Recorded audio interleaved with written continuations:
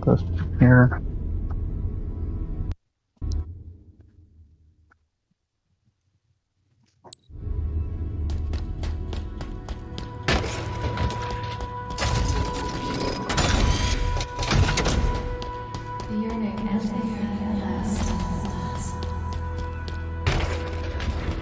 Chief, stop. How is...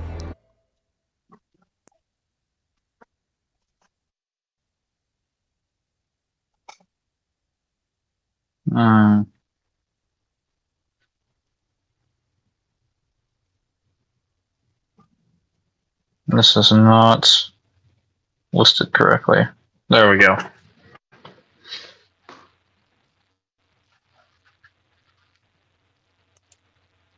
Let me restart this. And we should be good. Fantastic. Is that a Spartan? We need to find out what happened.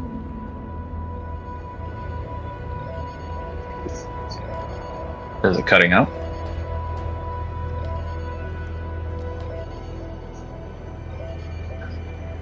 No, okay, it's not. Fantastic.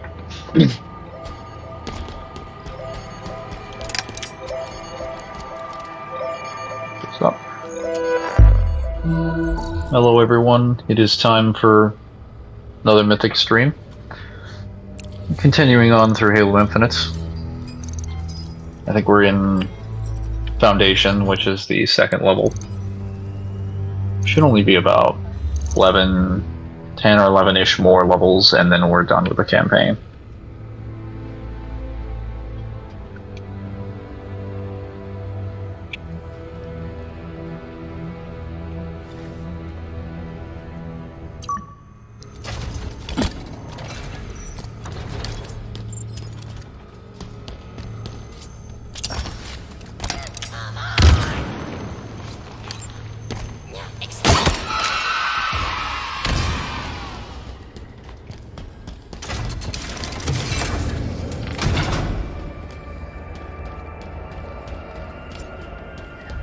We're here. That elevator should take us to the surface.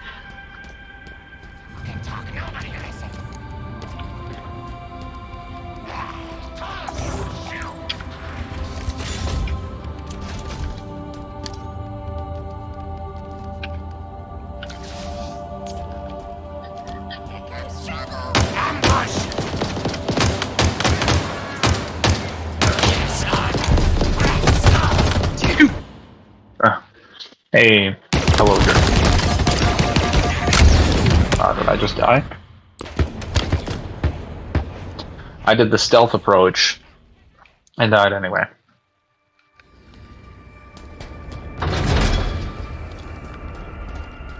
We're here. That elevator should take us to the surface.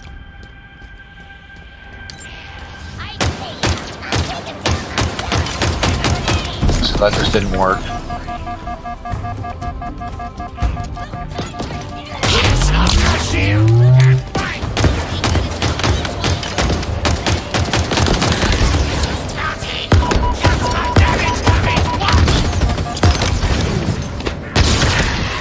Hello there. Hello, Ryan. How's it going, guys? How's your day been? We're here. That elevator should take us to the surface.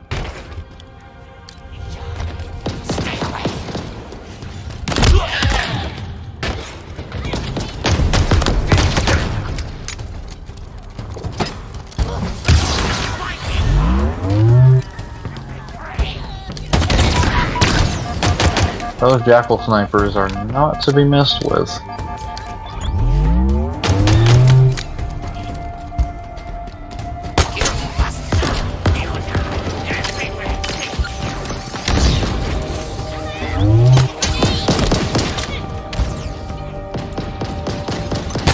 Not what I was trying to do.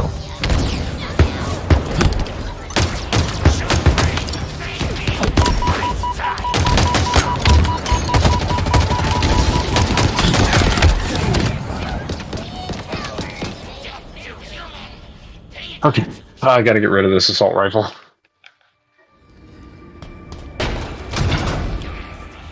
We're here.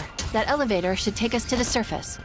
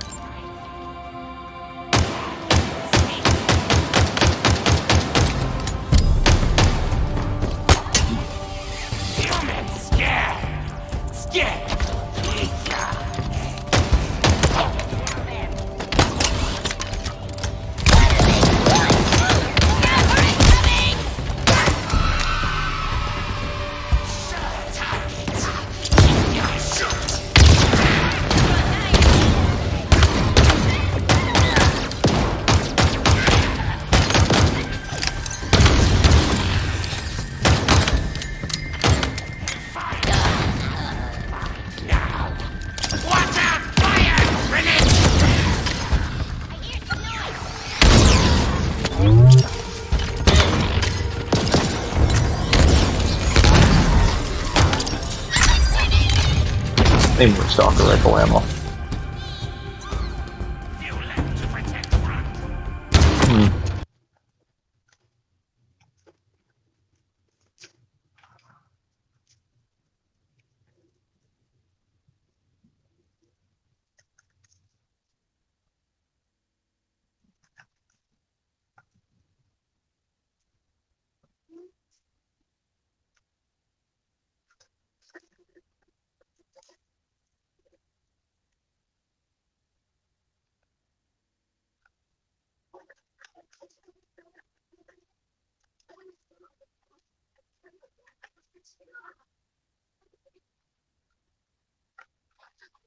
It's not easy. I'm feeling pretty good right now. Not a whole.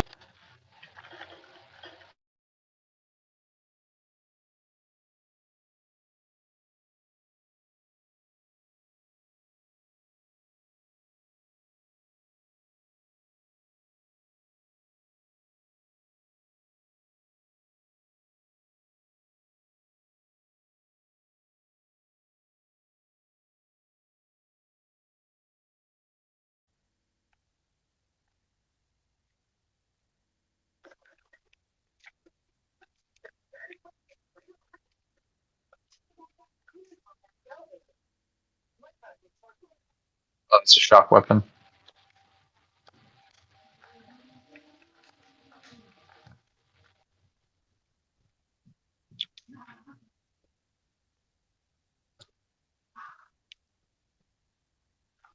Where are the explosives?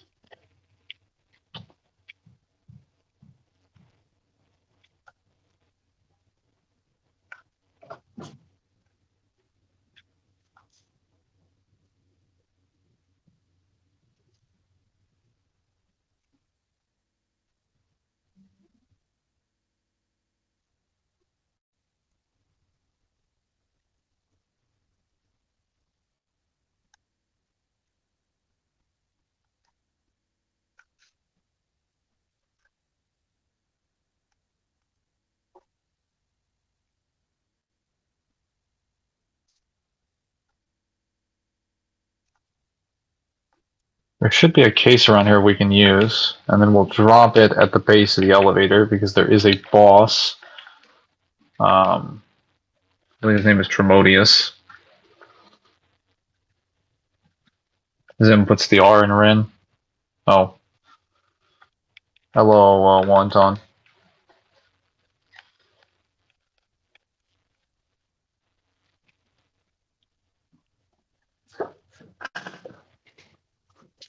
Oh.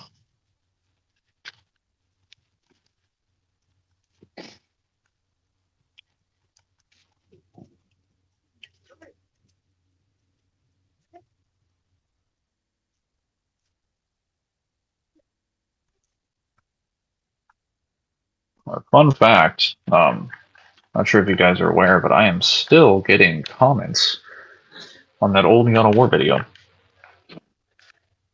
The one from 10 months ago, where I explained that the cosmology works a specific way, and then a whole bunch of people got mad at me because that downgrades their power scaling interpretation of God of War.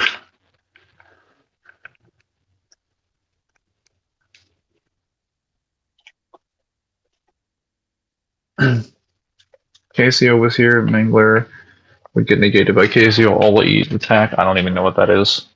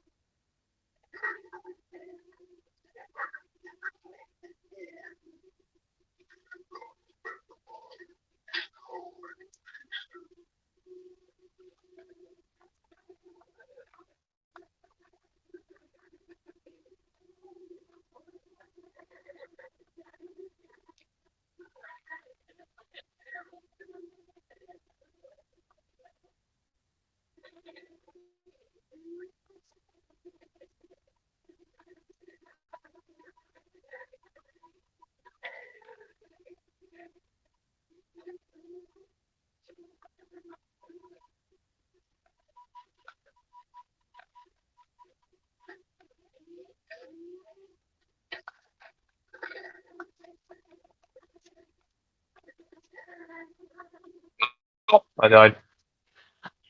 KCO is a live streamer that rivals Nick Ados in terms of size. I don't know who that person is either. Using all these people that I don't know.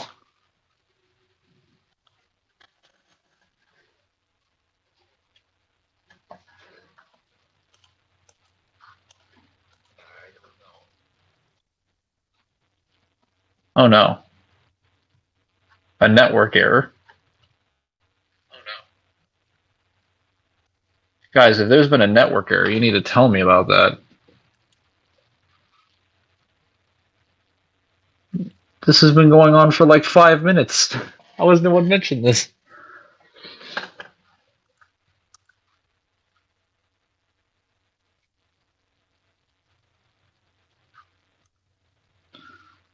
Zim, I believe we have a network error.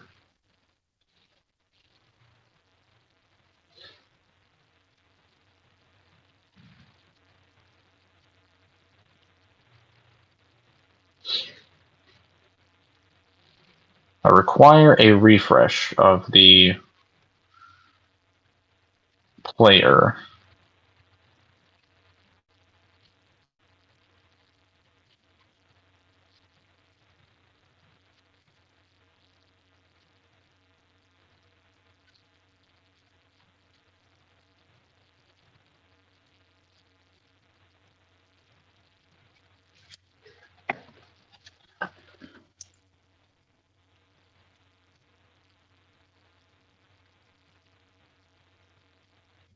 Oh yeah, let me just send him a message.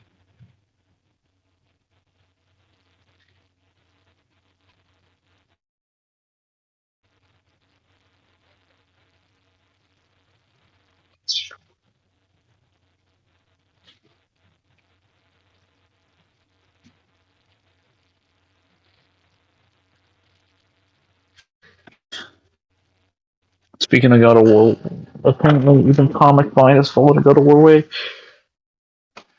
Everybody does. They just don't. They're just not like actually analyzing the series. Well, yeah. Everyone gives God of War the benefit of the doubt for some reason. I don't understand. Like, why would you give any verse the benefit of the doubt about anything that isn't like properly explained, whatnot? It doesn't have like common lore, tons of source material, and information that actually explains it. Hello, Mingleton. Hello, Samaj. I'm speaking for both of us now. Did I say Rinmaker? Okay, yeah, stream's back now. You should be able to see me. All right. So this was not working earlier, but I was actually fighting Tremonius. I tried to jump him, and then I died. I do like to call that a skill issue, as they say. But yeah, so the guy that actually commented on the...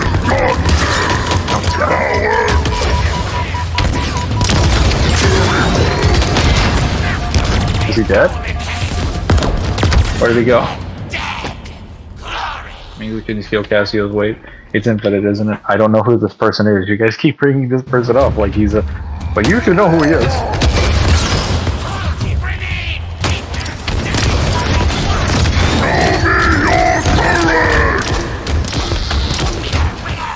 I have been destroyed.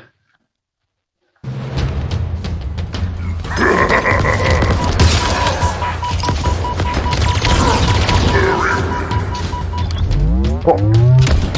Just teleported across the room. This will not kill me!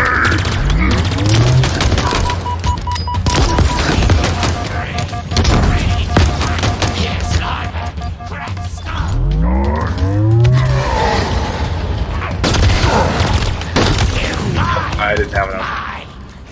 Mangler, can you properly scale rookie to outer versal? No. Can't do many of these things you want me to do.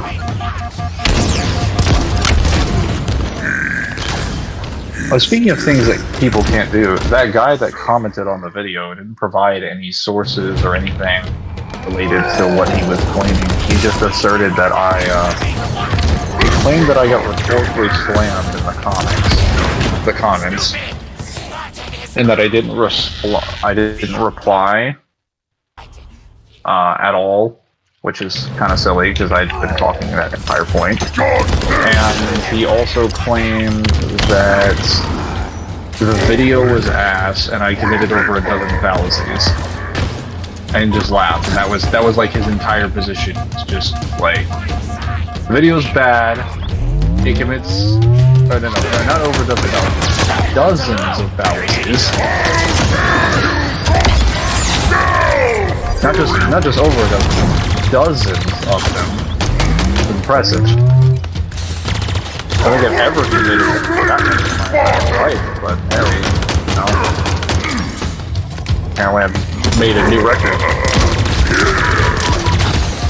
And on top of that, I didn't reply to someone in the comments, so therefore, like, I automatically concede all the positions and the evidence and the source material and everything that I presented. Like, none of that even means anything, because apparently the video's just bad.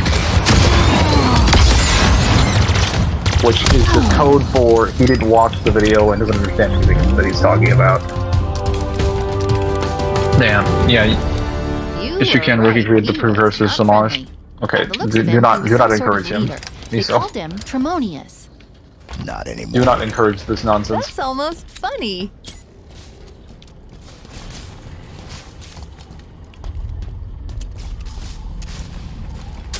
Wait, is the Hydra kinetic? There's no way! This is an explosive. For a rookie made slip space. Even if that were true, that wouldn't make him outer.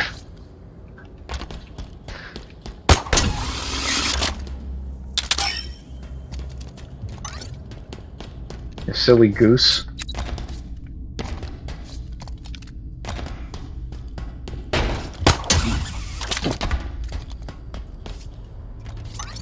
Although several parts of power scaling will openly accept 5D God of War, but are completely incapable of understanding 5D DMC. It's not that they're incapable of understanding it, they just won't accept it. They know the logic applies the same as other verses that apply to 5D, they just don't want it being true. I repeat, multiple banished craft are converging on your location.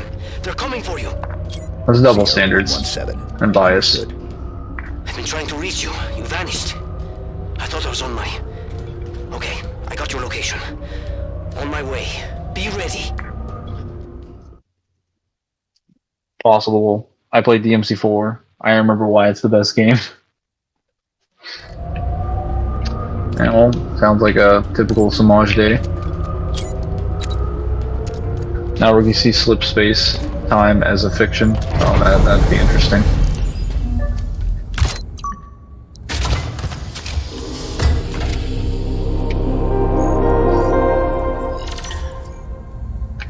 I need to get the grapple shot. I'm probably going to upgrade the drop wall this time around. Another Silex. Actually, no, the thruster pack. What do you think was in it? Another problem. Why so cynical? It might be something good. Trust me, it won't be.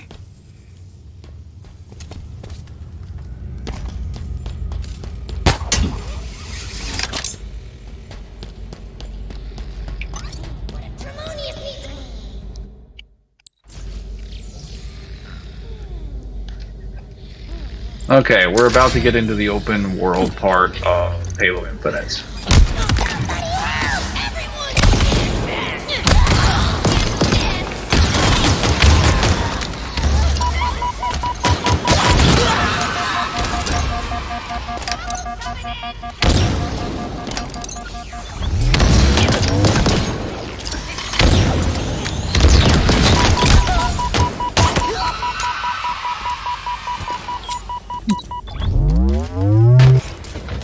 How do we get out of here?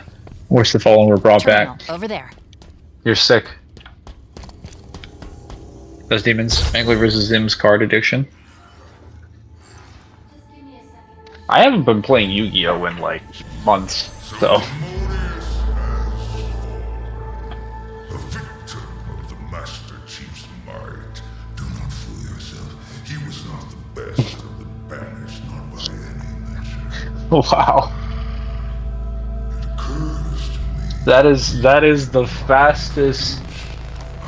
That has got to be the fastest amount of time in which I have seen a main villain throw his underlings under the bus. As soon as he finds out that Master Chief has won, he's immediately like, yeah, Tremonius, he was not even the best among us. You killed him and took over his entire outpost and killed like dozens, if not hundreds, of my banished soldiers. While that may be true, Tremonius was trash. You're an open world, April Fools. It's not even April Fools anymore. Remaining in it. It's like the 3rd or 4th of April? The 5th of April. How would beat Zim in terms of squats? Maybe. I recently played Yu-Gi-Oh! Yeah, I haven't gotten a Master Duel in so many months.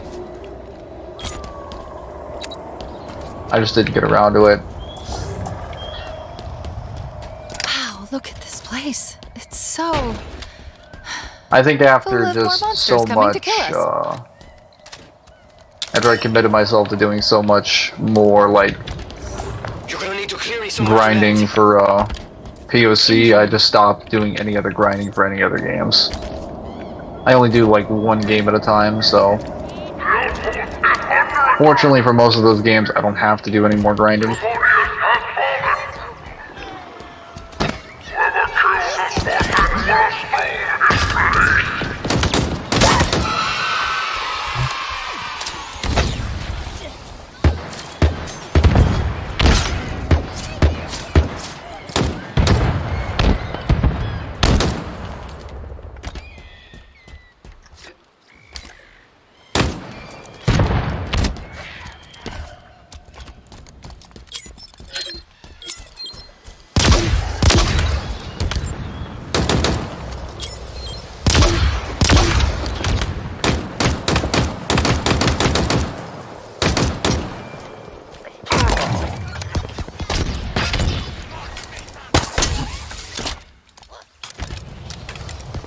Wish that guy from the comment section, along with a lot of those people, would actually show up to the streams, because we haven't had a single one of them actually show up.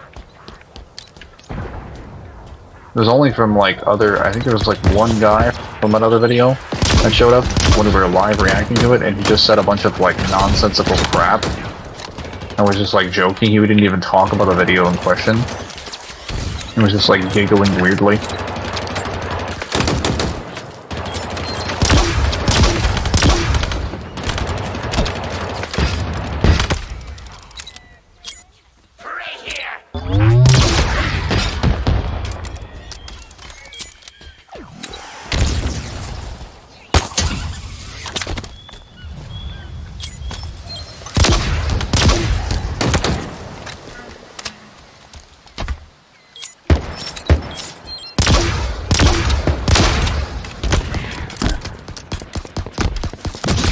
hitting me from all the way over there.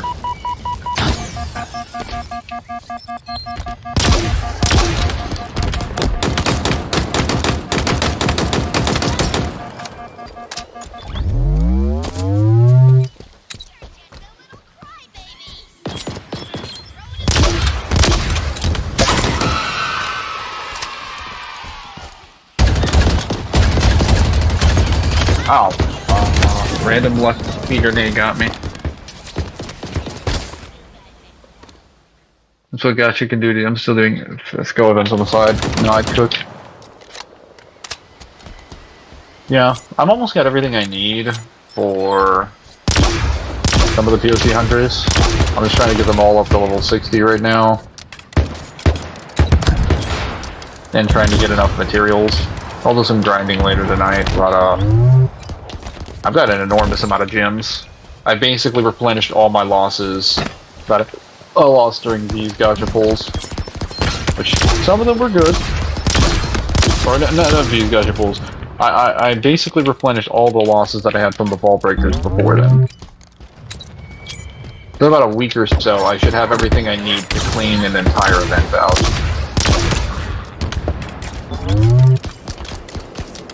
I think realistically, you should only be doing events probably like once a month. So every like 3 or 4 events. And assuming you do like, even like 30 minutes of activity for a few days every day. Oh my god, are you serious? That disruptor does insane DPS damage. Insane DPS. Kinda crazy.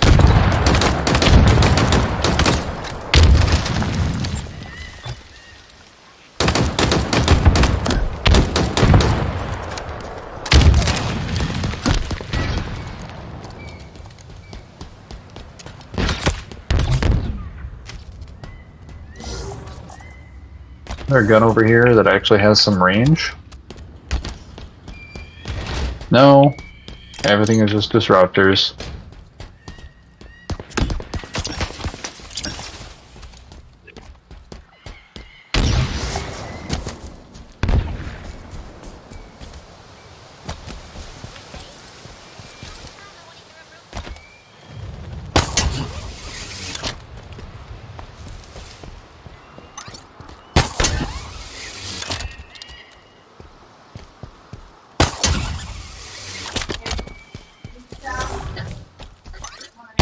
I'm gonna get some weapons.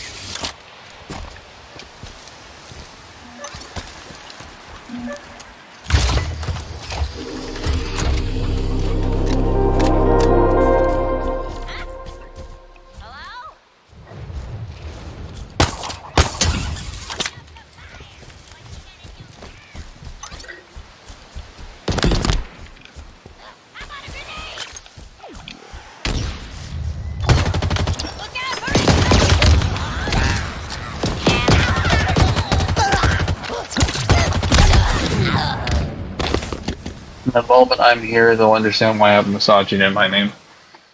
Your name just says wonton soup. What's misogynistic about that? I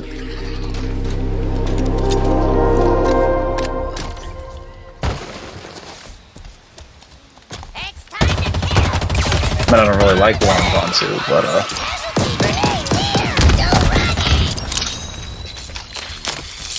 that's okay.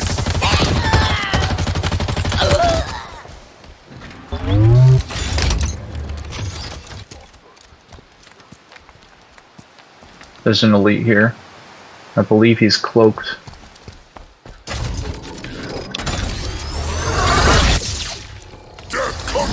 Yep. Fuck me. Oh. I almost got him.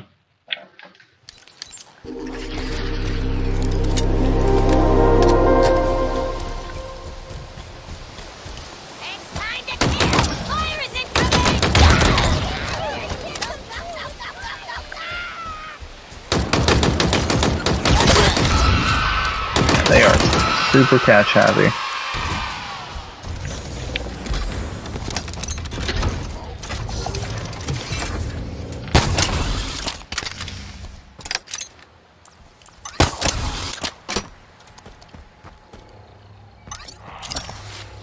Got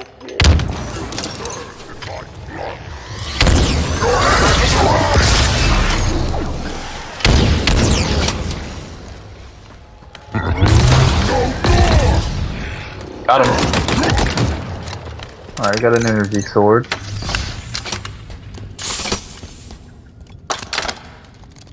And a unique heat wave. Given the circumstances, it's probably better to... Well, I think if you bring the heat wave back, you'll have it available at your fob.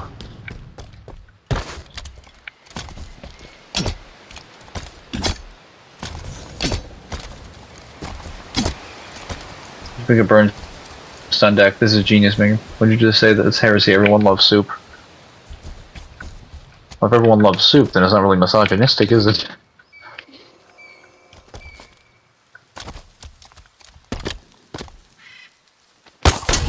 Oh wait. Said me not like. Well, I just said I didn't like wonton soup. I didn't say I didn't like soup in general. Just wonton soup has never really been my forte.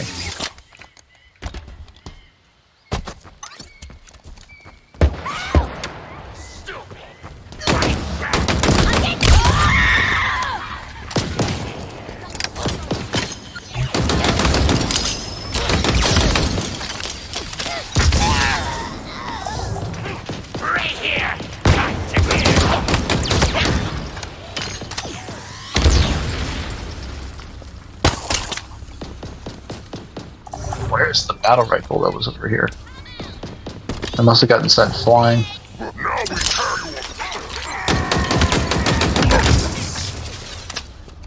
Oh, there it is.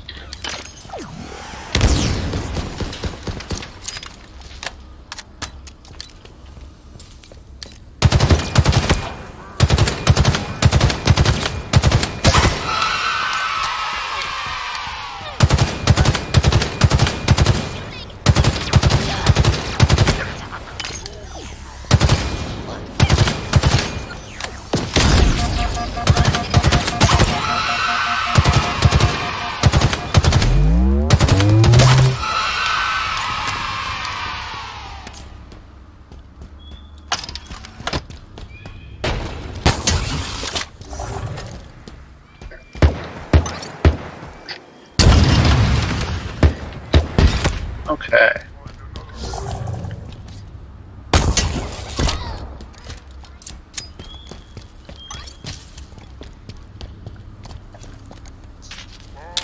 Got my assault rifle. Minato versus Pain. Minato should probably take that. Now that I've gone through all of Naruto Part 1 and Part 2, I can actually answer those questions. Oh, I technically did do that before with the anime. And then I watched, I read like all of the work, but like I didn't read the entire manga from start to finish. Now I have.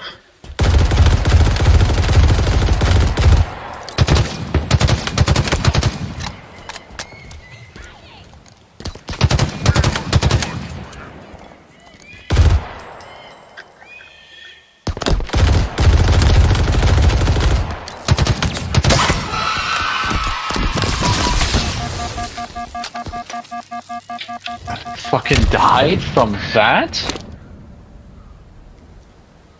Hey, rule breaker, what about miso soup? I don't think I've ever actually tried miso soup. Like, I've mainly tried, wonton. Oh, wait, hang on, are egg roll and wonton the same thing? Try potato soup. Just white potato soup.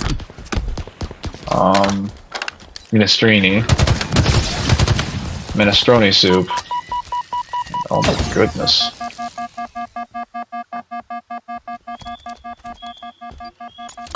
Let me just get rid of this.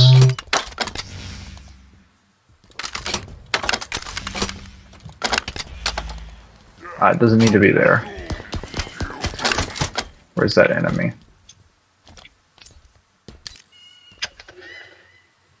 Okay, that killed him right through the shield. See, that's what the skewer is good for. Legendary runs.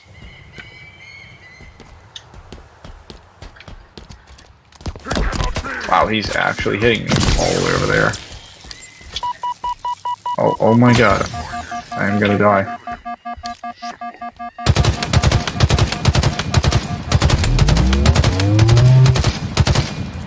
Hang on.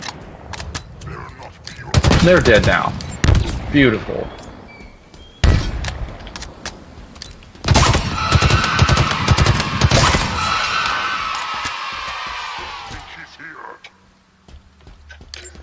Oh, I missed that.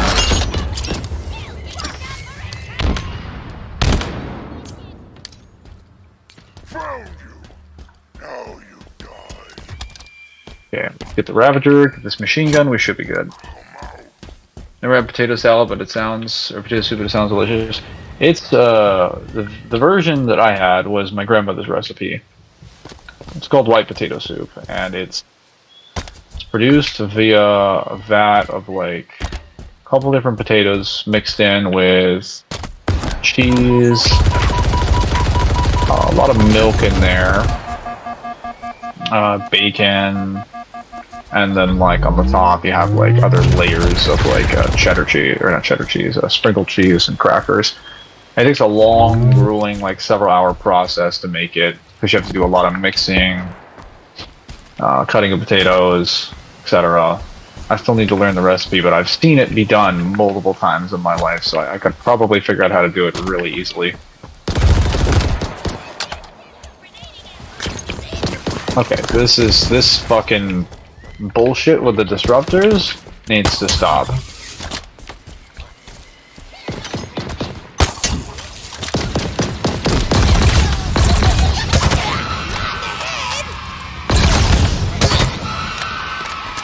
Fortunately, the Ravager is perfect for this.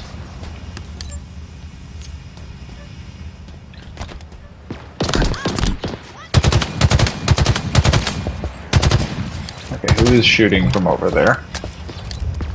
Say goodbye to your life. Beautiful.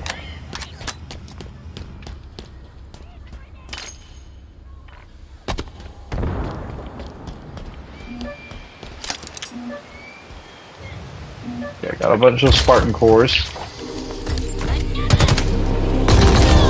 Dead now? Okay, I think I've killed everyone here. Man, this Ravager is just so good. He's so good for taking out shields. Oh, shit.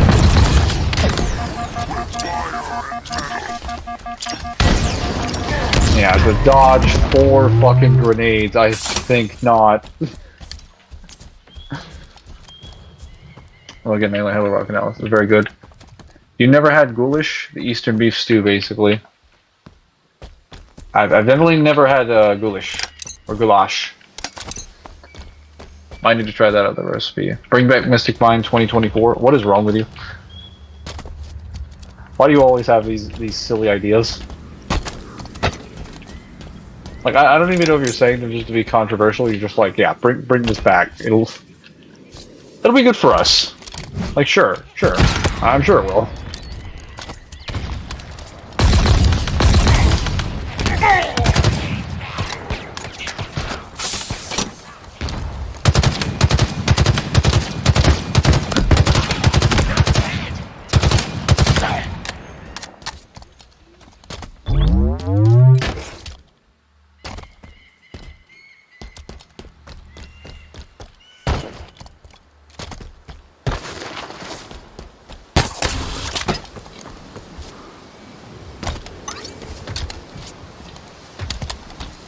Bro, I want my Mystic Mine. I know you do.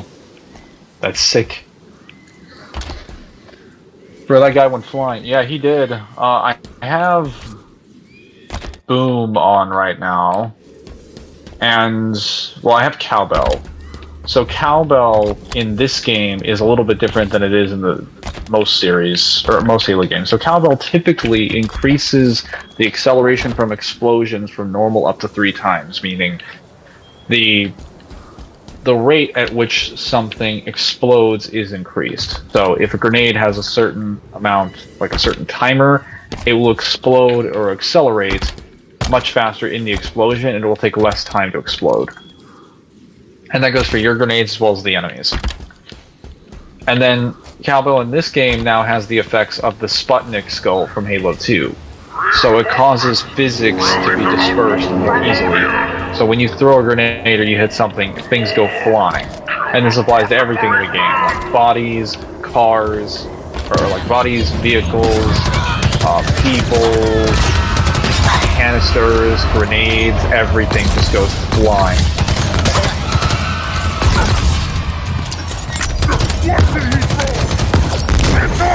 It's on me, dies.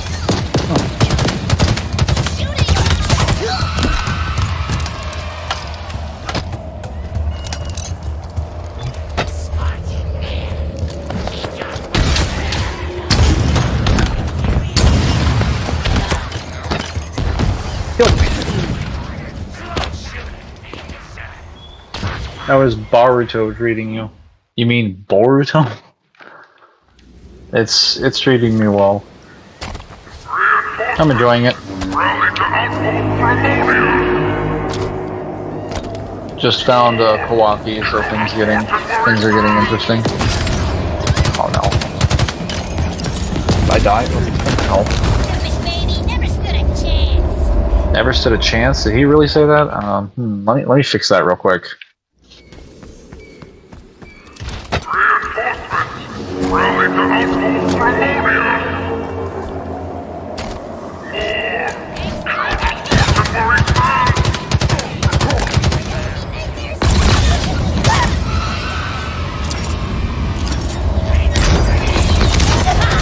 Oh, look at that. Your entire squad got wiped out. That's crazy. I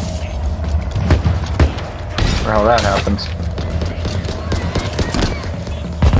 Now, let's see how quickly these canisters deprive you of life. Oh, look at that. Very quickly.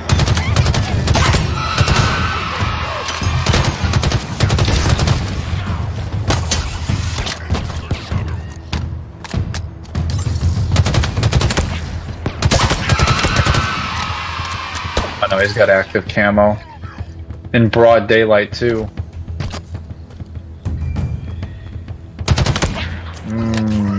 This is a problem.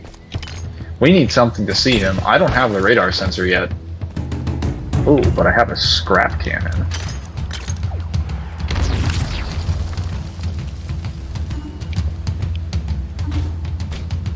Yeah, I might not need to see him if I could just blow up everything that... Are you fucking kidding me? What the...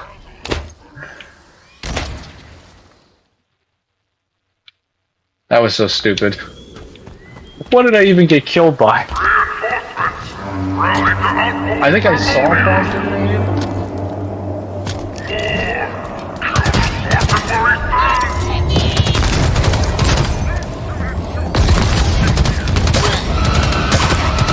No, you're not getting away.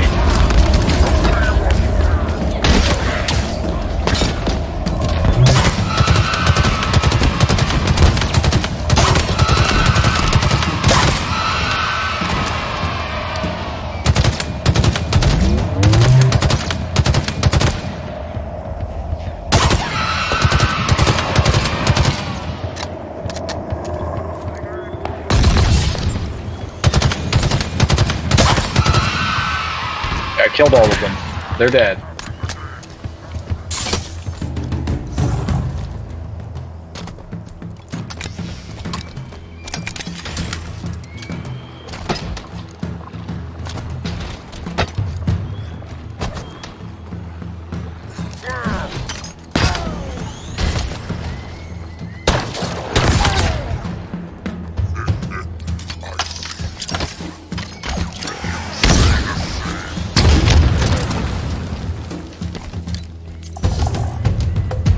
Did you die?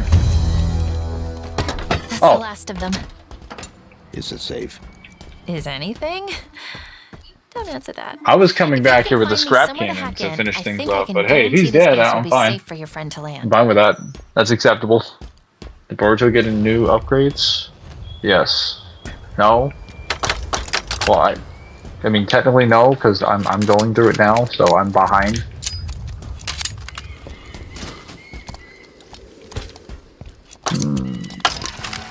Let's see, battle rifle. You have nothing to offer me. Do we have a ammo canister here? Do. Fantastic. Wait. I got an idea. I think there's ammo down there.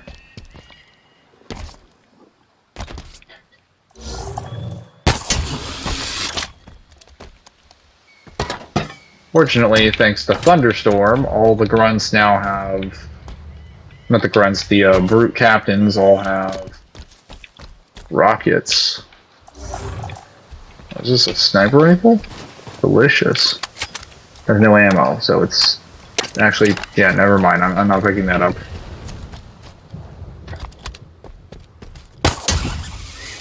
I need rocket launcher ammo, and I believe there is a rocket launcher somewhere here. Perfect.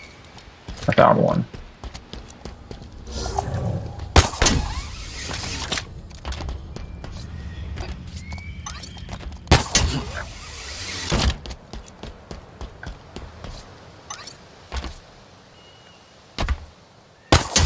Damn it.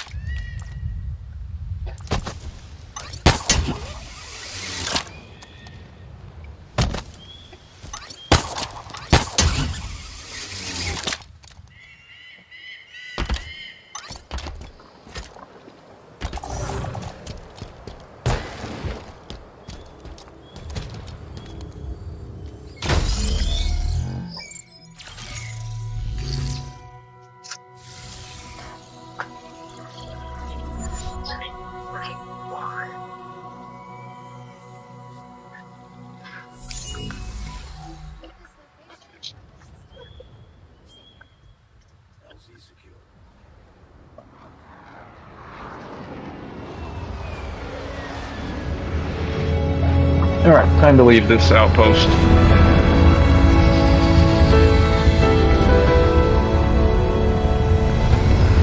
That mission wasn't too difficult. I just have to be wary of the sheer amount of grunts and their disruptors. Because, I'm not sure of those of you who might not have played Halo Infinite, but, the disruptor and a lot of weapons in the main sandbox have sort of received a bit of a various nerfs and buffs to their utility. The Disruptor in particular received a pretty massive nerf in that it no longer has the chain energy effect in multiplayer, so it cannot cause passive damage to you. Now, this is not nearly as high in multiplayer, or wasn't nearly as high in multiplayer, but in the campaign, you can potentially have your entire health bar cut down, in addition to a decent chunk of your shield from like a few disruptor shots chained together from one grunt. And considering there are usually anywhere from 5 to 6 on the ground at a time per squad, potentially more if there's multiple squads, you can die extremely fast to multiple chain disruptor shots being shot on your body. So I'm going to have to keep my distance pretty crazy.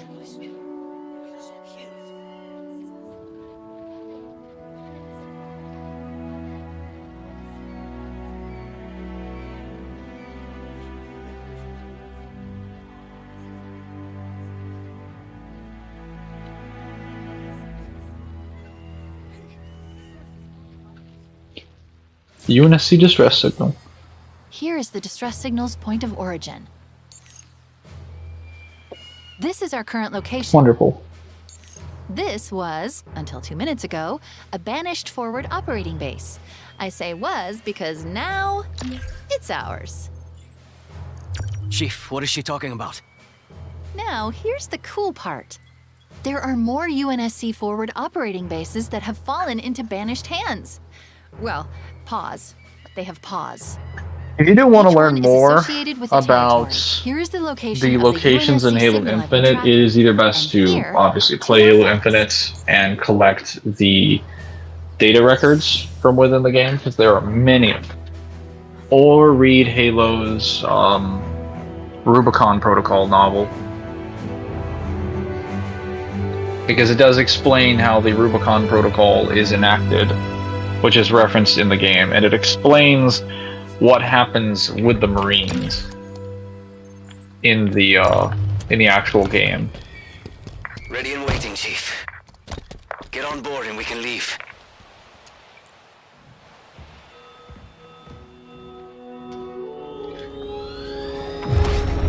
Just saw Godzilla X Kong New Empire, it's fantastic. Oh yeah, I saw Godzilla X Kong a few days ago and it's really great. I haven't seen it yet, but I do plan on seeing it at some point.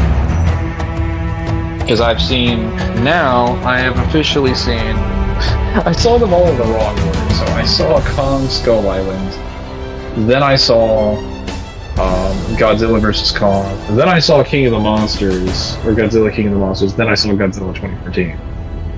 I saw them all in, like, the wrong order. I watched number 3, number 4, number 2, then number 1.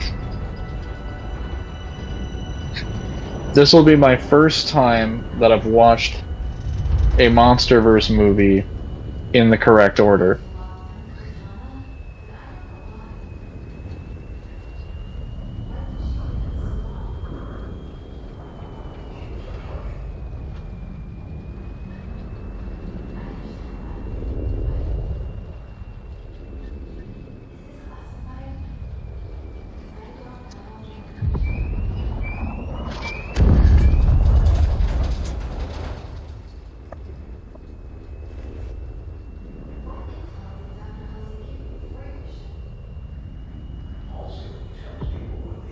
Yeah, that is Halsey in a nutshell.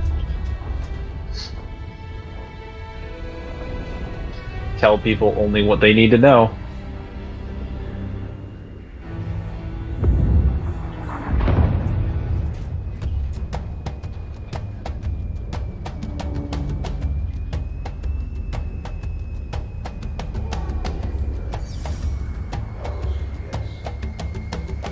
Remember guys, Halo Infinite is allegedly a soft reboot to the series.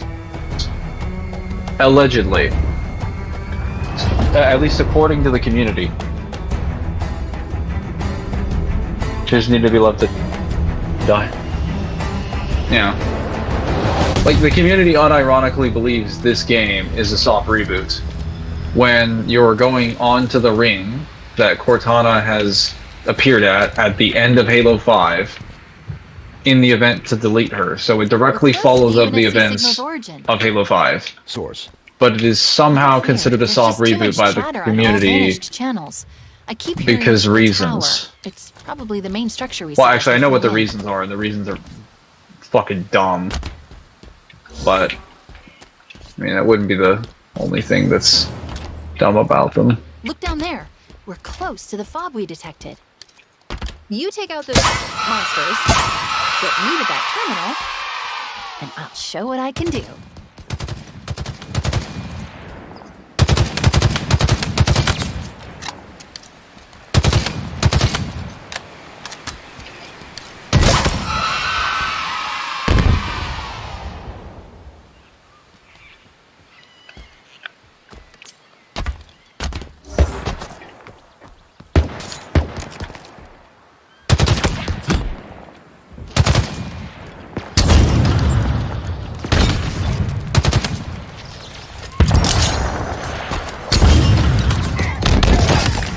Okay. Death from above does seem to be working. How did I die? 343 confirmed that Halo Infinite is a soft reboot? No.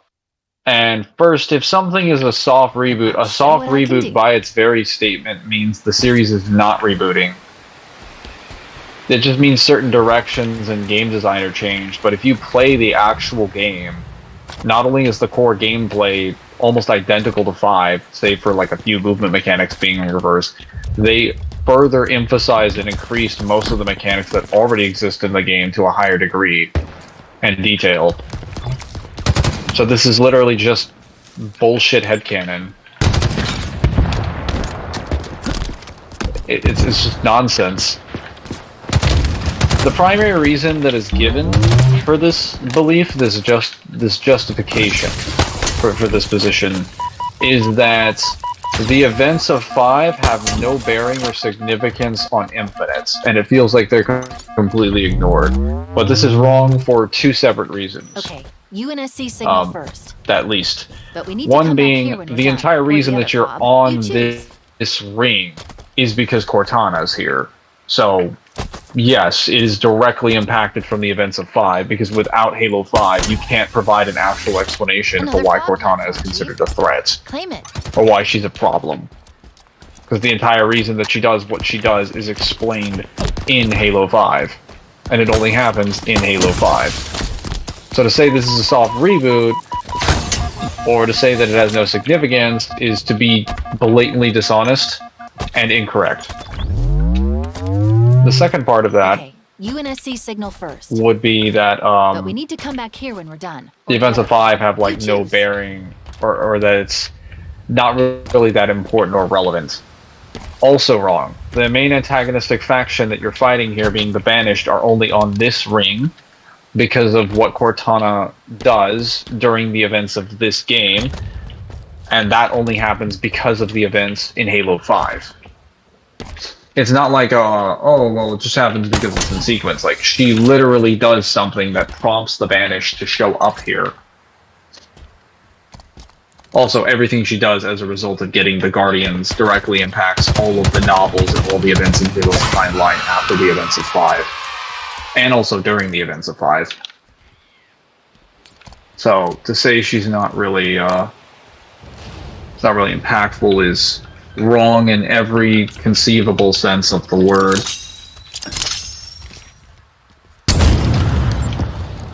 Oh, he's done.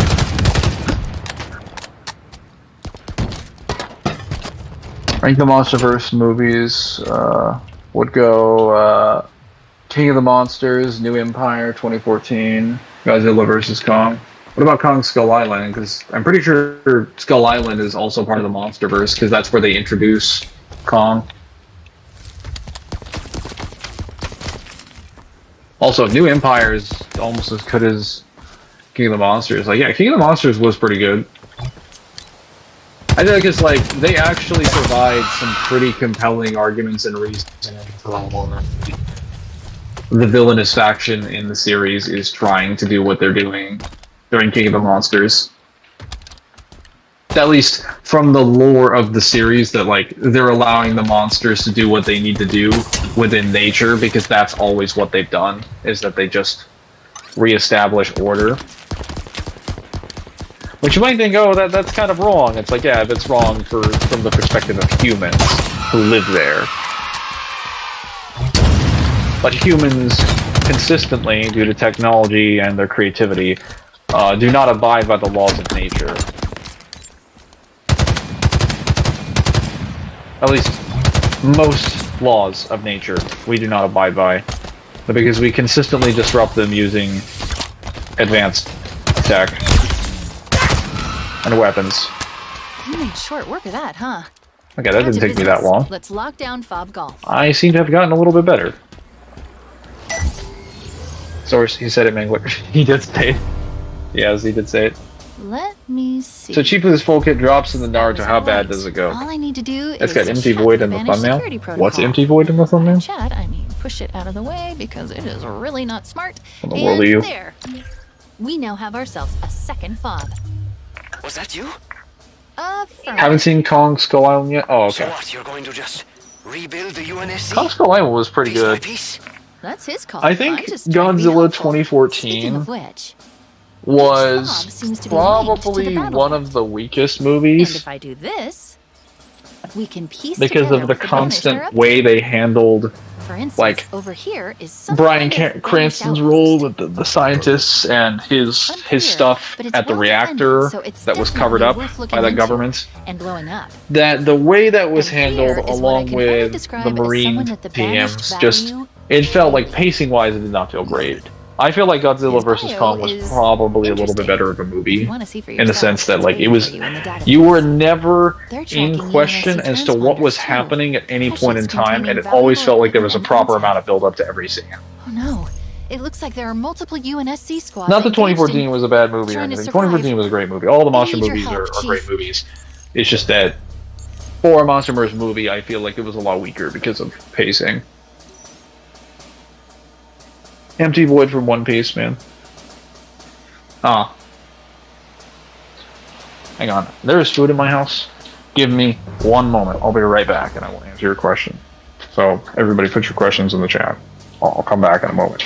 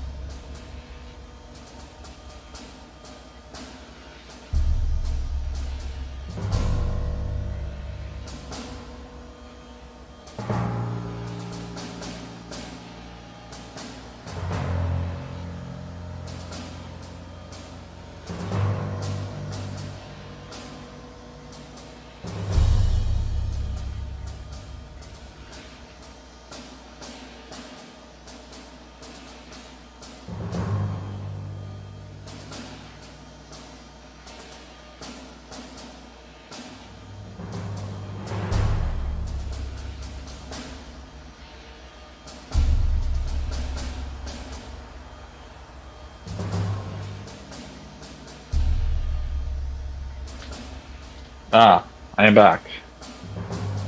Oh, hang on. Sword. All right.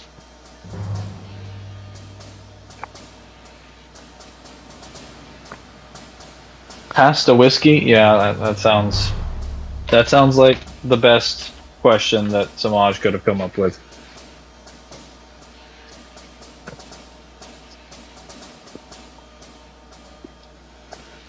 What devil fruit fits perfectly for both Dante and Virgil? I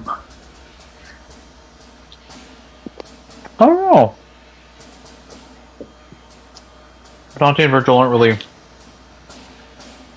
like your personality or their kids, because I don't think there's any devil fruit that has an ability that they don't already have a better version of, or would be like more appropriate for how they choose to fight.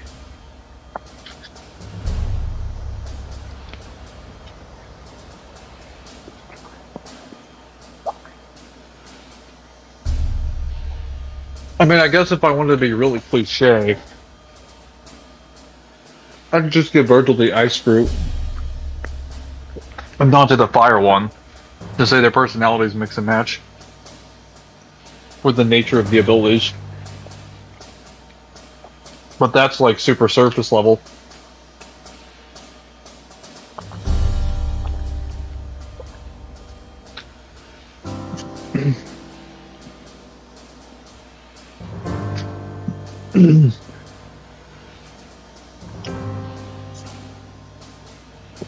I also want to know how well John would do if he's dropped into Halo with Cortana 2.0.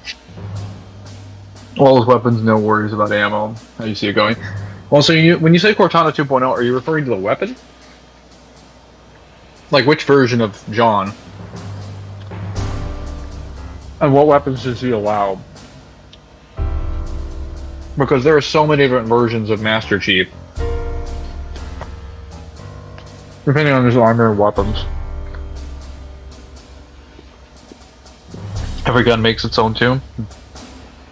Godzilla 2014 is great, and 4 gets way too much shit for a human protagonist, especially seeing later movies that are mid as hell. Rando Yaguchi and Shin, and terrible Hiro Sakai and Monster Planet. I have no idea what that is. Also, who are you talking about when you say Ford?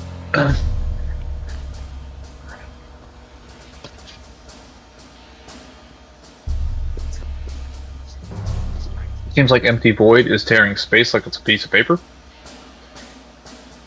Well, if someone were to tell me that an empty void was tearing space, that would be pretty indicative of what the name is. Delicious. Virgil might like the Opie, whatever that one is. Arm shoot fits Dante better. Whatever you say. I only remember a few of the fruits, and I definitely don't remember the names. Your Spurs. Mangler, meet me in the western part of the old inn. Are you challenging me to a Mexican standoff to a location that I don't know the destination of?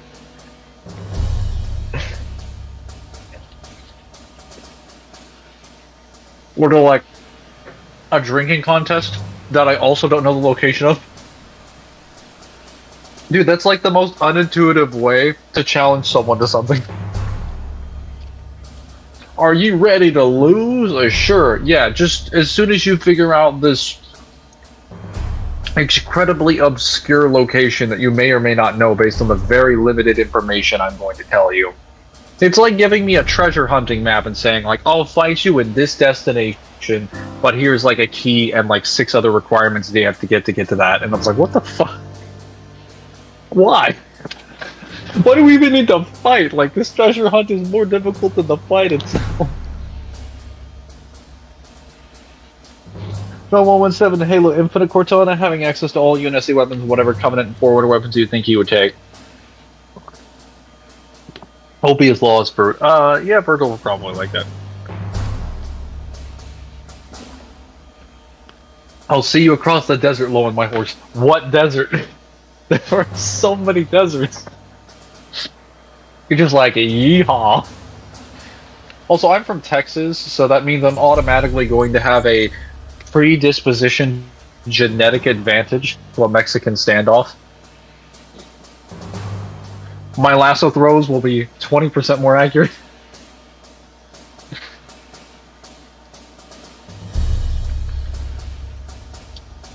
Horses will obey me on command.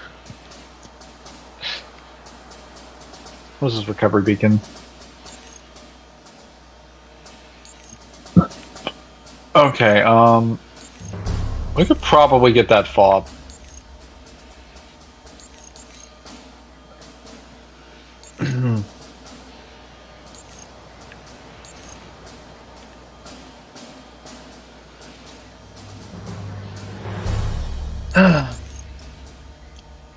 Or you bring your 10-gallon hat, Mangler. I don't have one, but I'll probably find one. Don't forget the boots. I'm watching the trilogy, The Good, Bad, and the Ugly. I didn't realize The Good, Bad, and the Ugly had multiple movies. It's not as good as the ending movie, Good, Bad, and Ugly, but good. Is Halo show canon? The Halo show is canon in the sense that it's part of the Halo multiverse, but it's not the same timeline. It's kind of like the fracture, some of the fractures events of Halo Infinite, where they take place in separate timelines.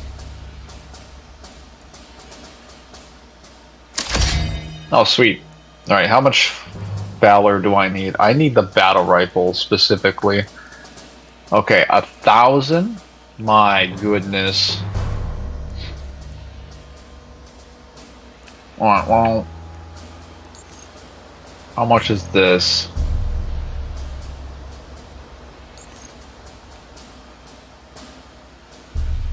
100. Yeah, that's. All right, well, we'll go in this. Are you ready, Chief?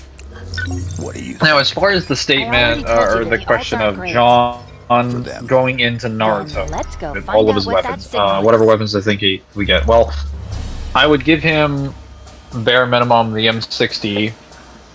We're saying he doesn't have to worry about ammo, so I don't know. He has like a weird 3D printing situation where he's just somehow like getting access to whatever ammunition weapons. That would mean he gets the Mark 6 with his full upgrades on his shield system, his thruster pack, his radar sensor, grapple gun, his drop wall, and he doesn't have to worry about ammunition or equipment usage. He has the weapon AI. I would probably give him a battle rifle, his pistol, and then he would get access to probably a few other weapons like the Heat Wave or Sentinel Beam, and then maybe like a Needler. I'd give him like 3 primary weapons and just a because you can carry a Needler on your side. You can carry it's small enough along with like the sidekick. And so he'd have those 4 pieces of equipment, and he might also have like multiple sets of grenades of each kind, so anywhere from like 2 to 4, and then 1 more piece of equipment. Like that sounds like a lot of stuff, but you can canonically carry like almost all of that. Mongoose drop off approaching your LZ. And that's not for like a heavy duty, that's standard for a Spartan. Now, where would he be going if you were to put him in Naruto? Would he just be dropping it at the beginning of Part 1 story on the first episode? Like, what exactly is he doing?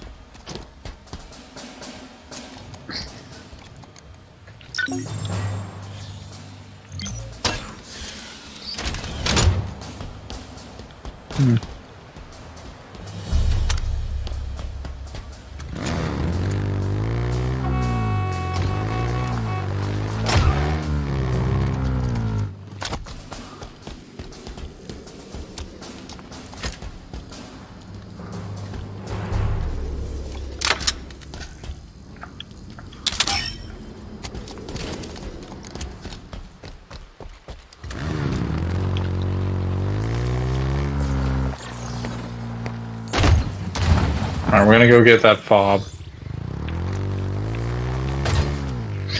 Oh, this is the difficult one.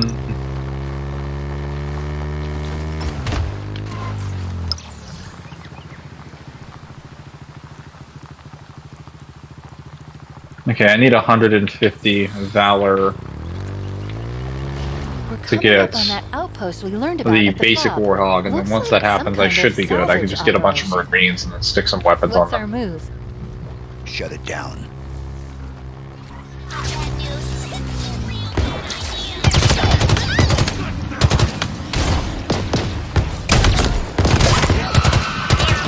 You hear that? It's coming from that communication tower.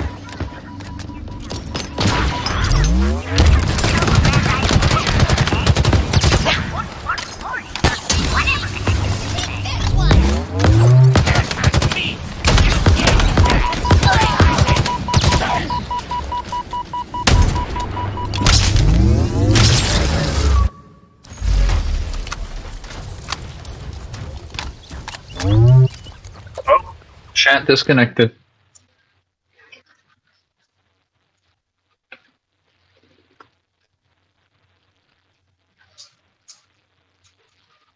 Alright,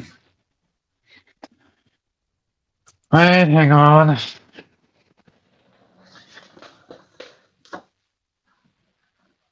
My Wi-Fi is being stupid again on my computer. Oh, I fucking hate my internet. It is so trash. At least where I am in the house is so trash for this.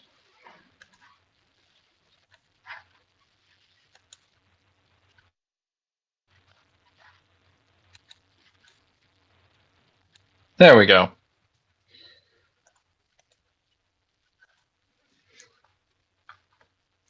I got a few dollars more left. Yeah. Is both the energy sword and hammer outside help from Master Chief? No, any weapon that Master Chief finds in the battlefield is completely fair game. Because all of the tools and things that you see people use, especially from the Banished and the UNSC, they're scavenged weapons. If they're not produced from their own faction, they're scavenged weapons from other factions. They've actually used a lot of plasma pistols for various things in the lore. Jackal shields and various plasma equipment tech was used to re-engineer a lot of like UNSC frigates with shields. They made the Infinity from pretty much all Covenant and Forerunner tech that they scrapped together, and most Jackal shields that they took in the lore were used to make the Mjolnir shield systems. So I don't think using an energy shield or an energy sword is out of the question when his entire shield system is literally reverse engineered from Jackal shields and the shield disposal units from elites. Like a lot of their best technology is just taken from the Covenant and Forerunners. Claim it. So if that's fair game, then I don't see why picking up a weapon off the ground wouldn't be fair game. I mean, the Banished literally just take Forerunner weapons from places that they scavenge, and then they reverse engineer their own weapons to make them more dangerous. Let's do this. Each big point in the timeline is to fight all the big fights that happen from Part 1 to EOS. Okay, so this kind of depends on how you want to quantify, like, the durability and the power of characters in the Naruto verse. Because, like, if we accept to where I would scale Master Chief's speed, which is, like, relativistic to the speed of light, he is actually faster than most Naruto characters. But, while that is said, there are many Naruto characters that can hit way harder than he can, or what his shields can endure. However, I'm not so certain that, like... I don't know how effective his weapons would work outside of, like, things like the Heat Wave and the Sentinel, because he's still using bullets. So most of them would be able to dodge what he's throwing at them. It would only be an issue if he got into close quarters with them.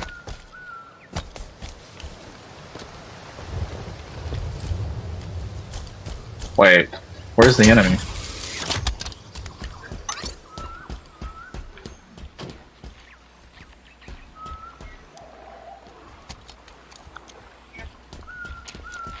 Guys, I think something's wrong here.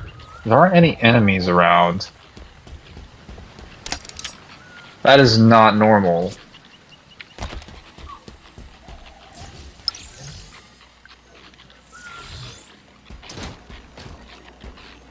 Okay, where are they? Oh, hello, Kyle. Hello.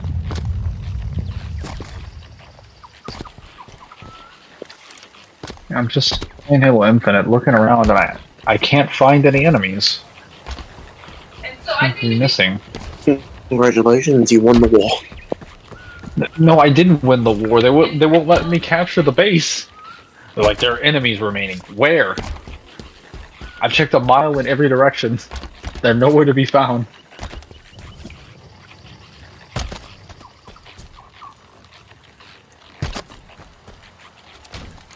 Yeah, maybe I've won the war because the enemy decided to show up on time. I just win by... what, I guess an admission. Defeat. A leave of absence. Would they be able to see the... would they be able to see the bullets to dodge them? Well, yeah.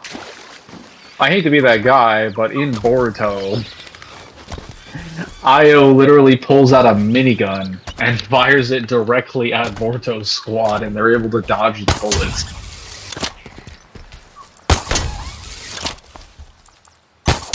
It's also one of those things where it's like, if you're gonna argue whether or not they can or cannot dodge it, you have to kind of prove that Halo bullets are massively superior to real ones. in terms of speed. They aren't the penetration capabilities, but there's nothing that indicates. Yeah, well, that's what I mean. That's what I mean. Like they can penetrate really well, but it comes really wonky if you want to try and do speed. Like so, I think it'd be different if he had a Gauss rifle, or if he has a Sentinel beam. That's fair, but like a battle rifle, which is his main go-to weapon, or the Needler, they're just going to be like, oh, that's a giant weird purple crystal thing. Let's not get hit by that. An appropriate name. And that's why I said, like, if Master Chief is able to close the distance, he probably wins most encounters. Well, until they start spamming, like, clones and a bunch of stuff on him, and then it just becomes, like, tedious. It also depends on how you want to write some of Master Chief's luck in the situation, because his luck is so dumb, so stupid, that it defies probability, fate to some extent, and outcomes where he's basically statistically likely to die. And it's essentially his canonical plot armor. So I don't know how that would work in the Naruto world. Like, would that just mean that people consistently show up unprepared to fight him?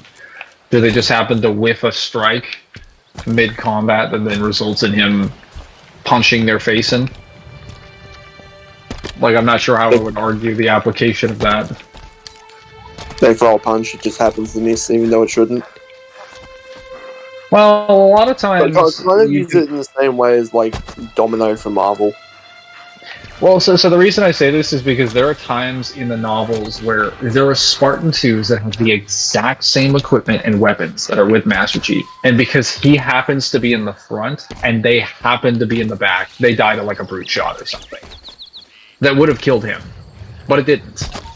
Or there's, like, a plasma blast that wipes out all of his teammates who, again, have the same equipment, but it happens to miss him. And, like, everyone else gets knocked out, and he's just like, well, I'm fine. I'm like, of course you're fine. Of course you're fucking fine. So, the demon is here. I just hate luck as a power. It's so annoying. Because you can't, like, reasonably... Unless you have, like, more details about it, you can't reasonably... Right, that. Shit. So, what if I told you I know a character that can hate luck? Shut up. That's stupid. That's stupid, and you're stupid for telling me that. What? He seems confident. It doesn't matter if it's true. It doesn't make it any less stupid. Unfortunately, it's misplaced. When the lockdown triggered, there was a power spike in what I presume was a security building. I've marked it on the map. I'm obliterated. Kishimoto did say in one of the data books, part 1, that Naruto will die by a gun. Well, I'm not saying that any of the characters in the series can't be penetrated by bullets. They can be penetrated by kunai. I think a bullet can probably penetrate their body. That's actually not what he says, and that's actually one of those telephone things where people don't.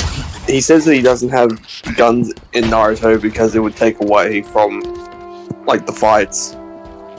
And it makes sense in Boruto because they're more technologically advanced and it wouldn't matter anyway. Now, like, in my position, I think any kinetic-based weapons... Well, okay, so when I say kinetic-based weapons, I should be very clear here. Just like carbines and most UNSC weapons. It would only matter if he was standing right in front of their face. Now, if he decides to switch to a heat wave or a sentinel beam, that entire discussion just goes out the window, because those things are just firing, like, pure light. So, unless you're like the Raikage or faster, you're getting hit by it.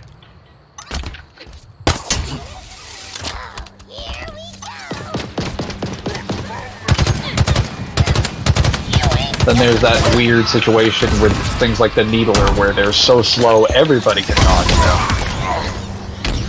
But, like, they don't do anything if you get stuck by them until they explode. Glad to see the storm did not wreck you, Kyle. Oh, yes. Well, at one point That's good. At one point I had to shut my window because the rain was that intense that it was coming in.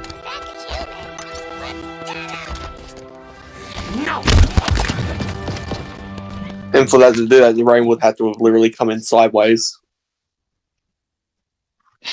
I'll say this now, POC gets too much hate. I mean, how is that even a debate? Like, most of the people who gave it hate didn't even play it. They just watched YouTube videos of people shitting on it. And the people who did shit on it didn't play it correctly. I don't know what people were expecting from PS. It's just like, oh, you can pay to win. It's like, okay, like every mobile game ever. Oh, well, you have to wait. Gotcha you run game. out. You run out of energy to do missions. Like every mobile game, it's literally a mobile version of Devil May Cry. That statement is not even accurate after you play it for like a day. Because you start realizing your hunters are not powerful enough to do certain missions, and most of the time you play the game, you're playing missions that don't require stamina and have unlimited usages. So you can play them as many times as you want for as long as you want, and you get free resources for doing it. So the stamina system isn't even a problem because you're literally playing 8 to 10 other modes that don't use the stamina system. So even if a person had that criticism, it would not be valid.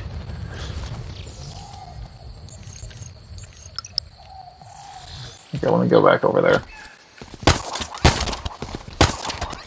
POC 1.0 versus POC 2.0 is now the main concern. No, the main concern specifically was the gacha system. That was the main argument that people were complaining about. It was not that you're doing character swapping, because people wouldn't have an issue with character swapping if there were more abilities for each character.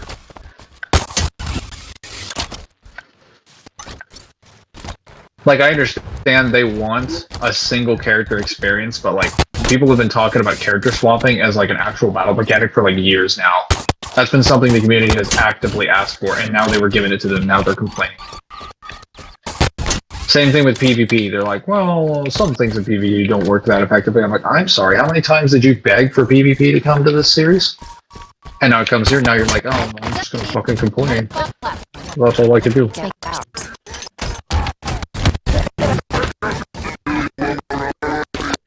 It's not exactly what I want, and it doesn't cater to my exact needs, therefore it's terrible. No, like, this is why developers...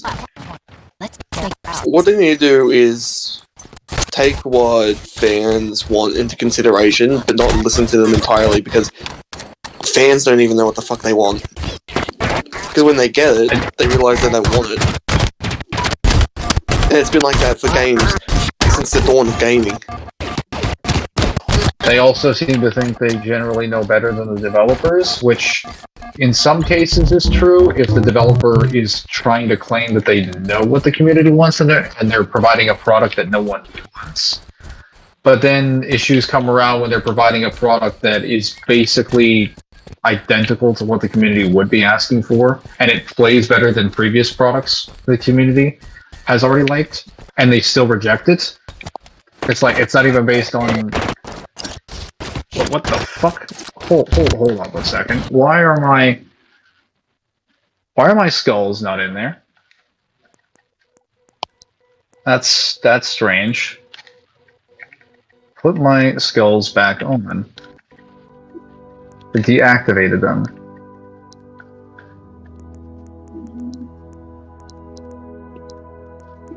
There we go. There's the gacha and the gameplay changes. It was primarily gacha. I know everyone makes it about the gameplay, but most of the reason people don't like it has to do with the gacha. It's not really the gameplay. The gameplay is kind of like a backdrop to it.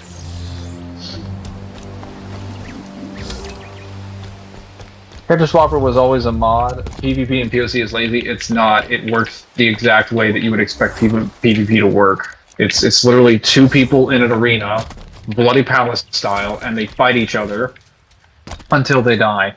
And they literally the thing that people wanted, and literally like what people tried to implement in like DMC5 when they did the PvP. Yes, it works exactly the way you would expect. You have your guaranteed like setups and moves. They're programmed exactly the way they are in single player, except everybody gets one guaranteed aerial recovery that's on cooldown, so that you can't constantly combo break combos.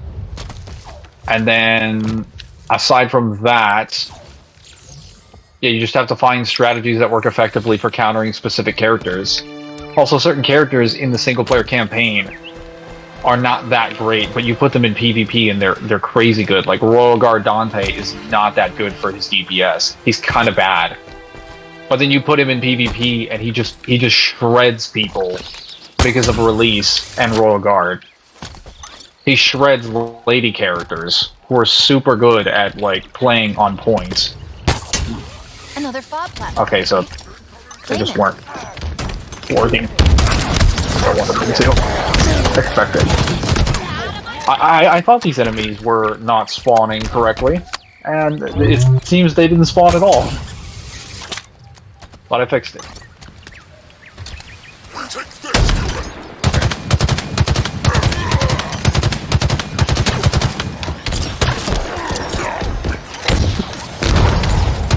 Got him.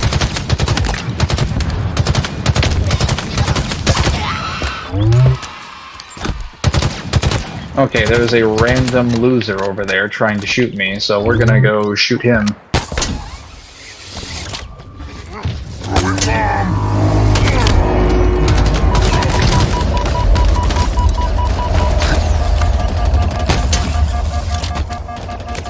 Oh, I'm dying. Chief, let's capture that fob. Stop shooting me, please. I want to live.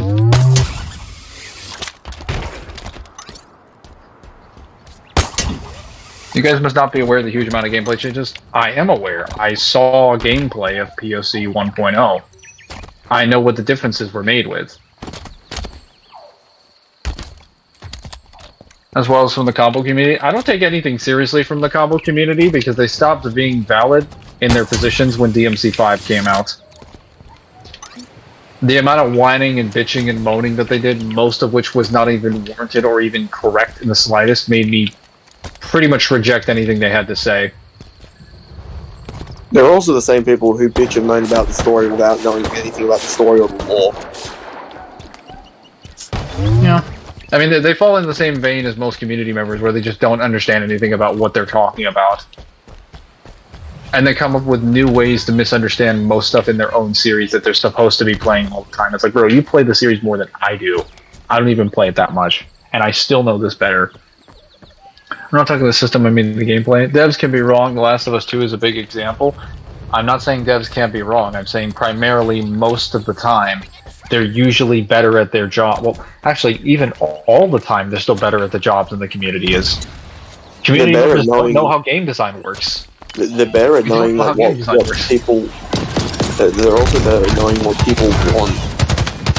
Because again, you've had people who have yielded to the community and tried to give them what they want, just for the community to turn around and be like, you know what, we actually don't like this after all, this is shit. I'm not saying they can't make mistakes. There are some people that consistently do. Ubisoft, EA, etc. Like, I could probably go and give you a list of examples, but even in those examples, even the individuals that we'd be referring to, they would still be more skilled in game design. They'd still have the skills needed to do their job. They're just at worst tone deaf. We don't like DMC5 as much as we hate the reboot or 4. That's not the point. Also, I wasn't referring to you, Samaj. I was referring to the combo community, or not the combo community, but like the hardcore, super hardcore players for gameplay changes. Technically, I fit into that category as well, but I'm not a part of that community. I don't consider you a part of that community because, one, you're considerably more intelligent and reasonable than they are, and two, you actually have discourse with someone who disagrees with you, and they don't. Wait, what did I just grab? Well, this is actually kind of the thing that I wanted to talk about as well. Like, when people say, like, oh, they're wrong with the reboot, and the reboot gets it's like, no. The reboot is loved because of its gameplay. It's just that if they didn't slap the name Devil May Cry on it, the game would probably have a sequel and would still be, liked to this day. That guy is really pissing me off. Okay, he's dead now. That Jackal is shooting me. You know what he's shooting me with? That's a pistol. That's It's a pistol! He is firing artillery shots from across the map with a pistol. This mad lad. Oh, hello there.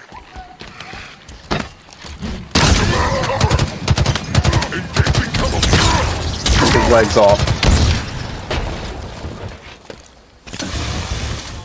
Oh. That'll have to wait. Deal with those hostiles. Are you dead now? Yes. Oh my goodness. And how many ultras do you guys have? I've killed like 3 of them.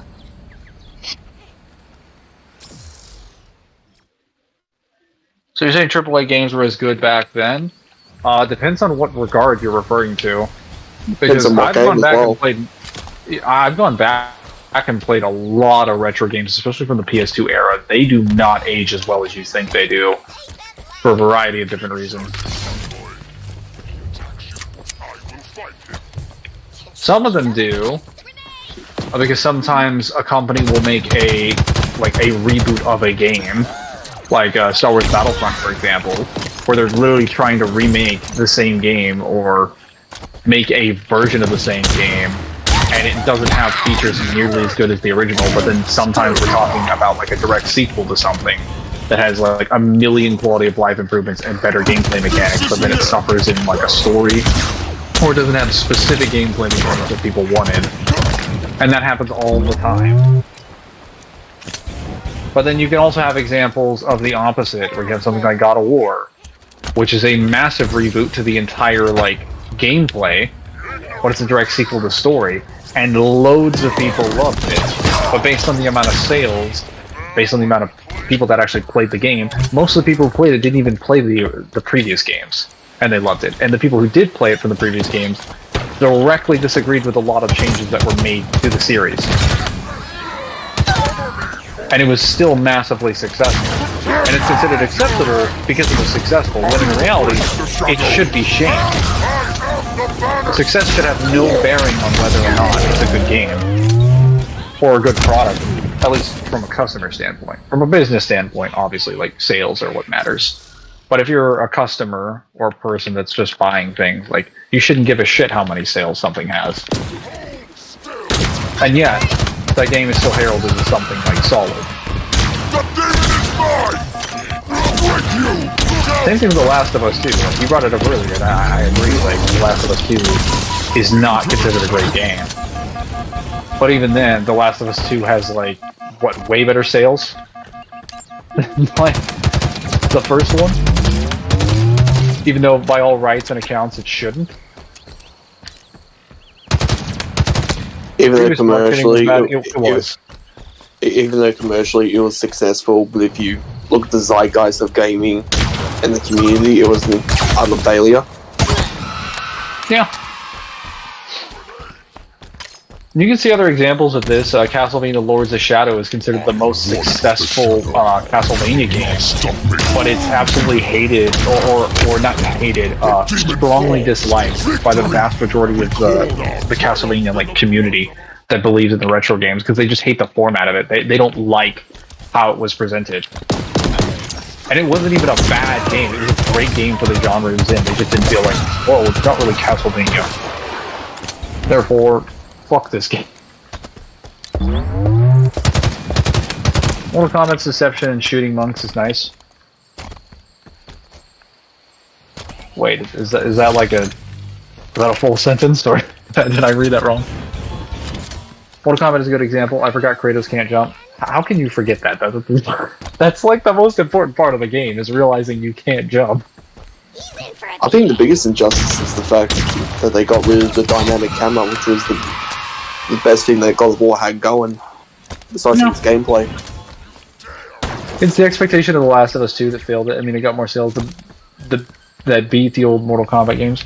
Well, you can have plenty of things that beat the sales of the previous ones. I don't use sales to determine the value of anything. Like, I mention this a lot when I talk about the Halo games. Like, if you want to talk about the actual sales of the Halo games, like Halo 3 is still considered one of the best-selling games there. But if we're talking core gameplay, pretty much every single game that came after it has better core gameplay and a better story. But most of the community would vilify you for that. if you claim that. Or if you claim Halo 2 or 3 had like bad stories, they will absolutely dogpile it. They don't want to listen to reason. Not to mention, they also won't talk about the fact that Halo 3 had a $30 million marketing campaign. The largest out of like most games, period. And for the Halo series in general. Most of which contributed to, well, aside from like the Xbox 360 platform launching, the rise of Xbox Live and Party Chat, and a number of other features contributing to its success, like its immense marketing was primarily one of the reasons it succeeded so well. But no one brings that up when they talk about it. They're just like, oh well, it's just peak. It was the greatest.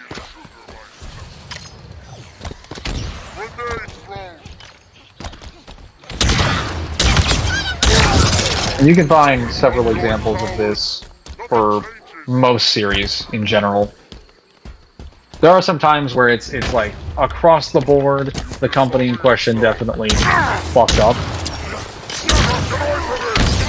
Okay, I killed him.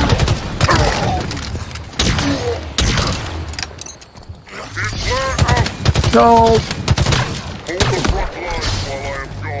Where did he go? Where did he go?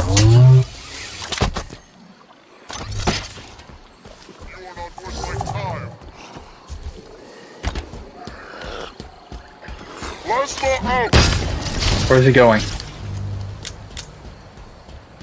Did he die? I think that's. Oh my god, I killed him. Get me to that terminal. I killed him. Foxtrot is out. Oh, how did he die? Did you guys see that? There was a blue flash of light when he hit the ground. What did he hit? Did he land on a bomb? Samaj, you saw that, right? I'm not being delusional, right?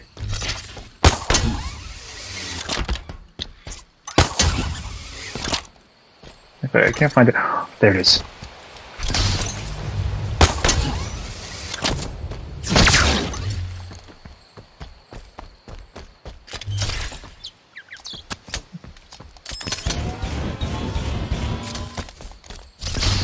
Sales don't automatically translate to financial success. The Last of Us 2 barely sold 10 million, still bombed due to an overinflated budget, and still sold worse than the first game.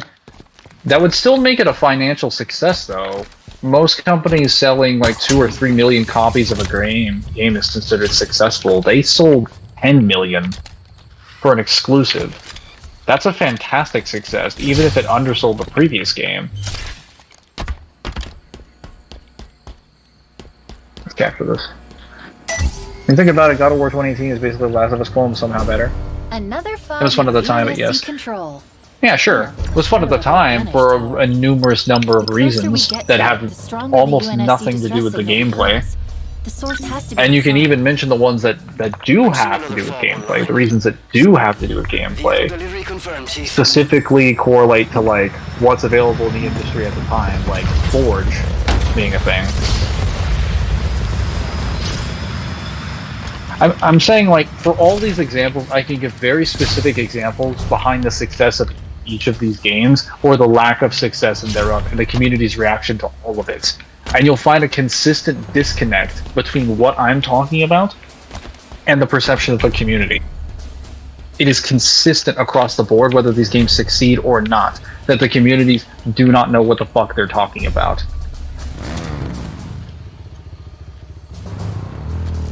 Custom games were crazy back then. They were, but that's because people were crazy. They were insane. Oh yeah, what were you saying? Shotgun Alice. Oh, Dark Lord. Mangler has things to say about Chakra and how it's traded with Naruto over the course of the series. Yes. Naruto fans will say Master Chief has Chakra and Neji 8 trigrams, 64 palm stomp Master Chief because Chakra's life force. Everyone have one. That's not how Chakra works. So Chakra is not even native to the planet. It had to be brought there by Kaguya, so someone in another verse wouldn't really have it.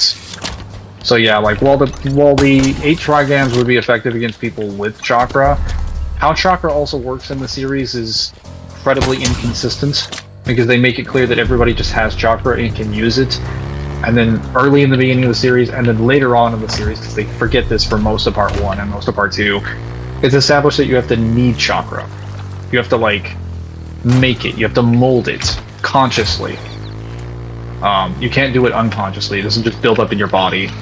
And this is reiterated again at the end of part 2, and then again in Boruto. So the most consistent explanation that Kishimoto has is that you have to make it for it to work, and you have to have a chakra network. These are requirements that you have to have for something like the Byakugan to actually work. Granted, the Byakugan still can see like things on the cellular level, so you could argue we can still see someone's pressure points. But I don't think the way that chakra works and the gentle fist works would be as effective against most people's normal pressure points. I don't think that would be nearly as effective because of how it's so fundamentally designed around countering chakra in particular. I think that causes a bit of a problem.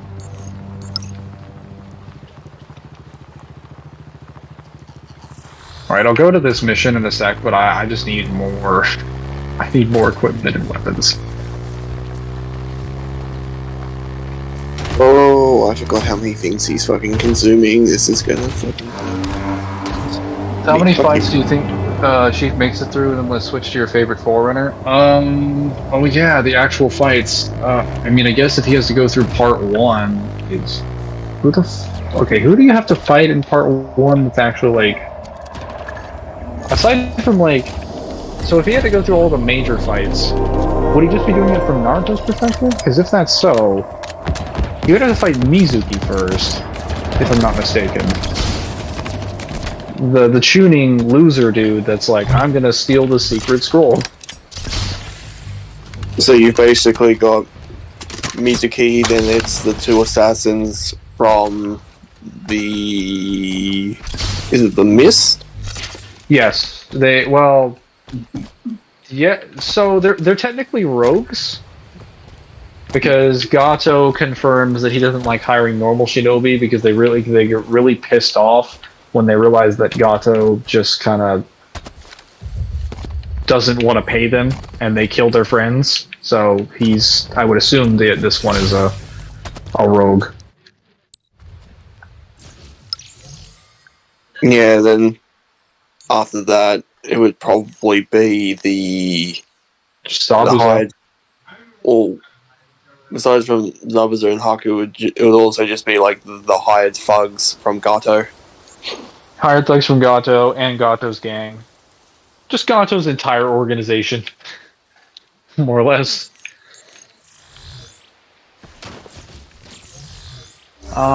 Well, for Gato's entire organization, he'll probably be able to kill them pretty easily, because most of them are just normal humans. For the Mist Ninja... Well, it kind of depends on if you think regular ninja weapons are capable of cutting through things that are higher than, like, titanium and steel. I think at that point, I think at that point it gets to, like, how strong is the ninja themselves rather than the weapon. I don't know if I would... Like, for certain chakra-based abilities, I think that's fair. Like, yeah, like a Rasengan or something like that. They have statements that put them in that tier. Like, I'm just saying that the average physical strength of someone and the strength of their jutsu are considered to be 2 different things in the series. Boruto also makes this clear because when he's training Naruto, he says, like, it isn't just the strength of your jutsu that's different, but also your actual power. So, like, what he considers power of individual jutsus and his physical strength are 2 completely different things. Now, if they decide to throw like a Rasengan or like a Tail Beast Bomb or like a large-scale jutsu ability, like, yeah, I think in some cases Master Chief's probably going to get roasted and toasted. But if they're just throwing hands with him, he's going to be fine.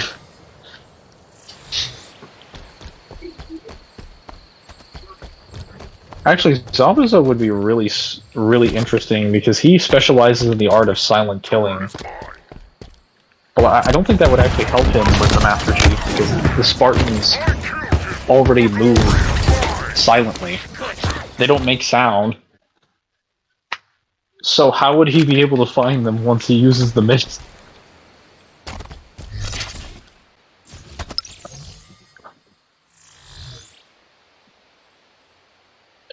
Can Sarna teams learn Tsunade's 100 healings to prevent her Sharingan from going blind, like pseudo EMS? I don't know if that's exactly how that works. Because I don't think Tsunade's 100 healings can be used by every. Well, okay, in theory, a person with fantastic chakra control could learn it. But I think Sarna would have to get somebody, or would have to make sure she has good chakra control.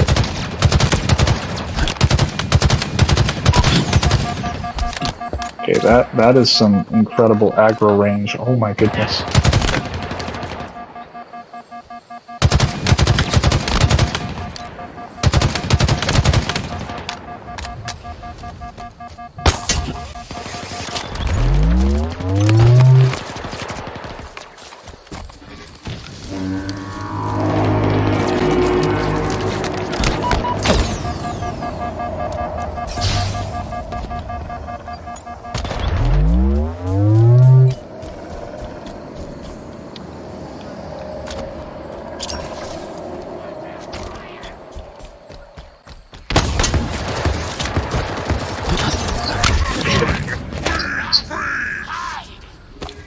Sadly, Sarna doesn't have the talent for chakra control needed to learn it. Sakura can learn it, maybe times. Say that she's an absolute ass at medical ninja and has no potential for it. I hate to be that guy, but like, the 100 healings technique does not work the way that medical ninjutsu does. I mean, it's just you practicing basic chakra control and then sealing it inside of your forehead. That's all it really is. It's just that people don't have really good chakra control throughout the series. And Tsunade's also not willing to teach it to people. So most people don't get to learn it.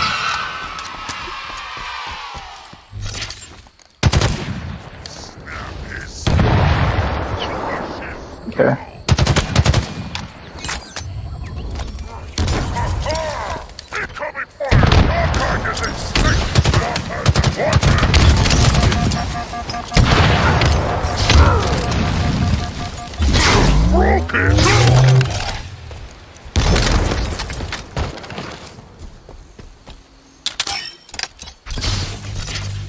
Why did I come over here? Oh yes, I was looking for this signal. There is Sakura as a team, but kids start. Oh. If it was a success, then the DLC and multiplayer would have been out. Plus game budgets have... Oh, I fell down. Would have gotten to the point where games need to sell 7 or 8 mil just to break even without a week. That's not true. Many companies have different criterias for what they need games to sell at to break even. Capcom in particular has made it clear that in order to make a sequel to something, you need to hit a 20 mil mark. Or 2 mil mark. That means that they're willing to dump money on a new project if you hit something significantly under the limit of what you'd be talking about. Like, we're talking a third of the sales needed. So if they're willing to make a sequel to something, that means they would have had enough money to meet proper sales projections. So they did break even.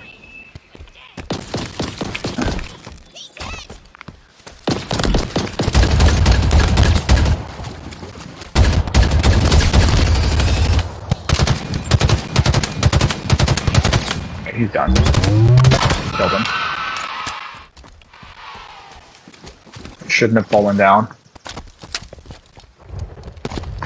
Not discounts, which Last of Us had massive discounts early as weeks to selling its remaining copies over a 2-year lifespan.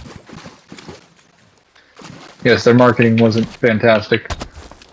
I don't know if it used lifespan. Madara roasted Tsunade because she did hand signs to use 100 healings in Hashirama. So I think the reason he roasted her was that she was his granddaughter, and he was like, well, so you haven't even really inherited his abilities, because he didn't need hand signs to make medical ninjutsu, or he didn't need to heal himself with hand signs. And then she made the jutsu, the 100 healings thing, and she started healing without hand signs. He's like, oh, so you do have Hashirama's abilities. I mean, he called her, if I recall correctly, he called her a weak woman. What's his exact words? Which is funny because in the next 5 minutes he spent getting his rib cage punched out by her. So not his best choice of words, and not his smartest moment by a long shot. He talked a lot of shit, but when the time came for him to deliver, he failed on delivery. No, he was like, man, you're such a weak woman. And I'm like, you really should have done some background checks before you, like, got brought back. Like, you really should have. Like, I don't know how that made any sense. Like, how he wasn't using. Because he was able to orchestrate Rin having the three tails inside of her, right? And causing that entire, situation in which he was going to create an attack on the Leaf Village, unless it was stopped. He had enough knowledge to infiltrate the Mist Village, get a hold of the Three Tails, have Rin get kidnapped and put it inside of her, and that whole situation, including a mission to go rescue her. But he didn't have basic information on Tsunade. Like he didn't even know she was Hashirama's granddaughter. Like, you really tell me that you didn't know anything about the Sani, but you knew about this one random fuck off girl from the Leaf Village just because she was related to Obito. Like, man, how difficult is it to do a background check? I'm sure you have the tools and the resources. It was just the Tsunade ribcage, right? Yes, but she also punched through him directly.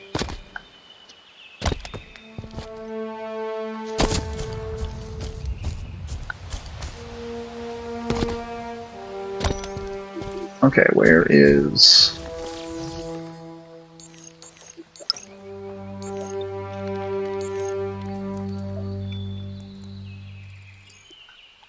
So let's go get that Spartan core.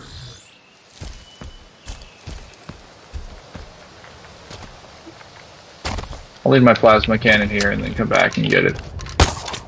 HVT in range, Chief. This one's a particularly murderous grunt. High Sumpter Bricklard. You read Boruto, right? I haven't read all of it yet. Don't underestimate him, Chief.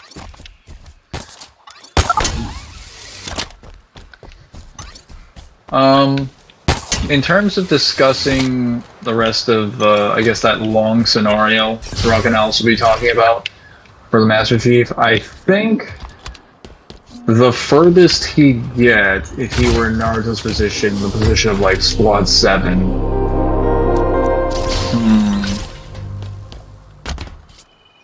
Because I do believe he would be capable of beating Haku.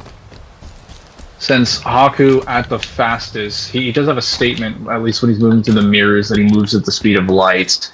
But that's only through his teleportation jutsu in the transmission. Meaning, Master Chief would basically be able to grab him, or hit him with a grappling mid-jump. And that's part of the reason why Haku lost to Naruto, is that even if Naruto was strong enough to deflect his needles and to move around, the main reason Naruto was able to stop him was because he could grab him when he jumped from mirror to mirror. So, yeah, he could probably just grab him and then blast him full force in the face with a heat wave. Or a needler. And I'm fairly certain that's going to kill Haku. Well, there's also a statement that whatever Haku throws while in the mirror also moves at the speed of light. Yeah, but he'd be able to react to that. That's not anything super crazy. They can react to sentinel beams and beam rifles.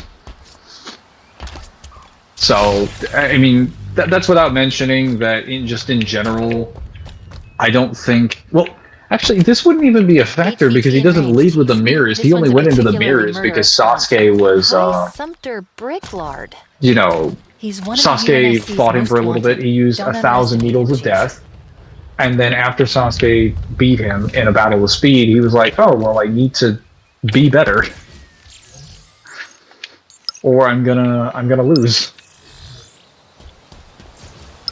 So, if we put him in Naruto's position, per se, then I guess he'd just deal with the Tazuna bodyguards and he'd show up to fight, what's-his-face? Haku. after he's already engaged Sasuke. So he just has to hit him like one time to the head with like a lethal attack. And I'm sure at this point that would... Oh, fuck. Wow, I just died. That doesn't include if Cortana will predict what he does. Oh, no, that's without mentioning... Well, the weapon in this case. The AIs in Halo are ludicrously fast. They are insanely quick. What the heck? Okay. They predict most things ahead of time for them. So he could just determine whether or not Haku's about to attack and then just give him like a reaction boost. That's without mentioning that the Spartans in general already have instinctive reaction. Like their armor acts before their thoughts pop into their brain. So I don't think Haku's going to be able to do anything that catches him off guard. Plus, he does also have like the silly little thruster pack ability that cloaks him and his presence. He does move silently as well, and he doesn't have a chakra signature either. So they would have difficulty sensing him, and they wouldn't be able to hear him. Like, ever since it was established that Zabuza kills people via silent killing, and it was like, it made him one of the most dangerous ninja on the planet, that kind of just made it clear that any character that can move really silently, or that can move silently and cover a large distance, and specializes in assassination, is going to do really well in Naruto. Assuming their target isn't like a sensory ninja. Which most ninjas aren't.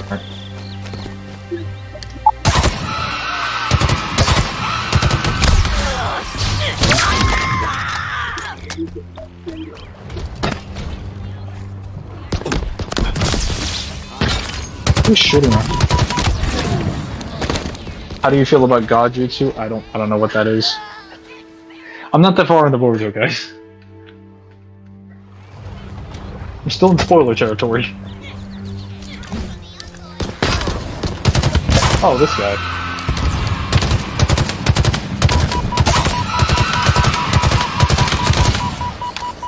I'll shoot you.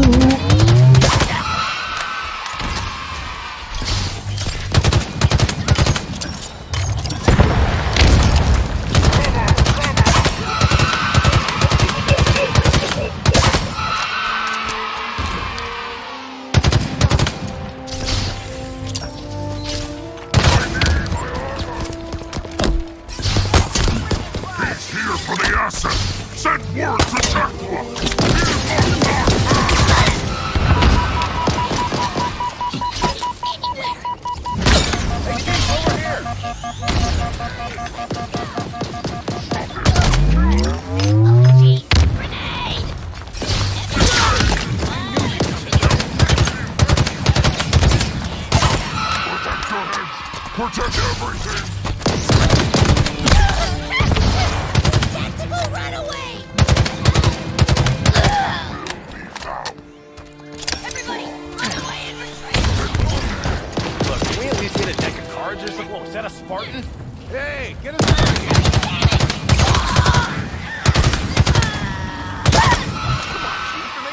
He doesn't know how to use that! Grenade on me! We're under fire! Let him hear you bleed! Explode!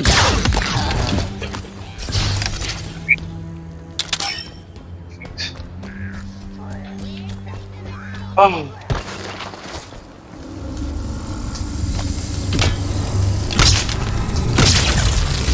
Sweet freedom! They're gonna pay for that. Plasma grenade? What about a plasma grenade? Take point, sir. Need backup?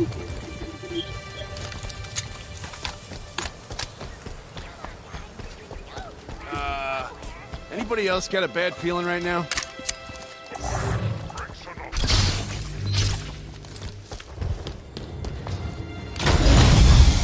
Alright, I just gotta get in there. Go to town with this energy sword.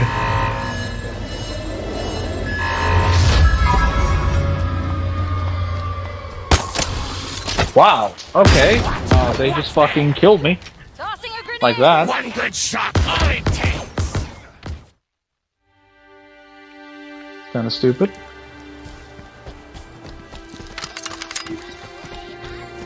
I was holding an explosive thing, yeah, but that happened, he was able to shoot that thing as if it was just second nature.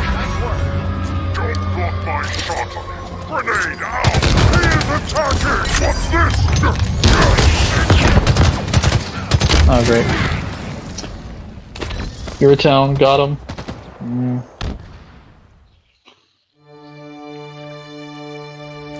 So how's that prototype stuff going, Kyle? Well, I forgot just how many things Hella consumes that can keep up with him into, so that's, yeah, I'm gonna be a very popular boy. Well, do you have to like So what I'm file doing, a list so of all what of I'm his doing is, so basically what I'm doing is, whenever the game says that I have to consume something, that's what's getting added to the total. Done. Not if it's like, I can do it, it's if the game says that it's a requirement, or it's optional. I see. Like if it just says defeat the enemy, and then once they get the animation where I can do it, that doesn't get added to the total.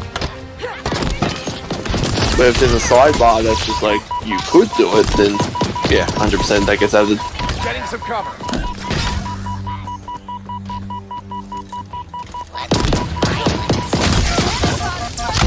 Laser ability, it just makes the game go so much faster. Nice.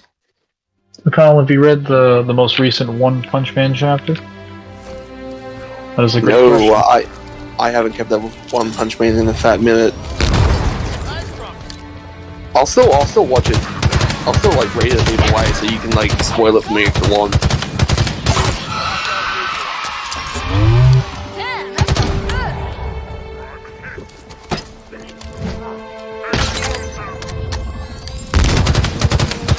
Target eliminated. Great work, Marine. I call that a win.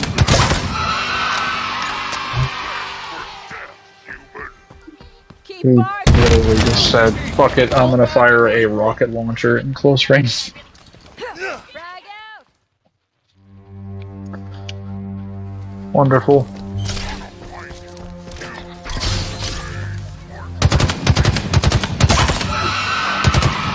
Target eliminated. Great work, Marine. Throw something!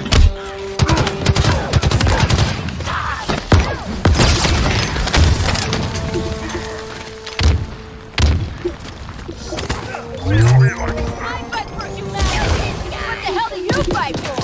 You are on fire today, Marine.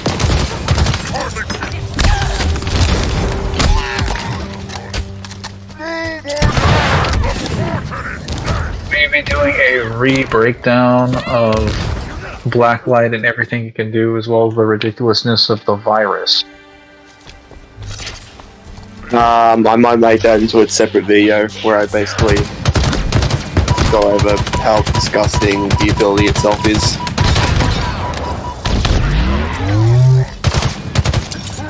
Because with the James one, because he basically has everything that Alex has, I won't have to dedicate like 10 minutes to powers and abilities, it'll just be straight into like AP and speed, Go, please. You couldn't even lift a which ground both are going to make me very popular. How these Marines are talking shit about brutes lifting a gravity hammer when they couldn't lift it even if they tried.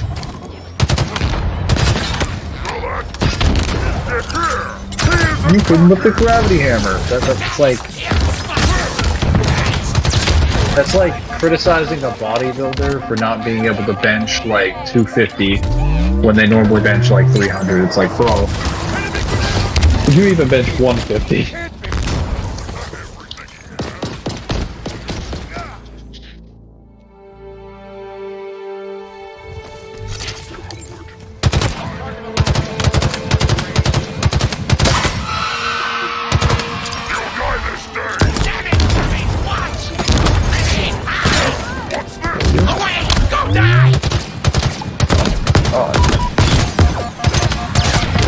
is killing me? Down.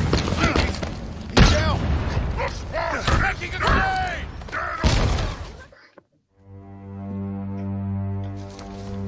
Stay alert. Watch for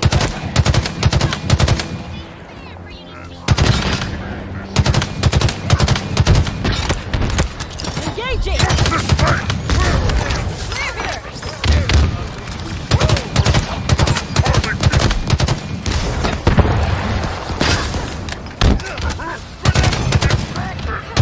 Target eliminated!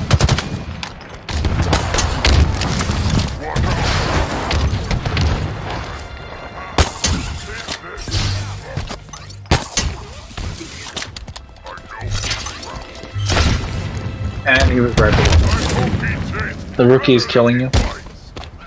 Yeah, I wish. He'd be easier to put down than these banished scum.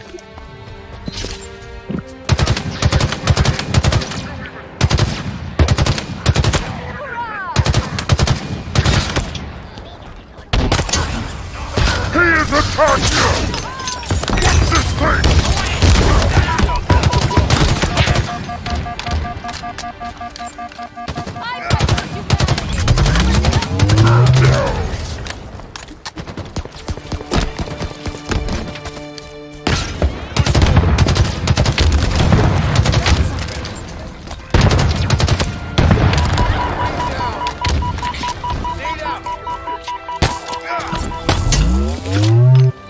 What is killing me?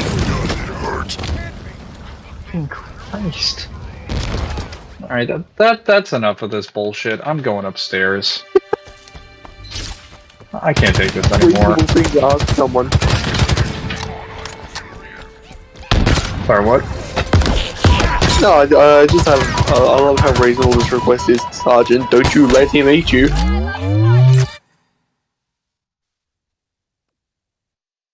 Some stupid moron called me.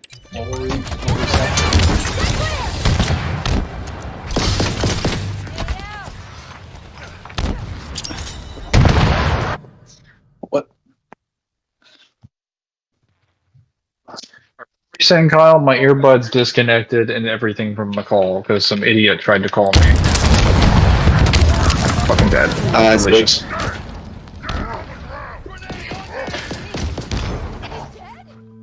You said something about eating somebody? Yeah, somebody asked the sergeant to have a very reasonable request, which is don't let him eat you.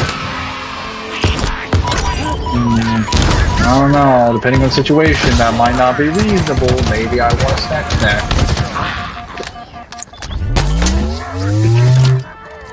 Maybe he needs to consider that sometimes people are a little hungry.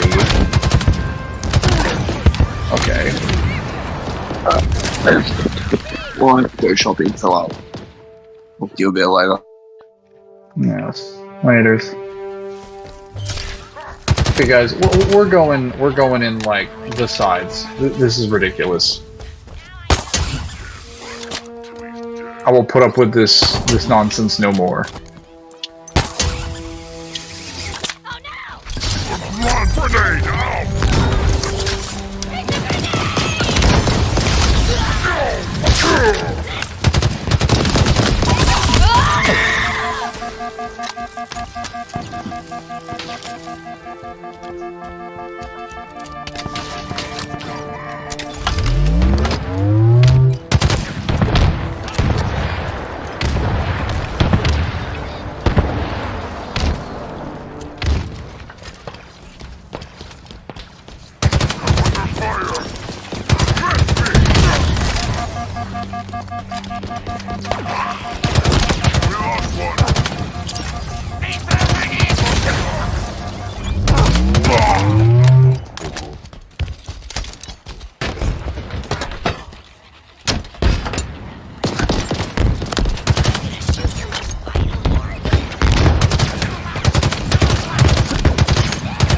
out! And I got killed from behind from a plasma grenade that I couldn't see.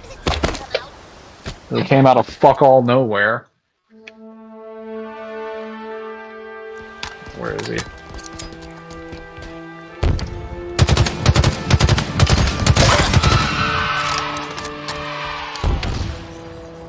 You can't shoot me when you're getting sniped.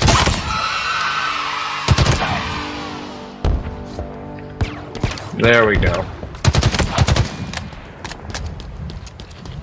Okay, this side of the tower is clear.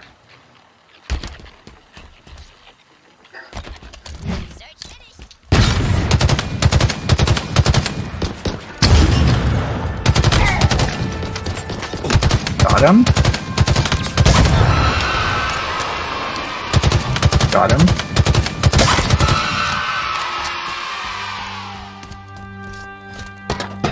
Refill that kinetic ammo. Oh, good.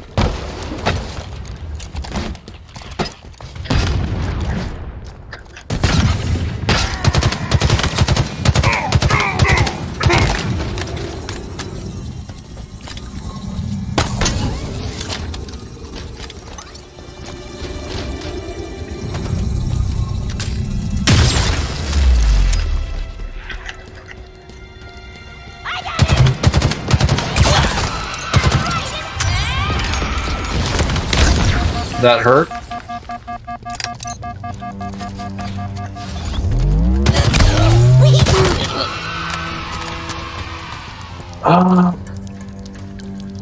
Oh yeah!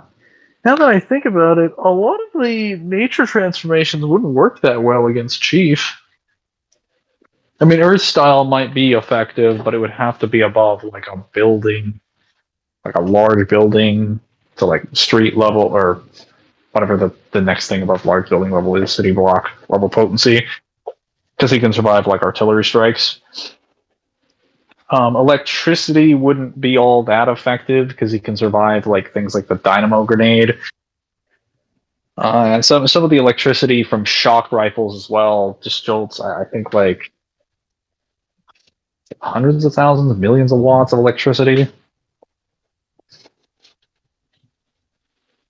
So the recent One Punch Man chapter blasts is battling this guy named Empty Void who is continuously consuming God Garway's powers, and later in the fight, Empty Void stretches the literal space itself to escape from the blast. Like even the stars are drifting along the space. What's up, guys? What up? What did I miss? Oh, just nothing. Just flying Halo Infinite. Playing Story Mode Mangler. Also, Itadori just became straight GOAT in the recent JJK chapter. I'm real proud of him. Yes. Whoever the hell that is. Rock and Alice had asked me a question of how far I think Master Chief would get in Naruto if he had to go through the series from start to finish with his just his best kit. And I'm explaining how a lot of Master Chief's Mjolnir suit, his training, kind of like invalidates certain stuff in Naruto. I was actually about to explain how like fire style basically doesn't work on the Master Chief, because the heat of the plasma abilities in general are like way hotter than anything the fire style in Naruto has ever produced, aside from like Amaterasu. So none of the fire-based abilities would actually do anything to his Mjolnir suit, because the heat of the plasma weapons are capable of vaporizing things on contact. They even like the incendiary weapons that the brutes produce from their flame grenades can get up to like anywhere around like 800 degrees, like 800 degrees to 1,000 degrees Celsius, and the plasma weapons are several times hotter than that. They can even burn into, well, when condensed into a beam, can burn all the way down into the mantle of the Earth. They could potentially go down to the planet, the core of the planet, which makes them anywhere from the lowest interpretation a fraction to as much as comparable temperatures to the surface of the sun. So that would be like higher yields of plasma, but that would still mean basic plasma in the series is like a quarter or a fifth the heat of the sun. So actually, certain plasma weapons in the series would be able to withstand the flames of Amaterasu. And any Spartan Mjolnir armor would be capable of... Hang on, where's that guy that's shooting me? And I'm fucking gone. What about Among Us style? I don't know about that. That one sounds pretty strong. Wind style... Actually, I'm not even sure if wind style would really mean anything with the energy shield around him, because it can condense this, it can basically take this energy blast.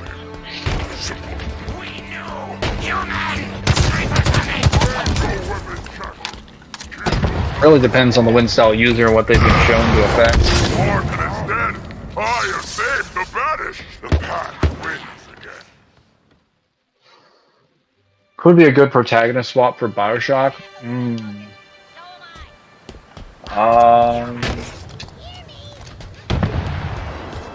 Character that fits the Bioshock thing.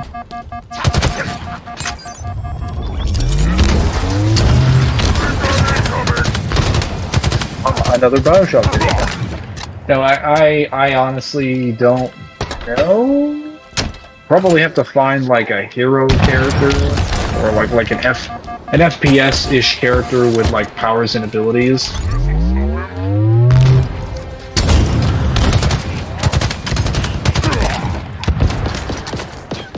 The problem is that Bioshock is very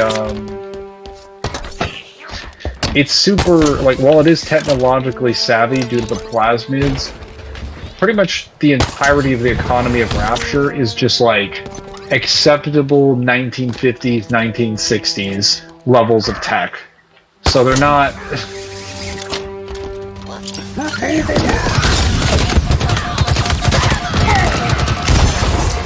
they're not in a particularly impressive environment to be dishing out pain.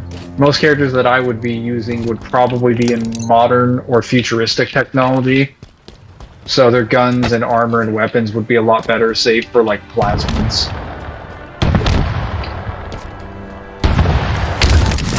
Gordon Freeman. Bioshock isn't that strong, maybe lightning speed? Maybe. You want to be like a little generous and assume like Fontaine can dodge like the plasmids. And then just scale that to Jack, but that just kind of assumes he can actually dodge Electro Bolts.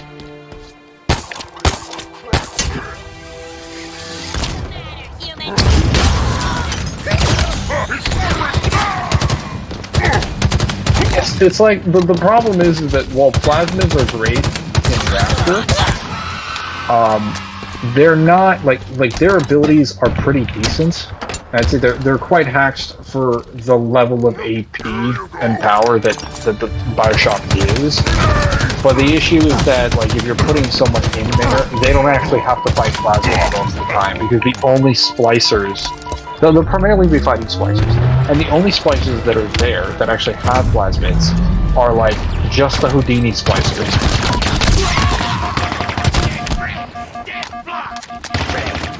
Ironically, for a bunch of people that are spliced up, they didn't really get spliced up on anything that actually mattered.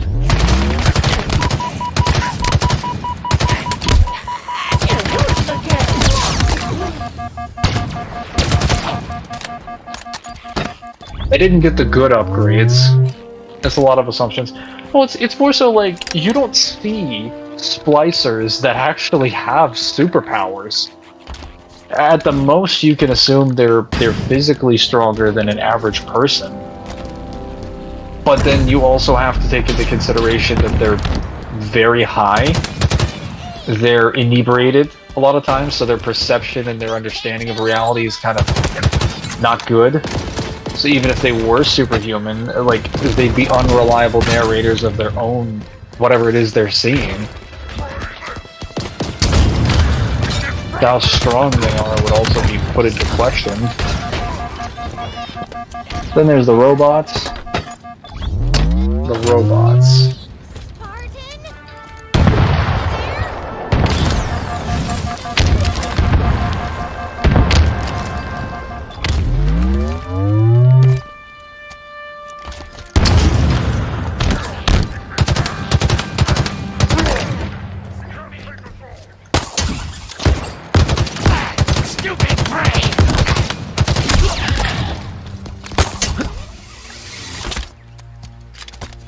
Big Daddies. Oh, okay. Yeah, Big Daddies are a little more impressive because they're just way stronger physically. And they can tank the effects of the plasmids consistently. So they are probably the best combatants that you can use, but the big daddies aren't even like the problem is that in a protagonist swap where they're going through the situation, even if they're put in Jack's position, if they have most of their abilities in their equipment, they wouldn't need to splice. Like, the whole reason you're going through that situation is because you're at least Bioshock 1, and I guess Bioshock 2 is that you're either a person that belongs to Rapture at the time, or you have some connection to Rapture, so there's a good reason for you to want to use Adam. Whereas everyone else is like, whoa, you want me to become a drug fiend and, like, inject myself with these syringes? Why would I do that? Like, we're not talking drugs that actually give you a good time. We're talking drugs that change your entire, like, DNA on a fundamental level. Change you into a different type of being. And then they also make you sporadically, like, crazy. And can potentially cause death and also allow you to see ghosts. Like, why would someone, even if they were high, or they did enjoy getting high, why would they want to do that after they realized that everyone else was going insane?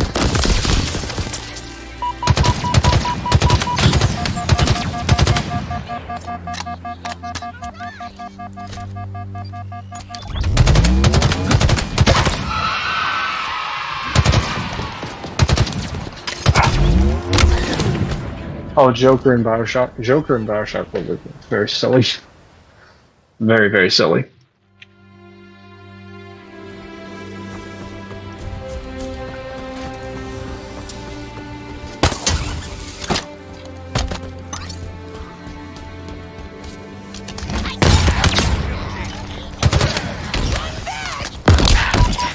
Hey, I didn't reload any of my weapons. He'll fit right in. Yeah, he's kind of crazy. He's really a little cuckoo in the brain.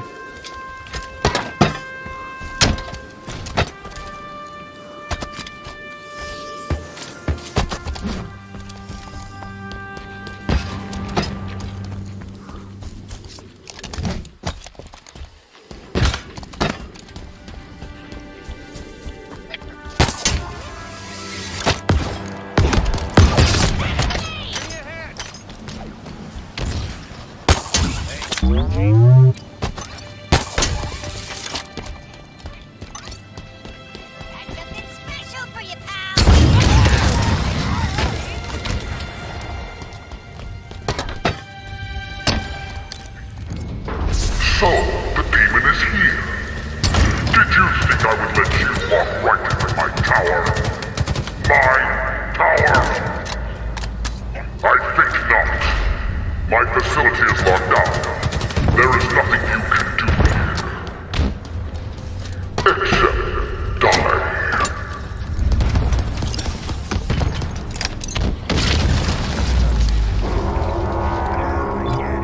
He seems confident. Yes, he does, but fortunately, it's misplaced. When the lockdown triggered, there was a power spike in what I presume was a security building. I've marked it on the map. Hello, Melissa. Fighting is over. I'm trying to think of the other people who would be there that Naruto would have to fight. Let me list them out. So, He seems confident. Yes, he especially over the does, Land but of Waves fortunately, arc. it's misplaced. When the You have the lockdown shooting triggered, there was a exams, power which spike in what I let's be presume was a clear. security building. Like, there's no way the Marked it on Master the map. Chief is going to be allowed to participate in the shooting exams. That wouldn't make sense. Like, even assuming he would, like, that's just so stupid. Could Sora protagonist swap in the DMC? I mean, any character can protagonist swap into any verse. But yeah, we could put it in there. Would he survive? Probably not. He'd have sort of the same struggle that Kratos does in that he has really bad resistances, at least consistent resistances to, like, everything. And the Heartless are, like, Walmart brand level, like, Warhammer demons. Which I would argue the Warhammer demons are Walmart brand versions of the DMC demons. So it's like Walmart squared. They're very not impressive.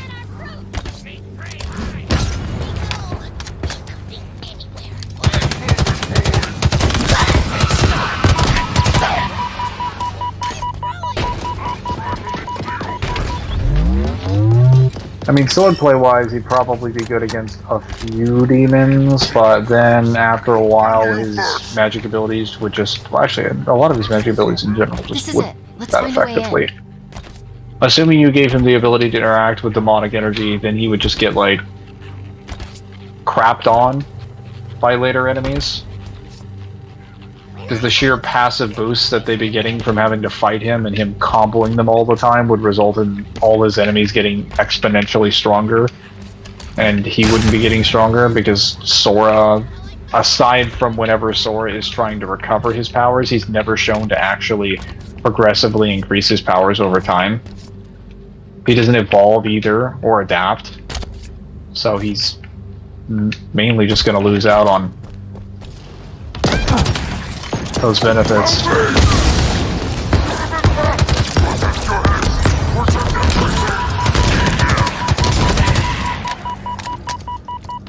can't outrun us. Challenge the pack finish.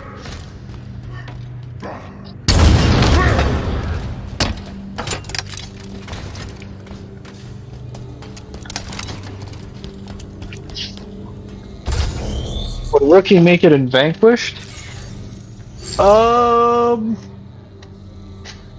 He could go a decent bit of the way, but he would probably lose to the Russian guy running up there by Act 3. His weapons would do great against the robots. They do fantastic. But then he would eventually run into the guy running that prototype suit, which, in order for in order for Sam to actually beat that, he needed to overdrive his suit, which was already a piece of experimental tech that only he had access to. I've marked it on your map. This location acts as a hold. Even assuming you give the Rookie comparable stats, the Rookie doesn't have any mobility to chase him. His guns would work against most enemies. Suitably ominous and He'd do great in that sounding. regard. He would just suffer when he runs into the like huge mechs and like just bosses. I thought he had some resistance to darkness. The darkness in DMC and the darkness in Kingdom Hearts are not the same thing. The darkness in Kingdom Hearts is like not really that impressive. Not even remotely. It's been argued to be conceptual, but it's not conceptual in the slightest. Because everything in the series is made of light and darkness. So at best, it's just like good reality warping. Whereas like any demonic energy, like you could argue has the same fucking feats that you would argue for darkness on its highest interpretation.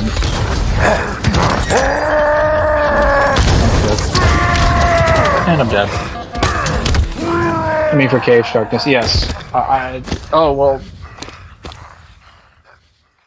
When I said like they're not the same, I meant that like even if you were giving him resistances to the darkness. And as far as having resistance to the darkness, that's true in the sense that, like, Sora can resist, like, basic levels of it, but whenever someone shows up with a larger amount of darkness or a pool of darkness, he always gets swallowed by it. It happens in, like, every single game. Like, he's always getting swallowed or abducted by the darkness.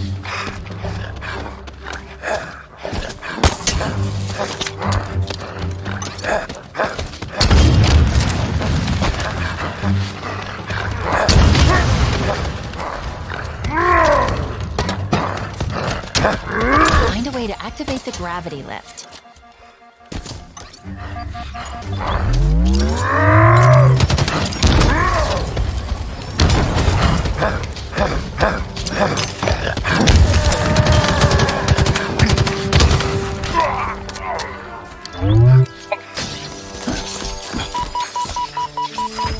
Who's shooting me? Anyone got Baldur's Gate 3? No. I haven't gotten past mission 2 yet. I should finish it. What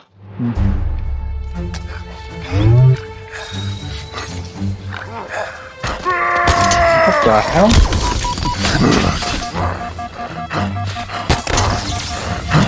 What is hitting me? I'm getting shocked and jolted by something.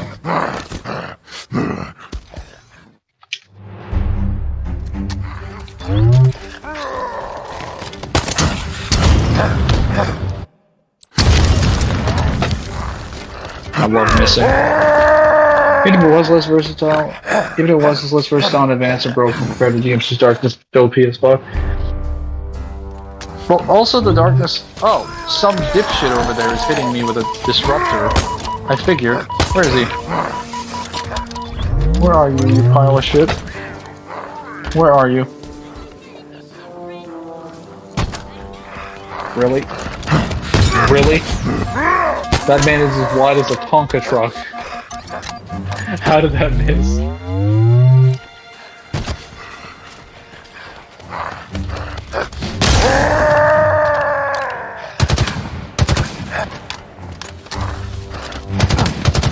You're dead now. Stay dead.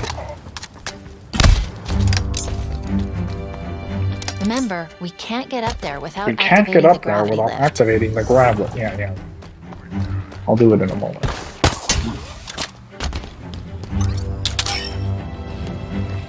Let's make a DMC movie that the Demon World and Dante Guards lies. Sure. Cage's darkness is just not that impressive. Also, you can hit Heartless with physical objects. I hate to be that guy, but there is literally a scene in Cage 2 where Iago, what's it called? Iago knocks over a crate and kills a few Heartless.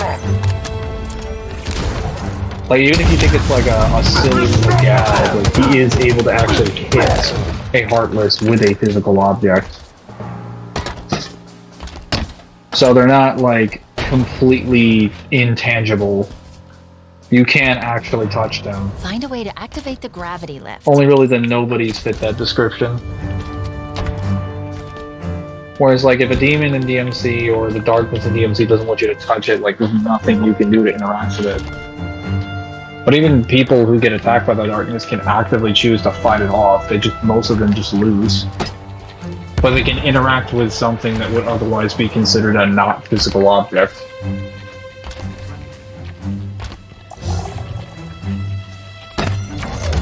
A multi-gajillion-dollar idea.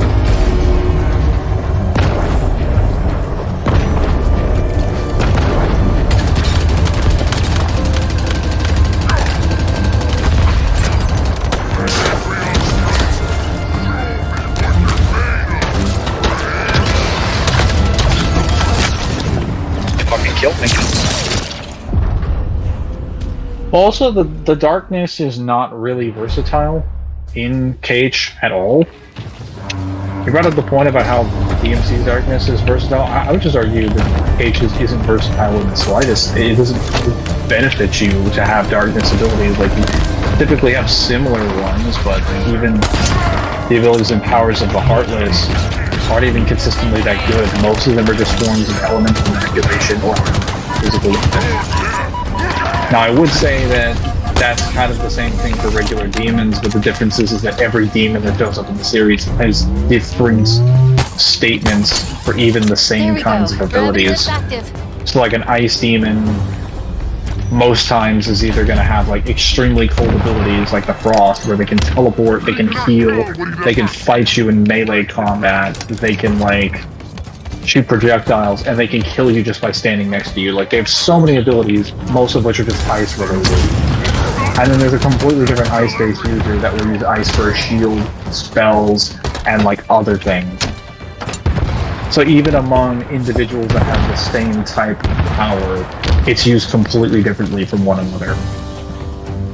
That's without mentioning the fact that demons just mold themselves based on what their names are, so they're always going to be unique applications. So if you beat one demon, there's not a chance you can beat a different one, even if it has the same kinds of powers.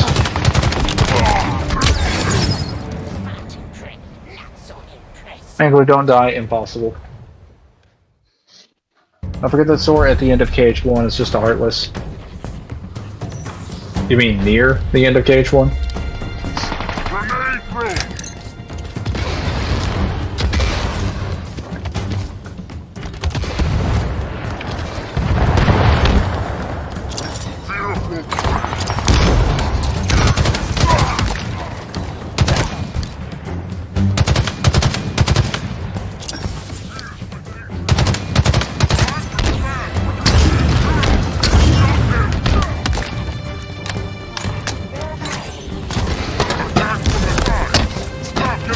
Where did you come from?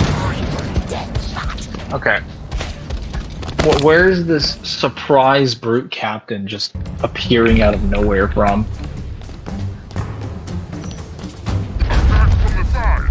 Stop getting yourself Where are you?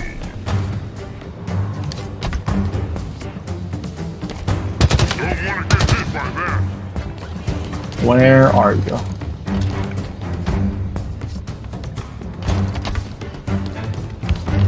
Get it off! Fire! Okay, he got blown away.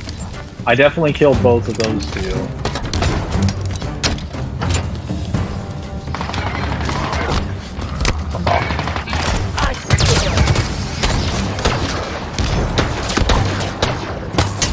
Alright, crystal things are gone from the needlers.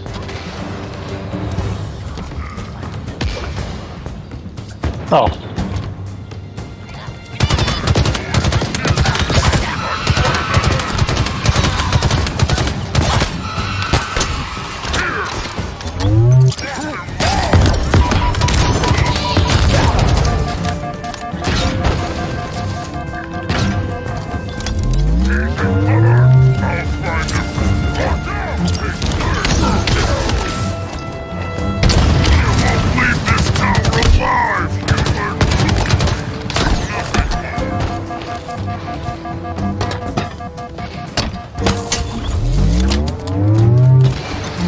Oh, is he killing me from all the way over there? Stupid fucking moron.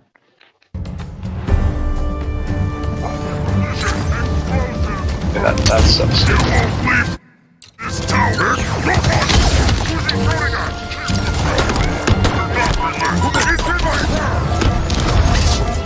Got you.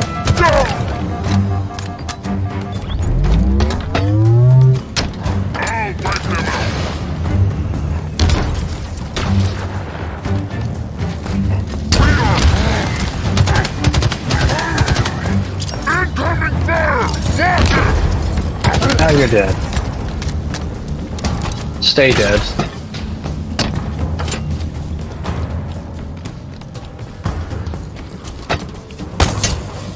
Most high-end, low-tier, mid-tier demons can be argued to have non-duality. Type 1, Type 2 have one at least along with the abstract Type 1, high godly, Type 4, it goes all. Yeah, they have all those things. Whereas, like, for the Heartless, it's been argued they have like 4 or 5 different types of immortality and causality and abstract existence, but like they can be physically touched consistently by people all the time. Then it's never established that like they don't take like every time they're shown to exist in the series, they seem to have a physical form. Like whereas the nobodies have specific statements and showings where like weapons don't work on them. We can assume there's a reason why they can't be interacted with, but everyone in the series can interact with Heartlesses. Every single person, even using random ass fucking weapons like Rapunzel's frying pan or something like that. Like everyone can do it. There's nothing special about interacting with a Heartless at all. And then nobodies are a different story.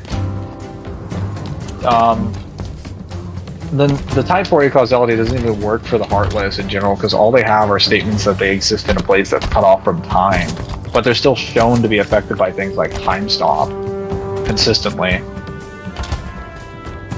Like they're just the same as anyone else, and it's not like going to the realm of darkness isn't treated as a feat of any kind other than surviving the effects of the realm of darkness. which is supposed to, like, obviously tear away parts of your memory and, like, slowly eradicate all existence, which that one is also a little bit dubious at best, because Ansem the Wise, a regular fucking human, can just live in there by getting really angry. Like, if you're a bitter person, you can survive in the realm of darkness just by acting really petty and thinking about petty things. That is enough for you to be able to retain your entire sense of self and not be eradicated. So if you thought of covering the Lords of Shadows timeline, I go, yes. Unfortunately, with the Lords of Shadow thing, even though I wanted to do a project on it, I can't record gameplay footage from it because it has a no broadcast function on it. I can't even get screenshots from it unless I find a way to convert a USB to flash drive, which, if I can do that, I can get files from it and screenshots from it, and potentially some video clips. Chief, more Spartan armor, and the source of the distress signal. Which...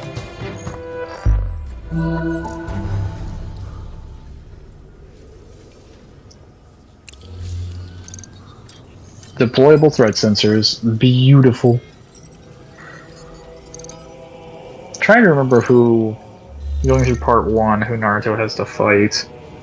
Because I still want to go over that scenario. I believe in Chunin exams, if we were to throw Chi through that, which seems very wrong, I don't think the Elite Village will allow that. So I'll just say that normally that wouldn't be the case, but if you had to do it, he would have to fight that random squad of cloning people. Orochimaru. And Hiba. What the hell? Okay, I just get attacked from behind. I have the games on Xbox, so that would help. No, you misunderstand. I have the games. I got all the games for free. I even own all the DLC. I have all of them. I just can't record them, because the games can't be broadcast. If you try to broadcast them, it will not work.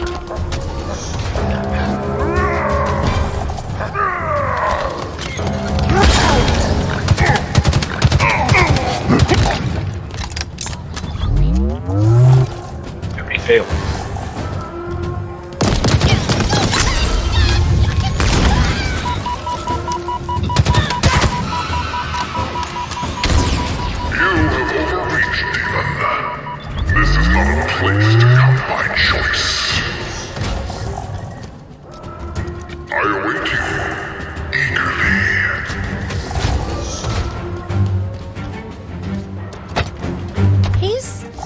What you would expect for an elite who specializes in torture.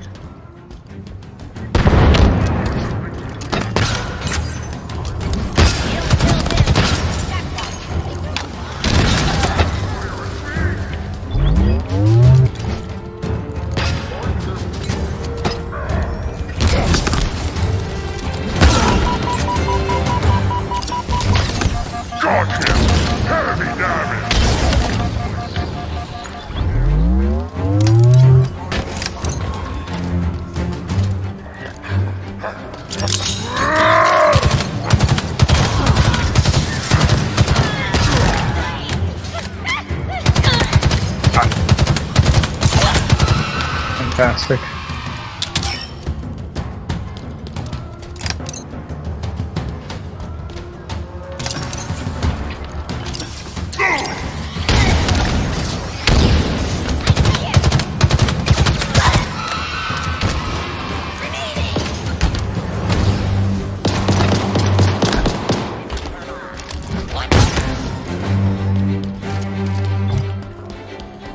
Right here.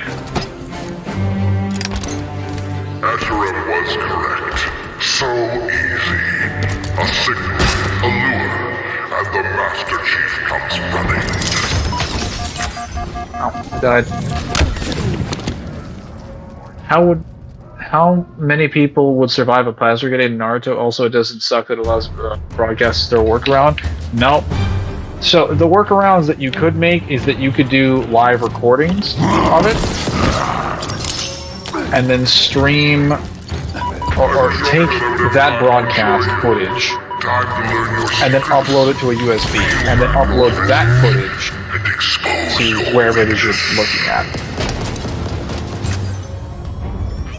If I could connect it to the Xbox network, keep in mind, I would have already streamed playthroughs of it on my Twitch by now. I would have had footage of it, I would have been able to grab some of it, I definitely would have been able to do various things with that footage, make like various projects by now.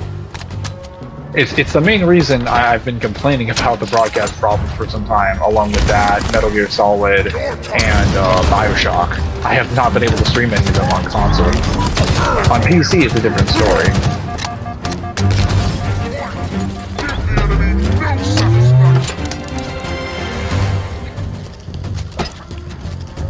As for how many people would survive a plasma grenade, pretty much none of them.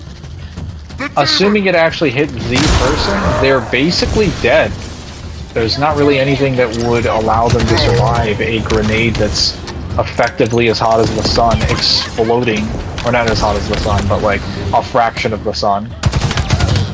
Thousands and thousands of degrees Celsius, because if the information about Amaterasu is anything accurate, that means things that are as hot as the sun will basically kill you.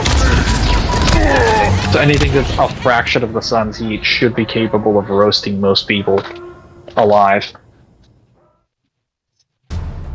Because anyone who gets touched by Amaterasu's flame shouldn't even be alive.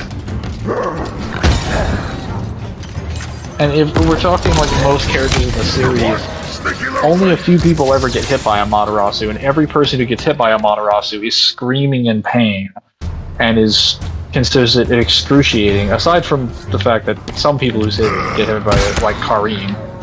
And Karin is a Uzumaki, by the way, that has enormous will to live.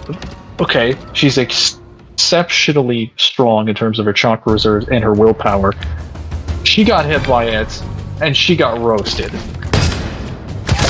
That heat was enough to burn her like crazy. He was like, I'm done, I'm falling unconscious, barely alive. That was enough to put her on her ass. So yeah, any ordinary person is dying. The Raikage got hit by it, and he was fine, but he is an incredibly muscly dude.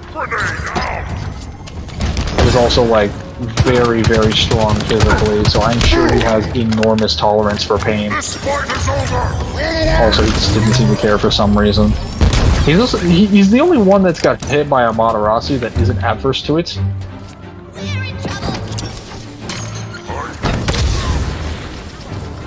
Like, even when Nagato, in his reanimated body, got hit by it, it just blew him out. And he can regenerate indefinitely as an immortal body, and that just totaled him. Well, the fourth Raikage just told Sasuke's friends, "Fuck you, I'll chop your ass anyway." No, I mean, like, it wasn't causing him enormous amounts of pain, or at least it didn't seem to bother him. But every other character that's been hit by it, even Edo Tensei's, is just like, oh, that's a problem. That's a genuine problem. I can't let myself get hit by that under any circumstances. Or if they do get hit by it, they're like, well, I guess this is the end of my life. So yeah, like most plasma weapons would absolutely just obliterate them. That would also mean hard light weapons in general, and concentrated plasma weapons would be even hotter.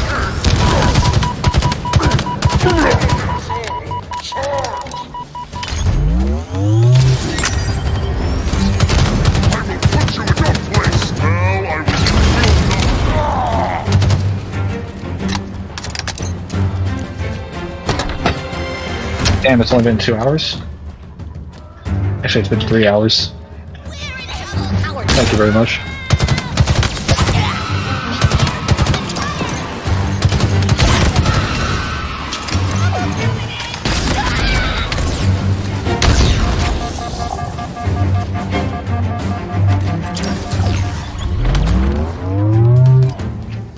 Oh yeah, the Artemis tracking system, his Mjolnir onboard computer and the AI will basically mean that, what's his face, Master Chief is never going to get caught off guard by anything.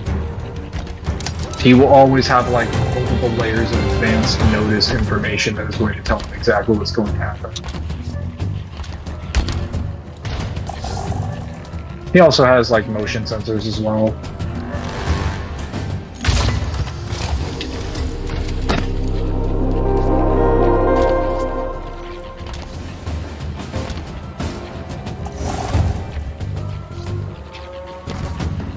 The Raikagas are built different, those two just do ridiculous shit. They are.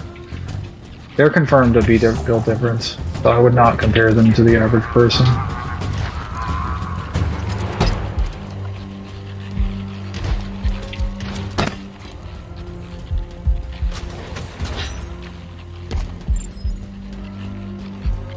Oh no, Spartan Griffin. Okay, guys. He's still alive. We need Let's to go get him fight out of there. Chatbot. Where-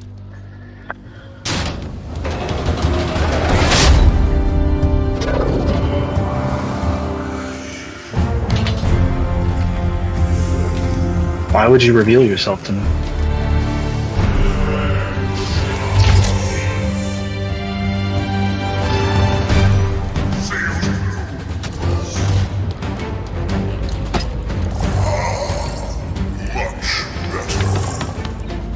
The wall's retracted. Watch your back. He Hang could come on, from. I can't equip my equipment.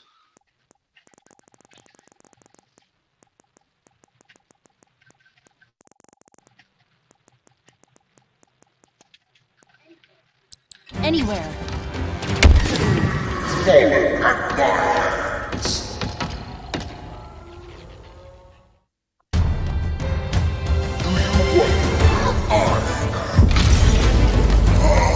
I can't equip my equipment for some reason. The wall's retracted. Must be because of how I did my control scheme.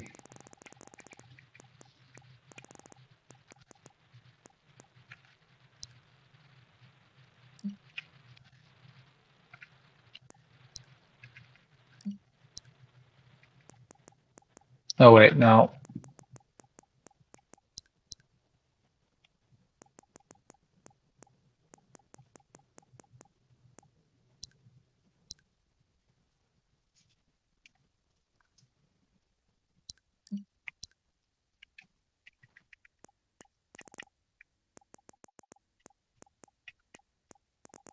Oh, you can drop weapons? I did not know that. That'd be the helmet light during campaign. Watch your back. He could come from anywhere.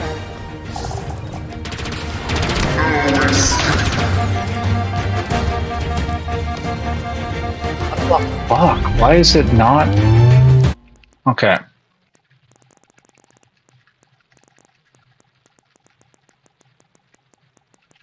Switch grenade.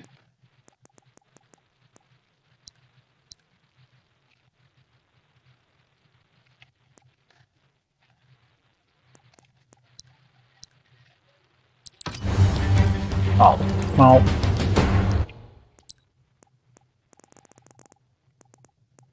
Switch.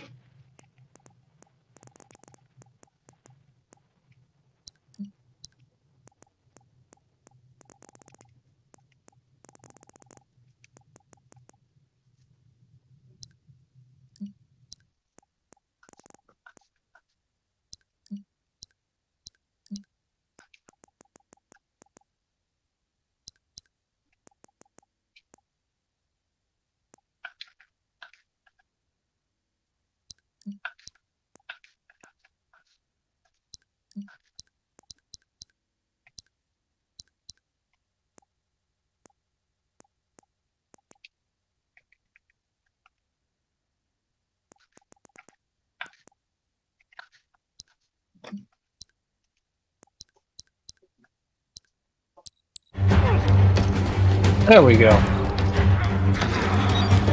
I fixed it, guys. We're solid now. Alright, where is he? Grenade away!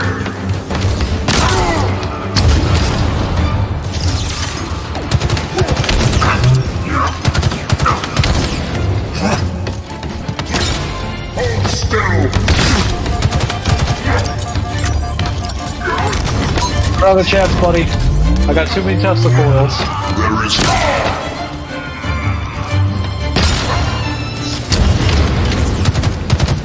Can you dodge this? Well, I fixed it, but it didn't seem to make a difference. See you soon. See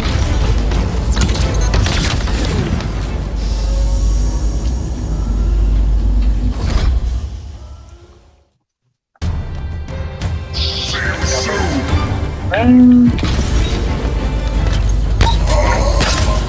Much better.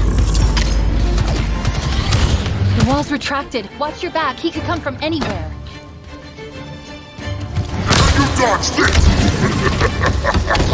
Yeah, I'm gonna need a plasma weapon to take him out. See you soon.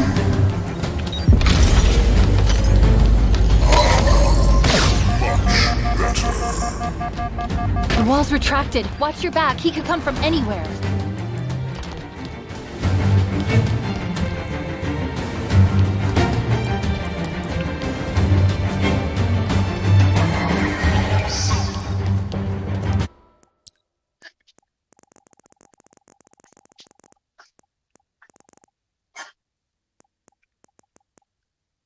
Where is the button that I want? Attack map? No.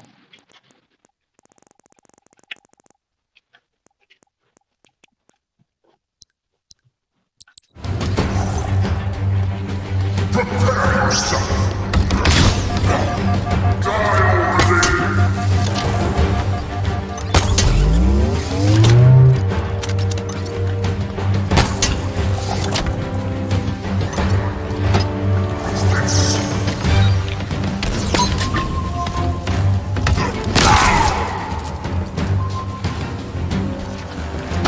I will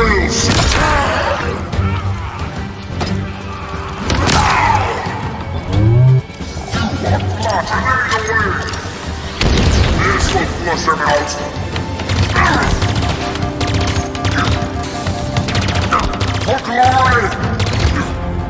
This was their champion? Weakly. Our service to Headlock's gonna be a little bit difficult without a machine gun or something. see you soon.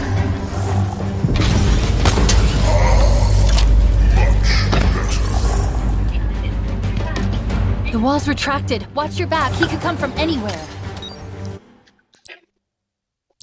Prepare to die. Oh, I can't even go into this.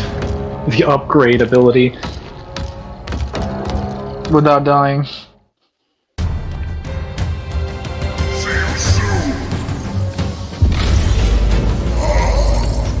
Much better. Okay, I upgraded my sensor. It cost me a life, but it's fine. We have the upgraded sensor now. We should be good. See you soon. And I'm fucking dead.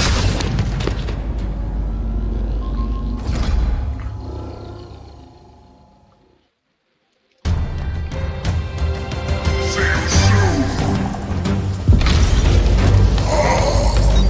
Much better.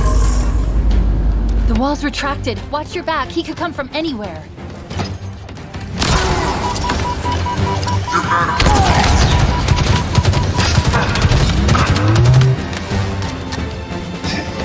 I'll throw you off this tower.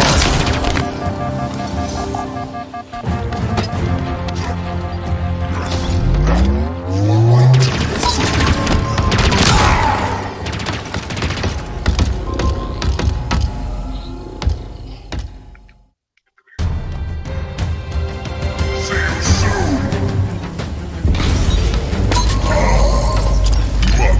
Much better. The wall's retracted.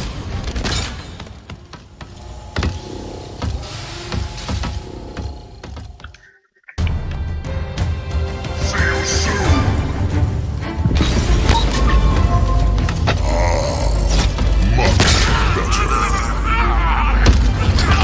The wall's retracted. Watch your back. He could come from anywhere. Can you dodge this? Your legend is now a part of mine. I don't have a weapon strong enough to take his shields out. See you soon.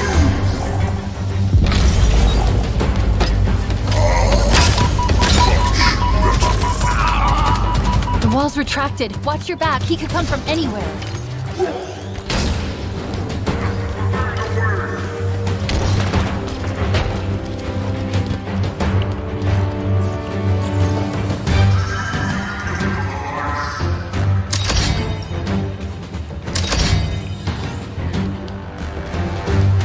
I warned there was nowhere to hide.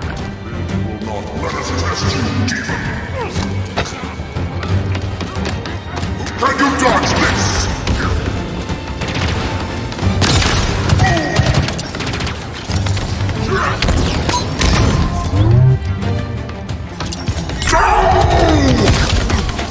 Another victory. It's really irritating me. Always another battle.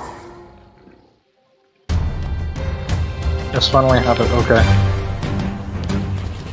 Griffin's threat sensor can help you locate Jacklock. Can you dodge this?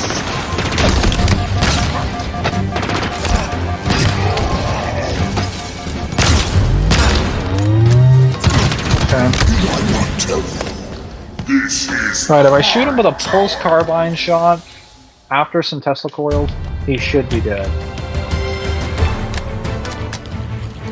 Griffin's threat sensor can help you locate Jacklock.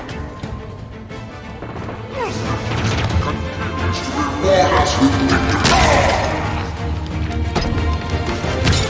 You will beg for death before I'm through with you. I sense fear. Excellent.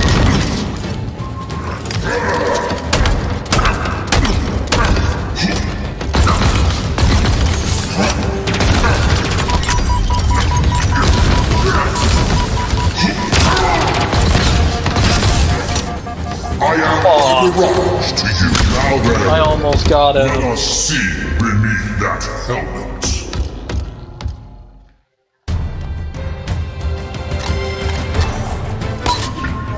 Cowardly fool! Show yourself! I want to hear this from the guy that is literally active cameling the entire fight. Our time has come! Cowardly fool!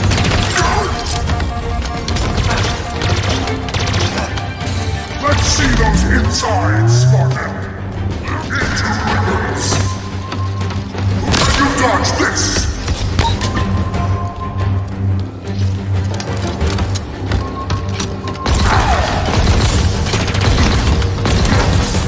There is much I can learn from you. What?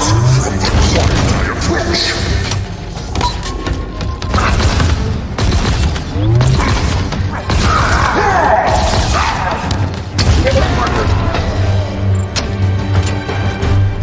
Yes. We need to get him out of that machine. Oh, that was dangerous.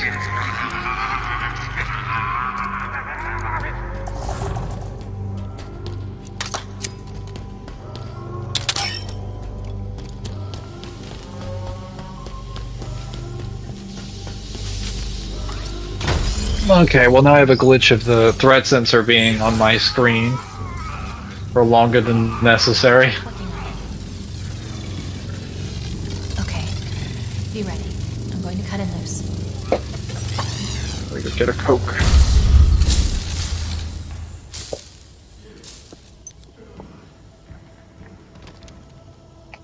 Oh.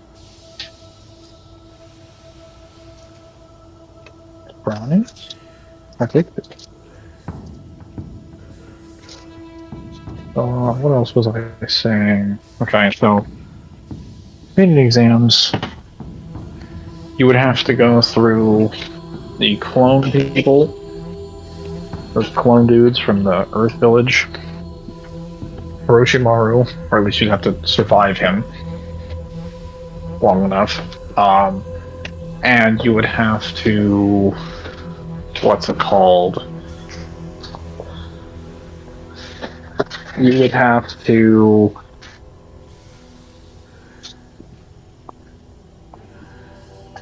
fight Cuba in the preliminary rounds. I'm assuming you actually had to do that. He would probably quite easily Chief? blow through the tuning exams area. Because the Master Chief at that point would just start equipping the Gauss rifle. Like, if you're aware, the Gauss rifle was basically a hypersonic weapon. That fires things way faster than bullets. We're talking tens of thousands of times, tens of thousands of miles per hour. So, for most ninja in general, I would argue they're not necessarily going to be dodging that, because while ninjas can dodge bullets consistently, even things like sound waves are not that far behind them, so they can't be more than like dozens of times faster than bullets. Which hack and slash series is better hacks, Bayonetta or Darksiders? Do you mean overall or specific characters?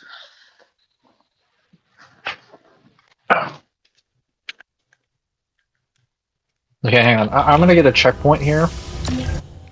And then after I get a checkpoint, I'm going to leave the game and then come back. Okay, I got a checkpoint. Perfect. That should unglitch that. Overall, okay. I'll answer that in a moment. Old anyone in Naruto even have the martial arts skills to keep up with John? No. No. There is no one in... or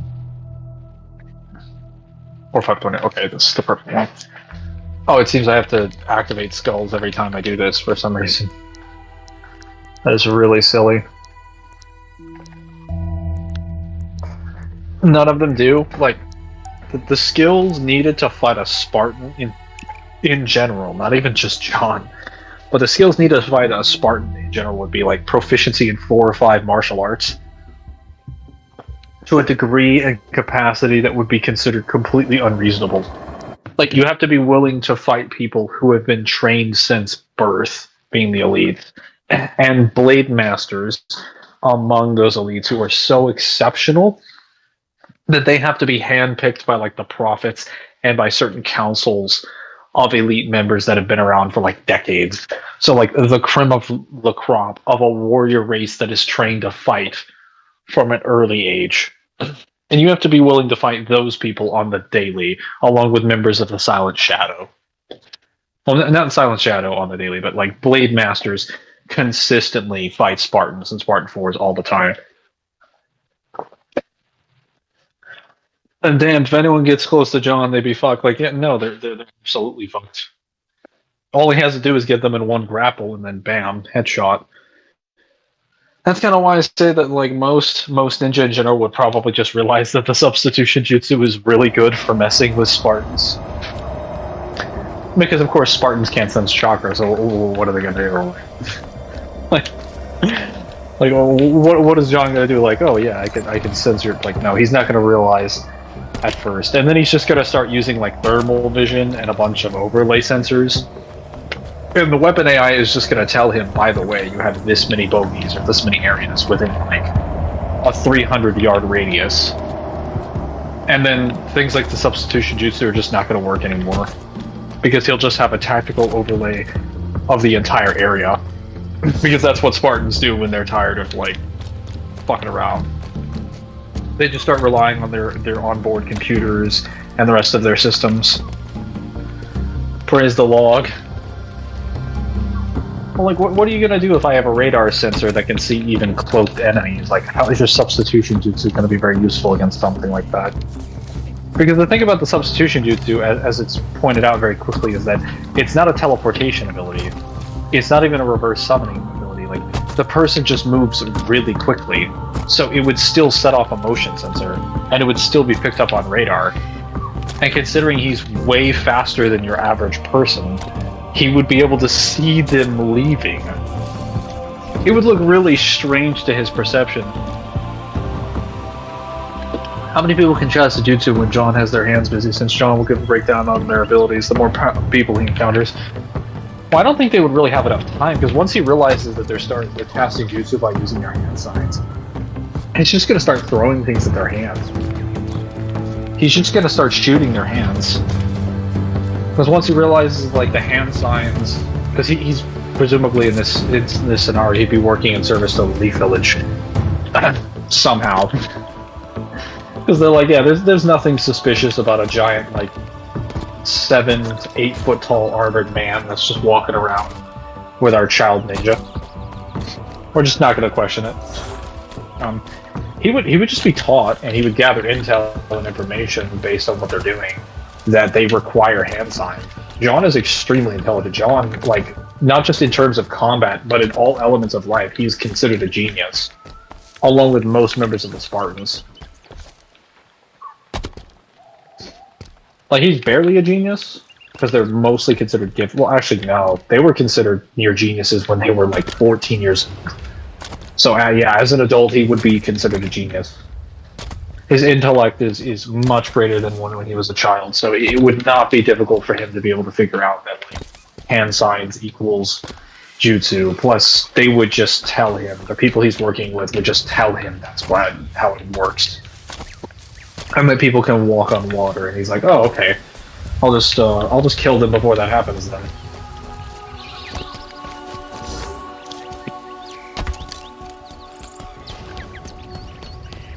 We're with you, Chief. I'll answer your question in a second, Ryan. I just gotta check and see. Unbound plasma pistol, duelist energy sword.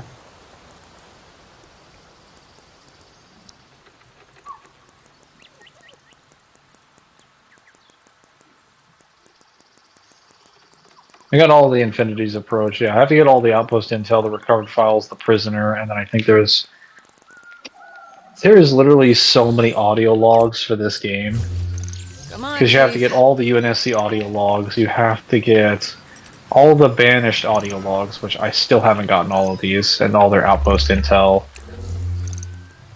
Wait, does it keep deactivating? Okay, yeah, it does. Then you also have to get the Spartan audio logs, which involve, yeah, Rivieri, Retaliation, Scattered, like 20-something logs. Then you need to get the Forward Archives. Then obviously the catches. So you have like 4 sets of this stuff that you have to get. John might be able to walk on water if he can move fast enough. No.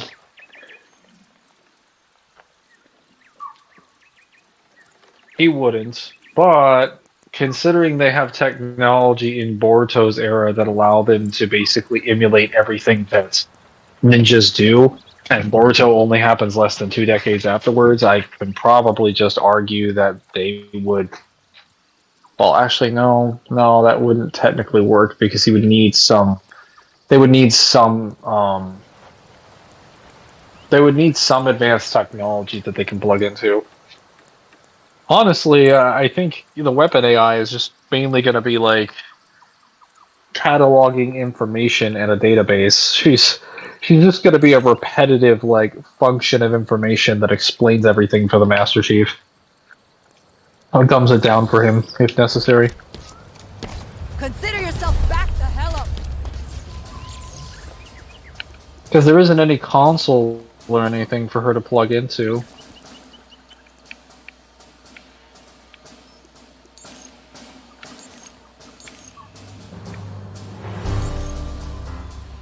Excavation site. I need this for this echo base.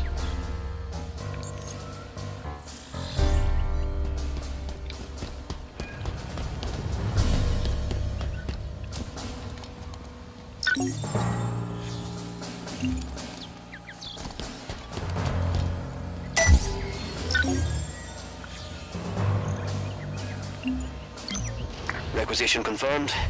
Heavily armored hog on the way.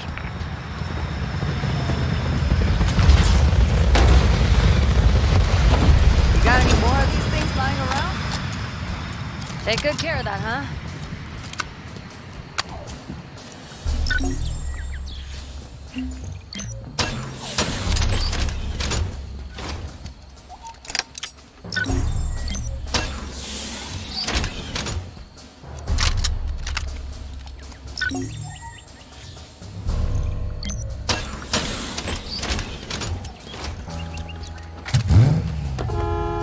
I'm in. Ready when you are.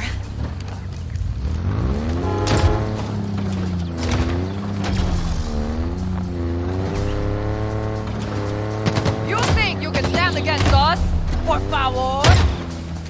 I'm on foot. The village still use hawks to pass information to this day. Well, hawks are pretty effective. They get places quite quickly. But I don't blame them. Enemy name, move! Confirmed kill.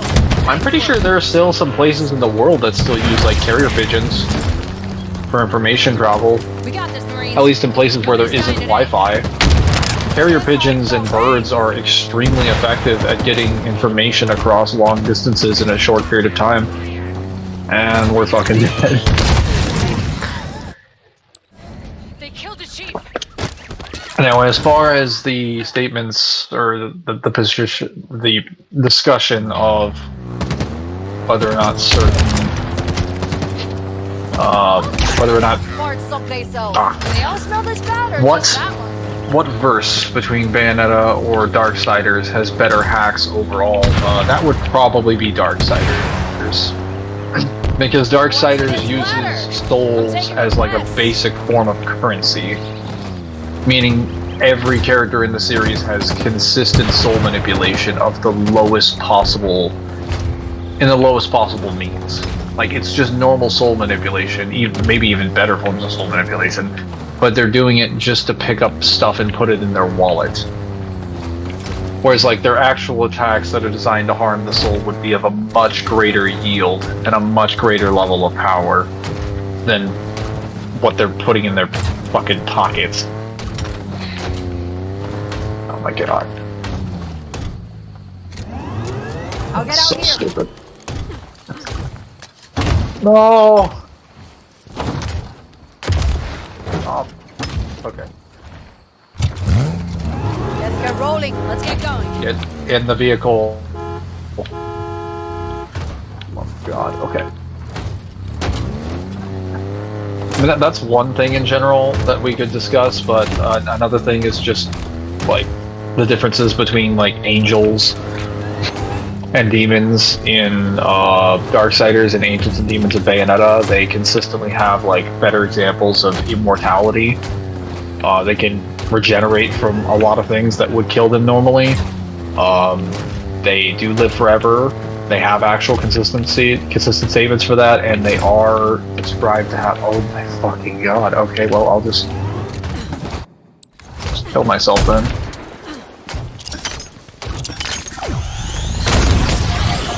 Forever.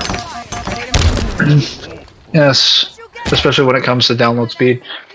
Yeah, so I better not be trapped in this. Fuck, this is hell. I'm out of here.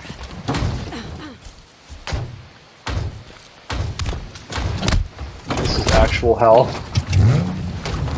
This is Halo hell, is getting stuck in this one area.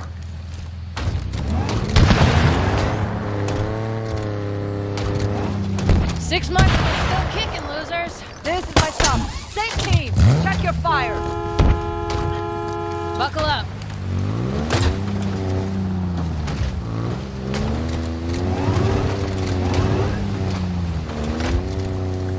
We need this area secured.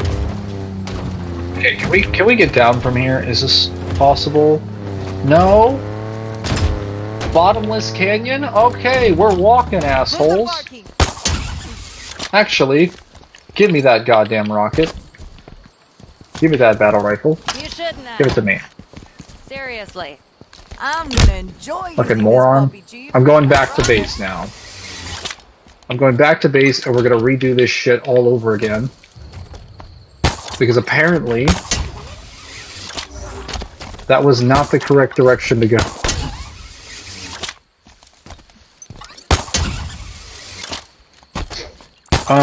Basic soul manipulation is better. Physiology is a lot better as well. You also have better arguments for higher forms of soul manipulation, whereas in Bayonetta, soul manipulation is like a death sentence to anyone, whereas soul manipulation is like not even really that impressive in Darksiders when every character can do it. I needed higher forms to get to certain degrees or levels of power. Beat actual people. Physiology is better. They have better Type 4 immortality. Requisition Oh my confirmed. god. Razorback en Fucking route. blew up my own rockets.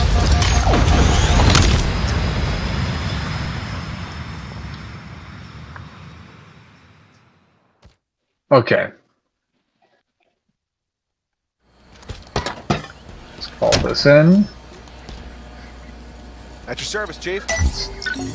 They have Type 4 immortality. They Orders have received. ETA on the Type ride. 1 immortality, Type 2 immortality, Type 3 immortality, basically everything that you would expect. But on top of that, I believe most of them also have conventional resistances to like elemental manipulation of like some of the highest order as well. Because in Darksiders, it is confirmed that there is a difference between like Hellfire and regular fire, because Soul Fire, as I say, fire that can burn the soul, burns with temperatures that are not really like actual temperatures, that burn hotter than any sort of fire that adheres to physics. Call shotgun. So like Hellfire in the series is actually not just like, oh, it's Hellfire because it has unique properties. Like it's Hellfire because Hellfire and fire that burns the soul in Darksiders is just objectively stronger Let's go. than regular fire. Well, that's not exactly a fair trade, is it? So unlike in Bayonetta, where by descriptions of many of the stuff in the games, some of the stuff that is Hellfire actually burns by conventional temperatures, which doesn't make it nearly as impressive. You actually have statements that they burn up to a set amount of degrees, which, while burning things up to a certain amount of degrees, like, you know, billions to trillions of degrees Celsius, seems really impressive. Ready to go. That's Lead the way, not sir. very good if a series establishes that it can burn without temperature. Burning without temperature would be superior, because that means it would burn regardless of the circumstance. Lords of Shadow Gabriel versus Bayonetta, no dimensional tiering, obviously. That's a tricky one, because Bayonetta is not really, let's just say she's not very, touchy. She's very finicky. I've kind of said this before, but she's basically the instinctive reaction, not instinctive reaction fighter, where her entire fighting style is based around dodging and avoiding and mitigating as much damage as possible. So if you don't have a really good way to lock her down, she is just going to keep camping you. And there's very little you can do about it. HDT in range, Chief. This one's a particularly Like murderous Bayonetta's route. hacks, honestly, are like Bricklock. sort of like a mid-tier He's one of the level of UNSC's hacks. Like she's got most good wanted. hacks, but Don't they're not anything underestimate crazy. it, Chief. But her advantage in dodging people is way above the tier of her weapons. Like her ability to dodge things and stay out of danger is way above her ability to inflict damage. So even if she can't hurt you, she can make the entire fight inconclusive because she's not going to let you hit her. And from what I understand, while it's possible Can't get a beat that on him. Lords of Shadow Dracula could hit her, like Gabriel could hit her with like a lot of status conditions, his status conditions do require him to actually hit you for the most part. And if he can inflict wounds on you, he can hit you with a fuck ton of passives, some of which Bayonetta does not resist. But he would have to hit her to do that. And I don't think he's going to be able to do so. I don't think she can kill him, though. I'll be clear about that. Like, his immortality and his regeneration is ridiculous. Especially in the Lords of Shadow version. Like, all the statements that they have about the vampire killer arguably is way more broken than anything I've seen for the main timeline. Because they have explicit statements on the stuff that it can do. It's not even like... Oh, what is this? Hang on. Looking good, Chief. Let's get Oh, some This rockets. is Let's what I go. call fire. They have some explicit Oh, statements for the stuff that can be done with the main timeline, whereas you have to. What am I saying? They have explicit statements for what can be done with his regeneration and all of the things that the vampire killer can accomplish. Ooh. Yeah, actually, you know what? We're gonna do that.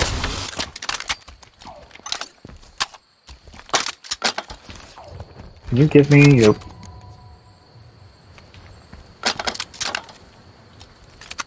Always did wonder. Hey, you know we're on the same side. Where right? is... who am I to argue with you? Take it.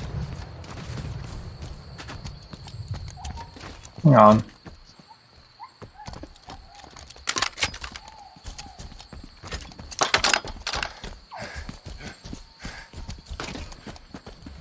Oh, I could get used to holding one of these.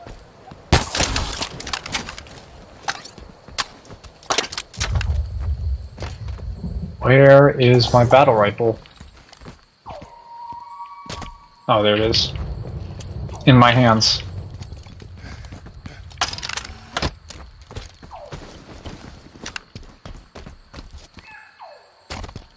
Sorry. Okay, this will have to be good.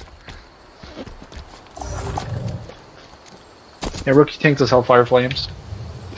Sure. So, in the main timeline for Castlevania, it's Let's hit the like road. you can get examples of like low godly, mid godly regeneration, potentially higher, for main timeline Dracula. There just aren't like explicit examples of it happening in the form of like direct statements. You have to gather up a couple different pieces of information from various points across the series, kind of like DMC. But unlike DMC, there's no broader lore that allows you to make those arguments intuitively. You can eventually get there. With Lords of Shadow, anytime there's anything ever mentioned in the series, there is an explicit direct statement about it. It's like the most disgusting statement. It's HVT and and it's range. very, very This one's strong. a particular. So I don't think, given the amount of statements about his immortality and his ability to keep getting stronger, I don't think Bayonetta, if you remove the dimensional tearing, I don't think Bayonetta would be able to actually He's like one of the kill him. UNSC's most wanted. He would Don't absolutely underestimate him, Chief. outclass her eventually in terms of power. The hope is that he would eventually outspeed her. Now, I don't currently scale Castlevania Lords of Dracula to infinite speed, but I scale Bayonetta to infinite speed, so unless you do that, eventually, like, yeah, Bayonetta's not... Like, Bayonetta's just gonna run circles around him. If you equalize their speed and get rid of dimensional tearing, then, like, yeah, he probably still can't hit her. I mean, eventually he might get strong enough to actually hit her, but he probably won't be able to. You just have to give him so many things to put him in that level that she is.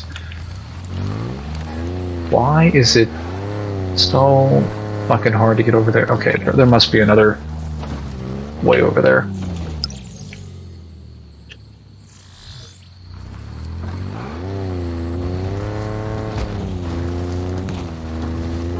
HVT in range, Chief. This one's a particularly murderous grunt. High Sumpter. No, we're not going over there. He's one of the UNSC's Does Gabriel have most all the wanted. same immortalities Don't as his main underestimate him, timeline? Yes. More or less. He has every single statement that could have been attributed to the main timeline is available in the Lords of Shadow one, because the Lords of Shadow just takes the same statements and just makes them more explicitly disgusting. In fact, he has better statements for a lot of the conceptual manipulation shit that he can do to the nature of the healers and how the Dark Castle works. Like, Lords of Shadow timeline Dracula was unironically like a way better mainstream version of Dracula, because it's absolutely completely clear. I don't know if you noticed or not. Oh wow, they just blew up that fucking phantom like no one's business.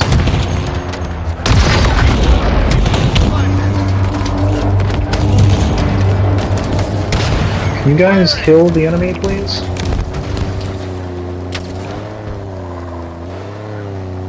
You think we're gonna let you off easy? Think again. Want to hear a great joke? Right in front of me. Precision weapons ready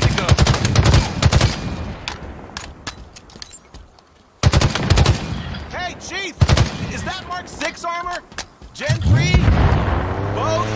Neither? Does it have nanomachines? You know, maybe we should talk about this later. We're kind of in the middle of a thing. It does have nanomachines. Yes, it is a Gen 3. Yes, it is a Mark 6. Yes to all those things.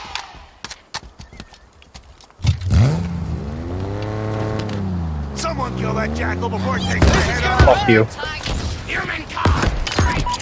Does he have the plot or narrative ones as well? Because damn, I need to go through all the shadows. I only got halfway through one because I got sidetracked. I don't remember Dracula having any plot or narrative related things. From what I recall, there was very large disagreement about that on the actual thread that was arguing for it in BSB, based on what the grimoires were actually saying. I don't know the full context myself, I'm just saying, like, there was, for the people who were even providing the argument, it was very, very, very skeptical.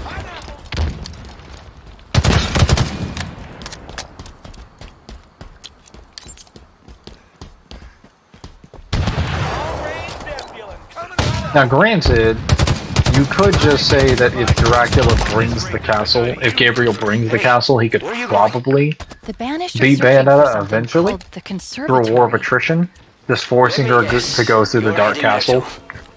Affirmative. Because the status conditions of it would Don't worry about probably subject her to a little too much, Alone. a little too many passives. Just don't leave me out here for too long. And it is something that is available to him. I mean it. Although that's really silly that he's allowed to have a castle in his arsenal. Here goes nothing.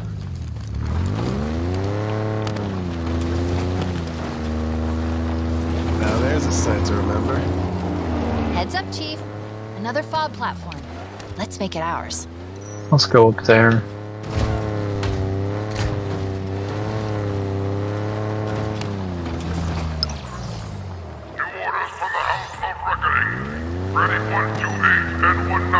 Multiple UNSC signatures in that vanished stronghold, Chief.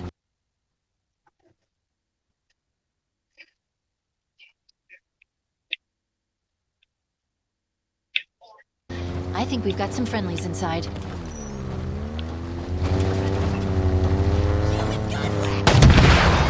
got incoming! That one's dead. You are literally killing it! Ah! Hit the deck!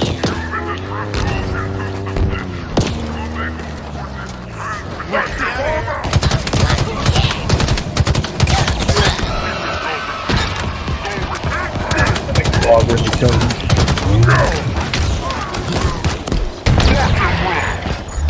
Like, normally fog would not be a problem because I don't need my motion sensor, but in Halo Infinite, your motion sensor is more valuable than it's ever been due to the open world nature of the game. Halo 6, but humanity's only hope is a middle-aged, faceless, silent walking tank. True. Also, hello, Red Dusk. Glad you arrived to see me get killed by a plasma grenade. Your timing is impeccable. As always.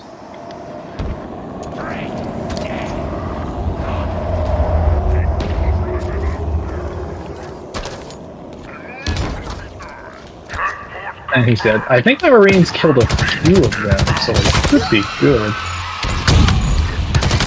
Oh.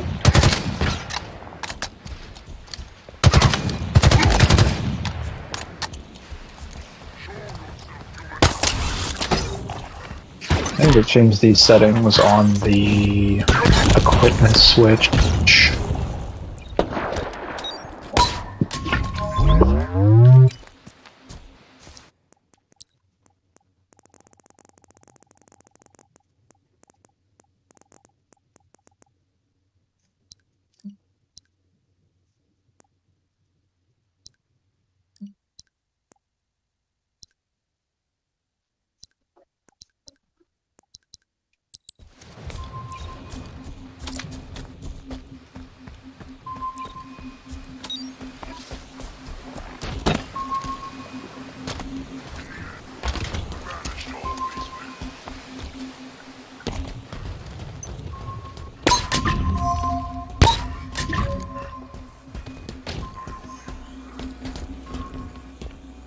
Don't forget the army of monsters and weapons that the castle has. Yes. I'm mainly referring to the things that the castle does to you while you stay inside of it.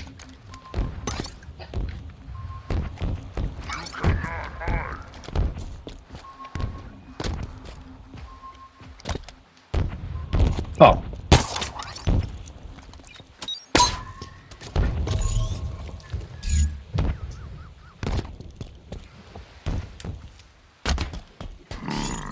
Keep your eyes up.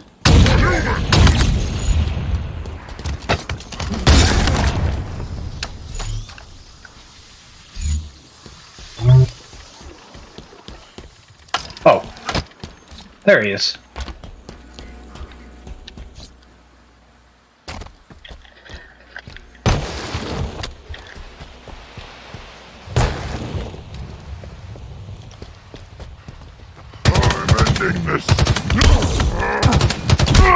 Fantastic. No more hostiles. Fob Echo's ready to be You're a brought tank. back into Got the him. fold. I am a tank. That'll do it. Fob captured. Looks like we're right on the edge of the island. A chunk of what used to be a single contiguous structure. Can you imagine the force it would take to blow this ring apart? Must have been quite a show. LZ confirmed. Standing by. The hell? Dude, I gave you a rocket Take what you launcher. need, Master Chief. Keep it. This will get the job done. Alright, Aw, what we Chief, got you here? shouldn't have. Any fobs? Which valor do I need? Oh, for that warthog, I need a little bit more.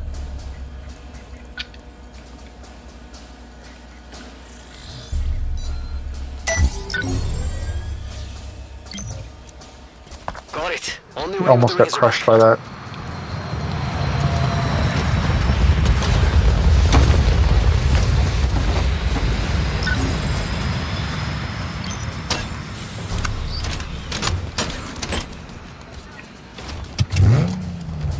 Taking this vehicle! I'm with you. Let's roll. Lead the way, we're here to hell. No, no, no, no, no! Okay, there's one at the top of that hill.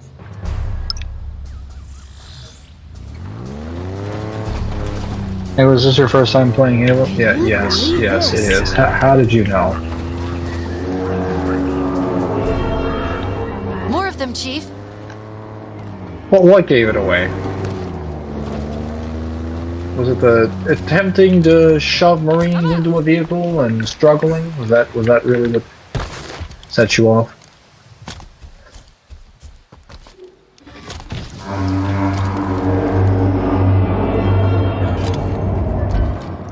Oh great, they just fucking...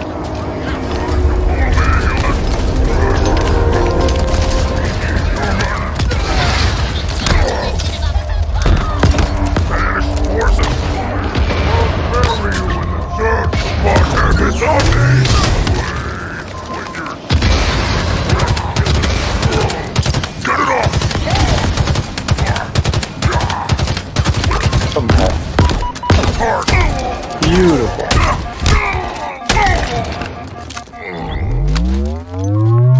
Where are my Marines? I call that a win! Are they dead? Yeah. I need a squad of Marines, a new one. A fresh one. Ooh. Mongoose, fantastic. I've got transport. Oh, yeah, give me that. Watch your step. Sounds good.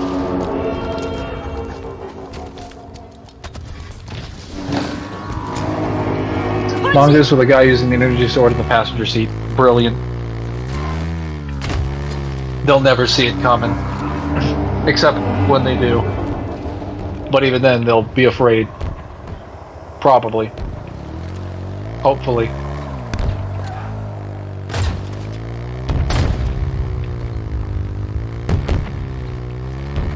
We just picked up a UNSC distress signal. The signature suggests a squad of Marines. Oh my god. Alive. No response on comms, but if they are, it's a sure bet they need our help. Let's find them. What killed me? Imagine a mongoose was too heavy for Chief to flip. That would just be disgustingly stupid. Like even in Gray Team's novels, where they're like underrepresenting what a Spartan can actually do and being like inaccurate as fuck. A Spartan can still like pick up a mongoose and beat someone to death with a melee weapon.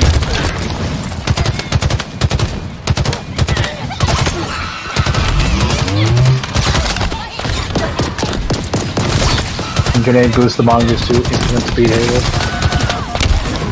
Sure, that would just be like a faster mongoose. Chief, he's gone! There is arguments for infinite speed halo, but most of them come from the domain, and only when a person is in the No domain response on comms. or has the scaling of the Sure domain. bet they need our help. Let's find them. They would not be in like the real universe for standard characters.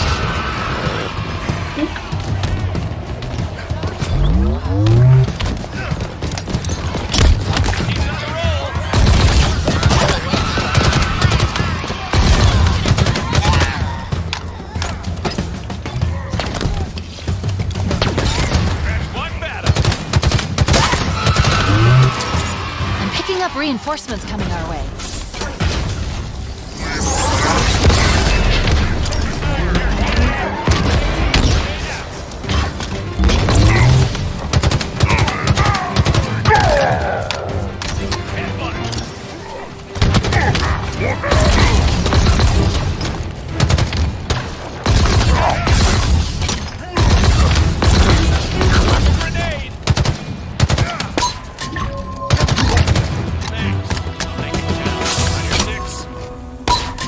All clear. Those Marines Are there owe any you their Marines lives. left to give me their lives? Because I feel like they're all dead.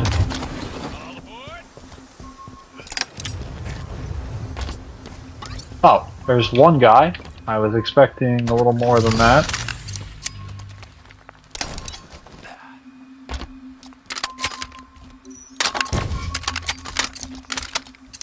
Yeah, this'll work.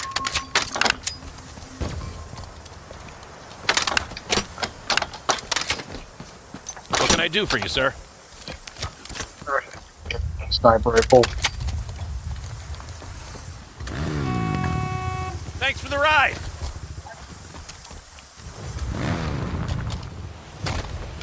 Disembarking. I might cry right now. This is quite a gift, Chief. Need another forward operating base.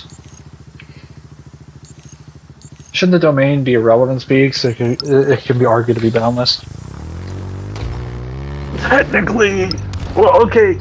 So the domain, the statements that are made about the domain is that in the domain, time and distance are just relevant, or not relevant. They are relative. So what you experience in time and distance is completely dependent on the person. And you can go anywhere in the domain immediately. The domain, at bare minimum, is infinite. That is stated so many times, it's impossible to miss. Based on the fact that living time is encased within the domain, you can argue it's immeasurable. Because all of living time basically stretches throughout, like, well, pretty much all the alternate realities, or, well, at least a bunch of alternate possibilities and realities of the main universe, everything from past, present, to future. So assuming that you could use the time and the distance within the domain to move through living time, then yes, you would be immeasurable. Or you'd have like dimensional travel on like a multiverse plus scale or higher. Whether or not it's a relevant kind of depend. Oh my fucking god, what is with the vehicles in this game? Flopping over. Buckle up. They definitely move too much.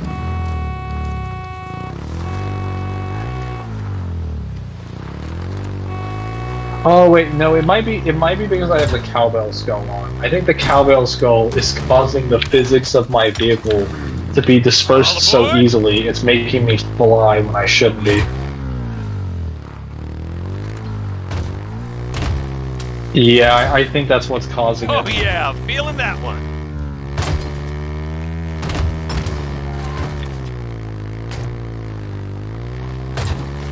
Oh yes, the mongoose, the best vehicle. Oh no. Damn it! Fuck! Not the physics!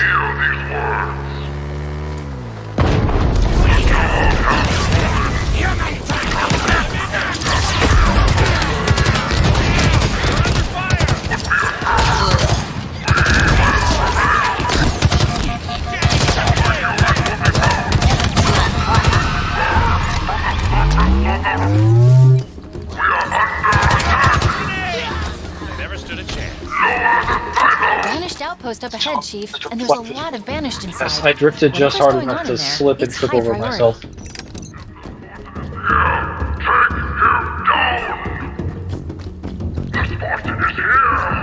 Alright, that is our destination. Let's go over there.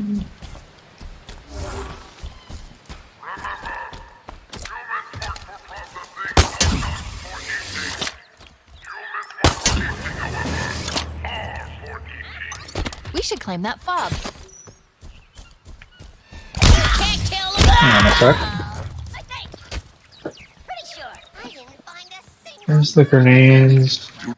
Grenades.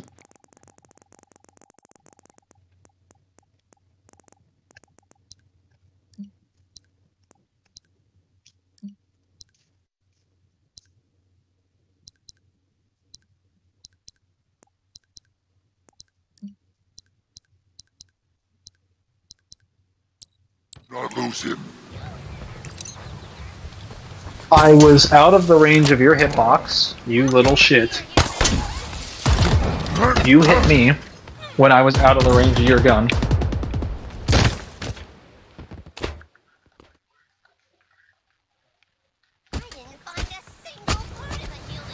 My way. I will take my place as a war chief. Can't kill nobody anyway.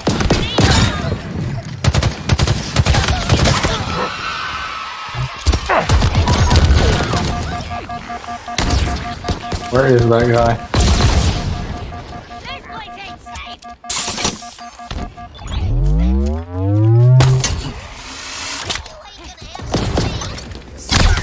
Okay, so there's a sniper up there, there's a chieftain in the middle.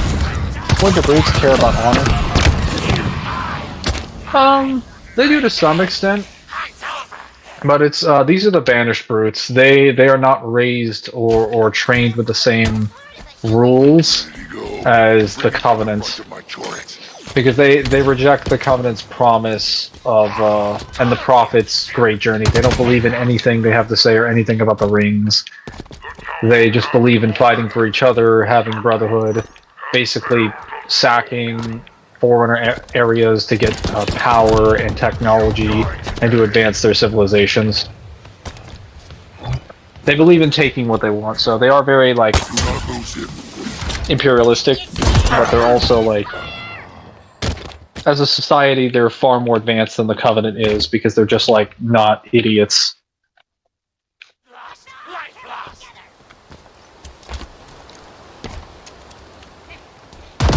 What the hell just killed me? That brute has extended reach for... Yeah, no, he does have extended reach.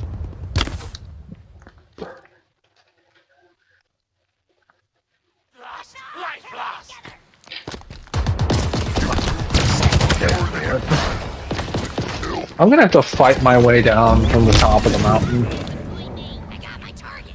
Got him real good. The war chief.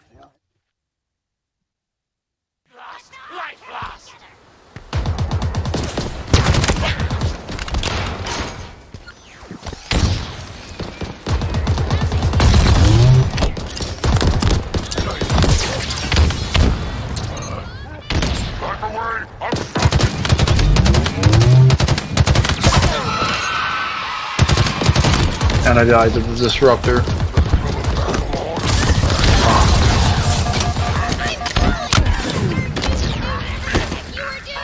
Did you know humans have more than 100 words for dead?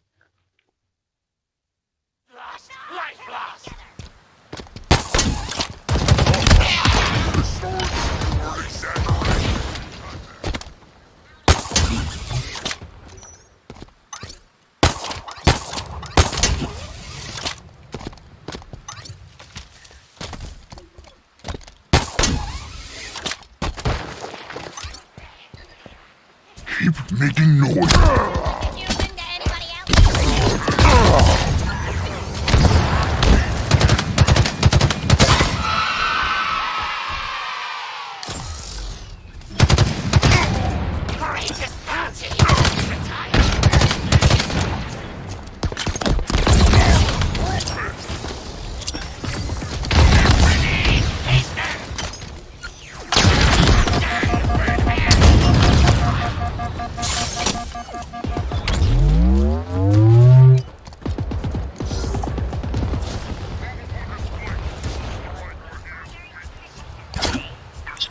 Equipment!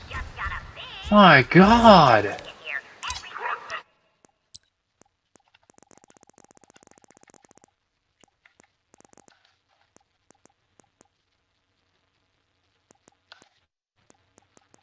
Oh, I see. No.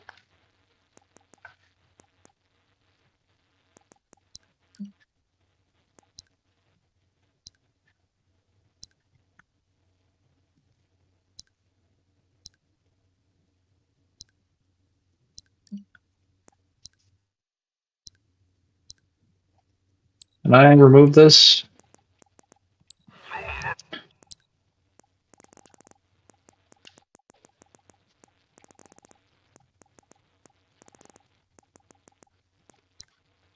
There we go.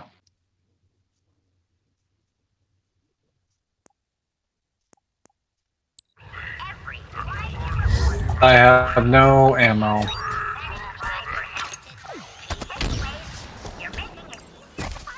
You are a disappointment.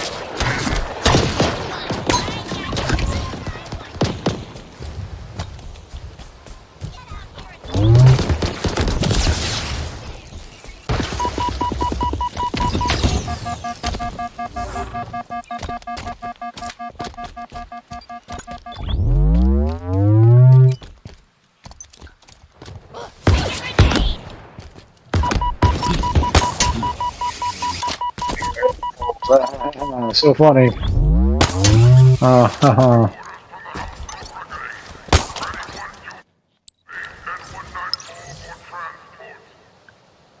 Where's my fucking ammo?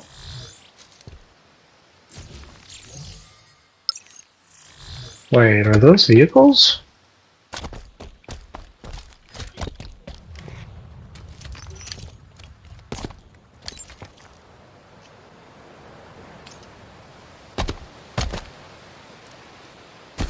Chief's got point. Ow! What the hell, man?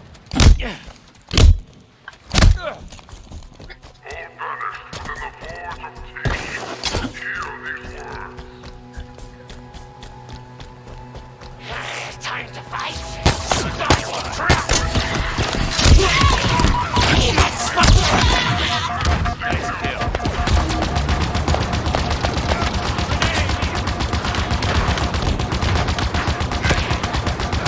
Sign of hostiles. We'll keep a lookout. That is. Taken. Not mule grunts. Grunt mules are basically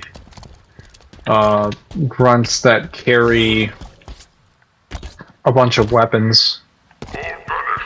And they're at full ammo because they're spawned weapons. So they ignore the famine skull. Okay, so these weren't vehicles, but I did find a vehicle.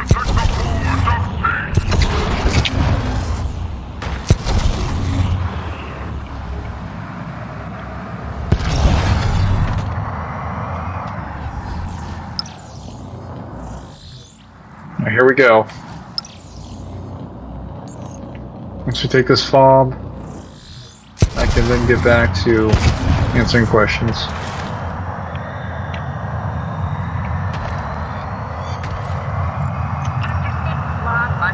That fob belongs to the Banished. It should belong to us. Aren't you tired of watching your friends get vaporized before your eyes? Of course you... Oh yeah, for people who say that plasma weapons don't vaporize people anymore, but they never did. At least according to the banished officer, who is spreading propaganda. He claims people are getting vaporized, so it's probably the case that they vaporize.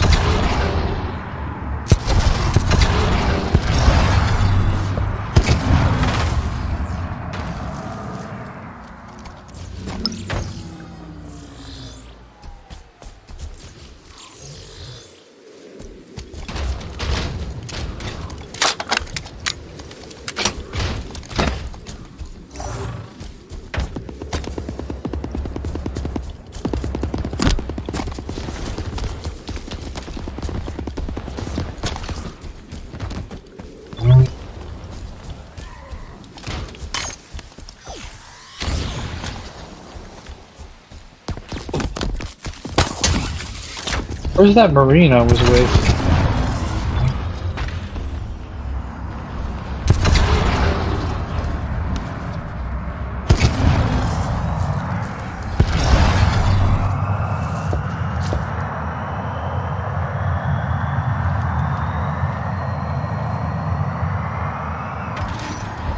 You got your back. Wait, a destroyed Pelican. Oh, maybe there's weapons over here. Oh no, it's buried in the sand. Damn it.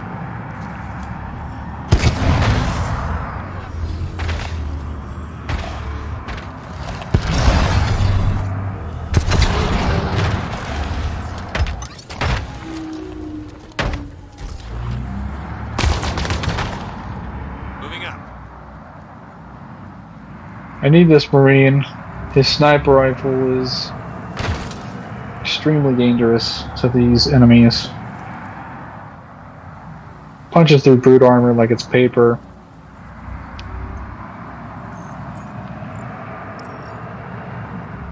That fob belongs to the banished. It should belong to us.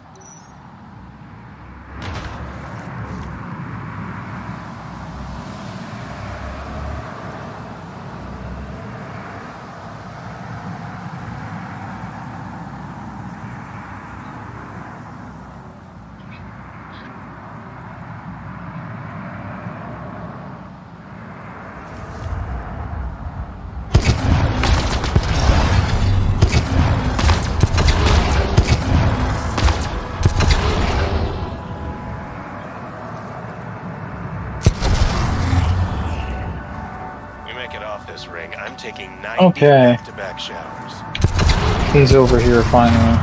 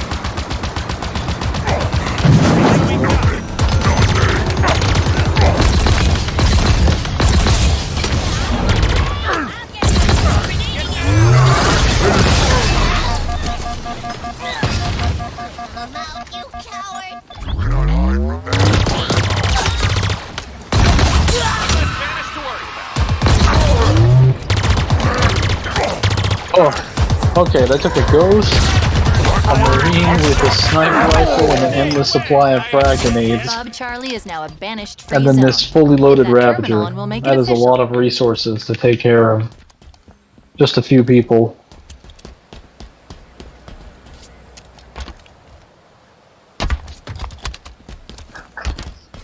The chief decided to try and get his back pay from all those years of service and combat hazard duties. He would end up getting millions of dollars. That's Fob captain. assuming the One more amount foothold for equates the to UNSC.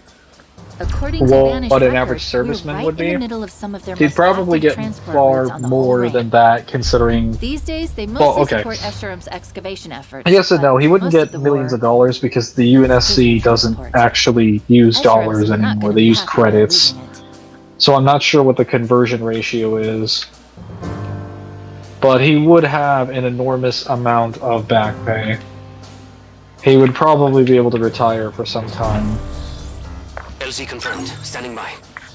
Though, it is worth noting that his average lifespan is going to be a lot longer than a human's. More than double. Ready when you are, Chief. So he could stand to go a lot longer without, All yours. before retiring.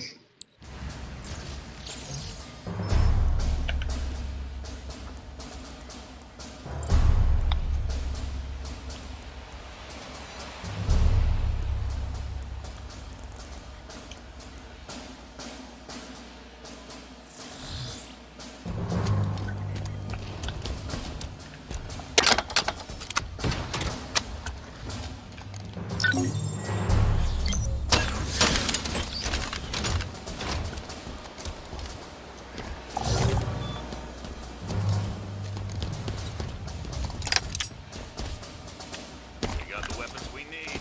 Let's go make use of them.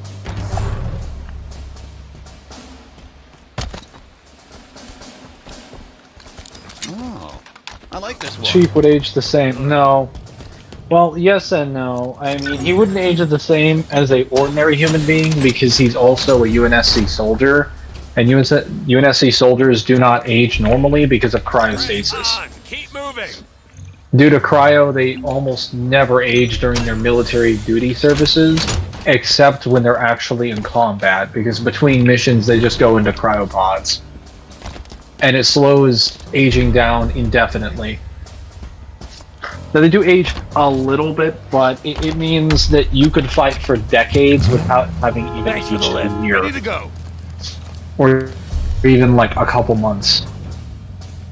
So, even your average like UNSC soldier, if they were to survive most encounters, would be living well into like, while they would live in terms of their physical body anywhere from like 80 to 100 years old, because they also have fantastic health care. How long they would actually be alive would probably be well in excess of 100 years, but that also depends on age. For Spartans in general, their lifespan exceeds that of a century, and that's referring to their peak fighting days, so their actual lifespan would probably be beyond 2 centuries. Because it's only established that their peak fighting days would exceed a century. They'd be able to live much longer than that. Westerners are a good movie genre. They can be. I haven't seen too many Westerners, so I can't speak on it. We should go get a unique Mangler. As I am the Mangler, we should go get ourselves a Mangler. Not just any Mangler, the best Mangler.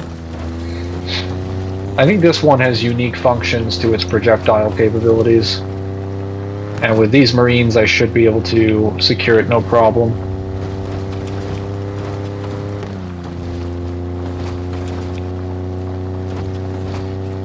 Chief, we're in range of Captain Falconus, a high-ranking brood officer. Oh, I killed him. Thought we ruined his day. Last mistake you'll ever make. Oh no.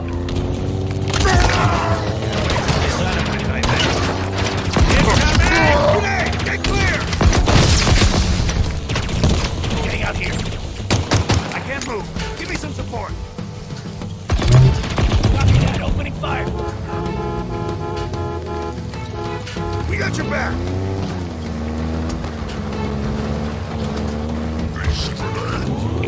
Enemy grenade! I'm dead. Never seen a good bad movie. Last Western movie I saw was your Magnificent 8.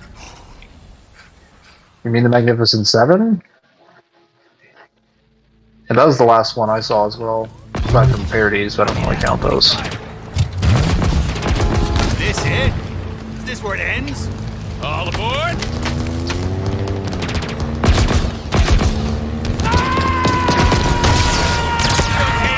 Oh, they just fucking killed all my Marines with that explosion.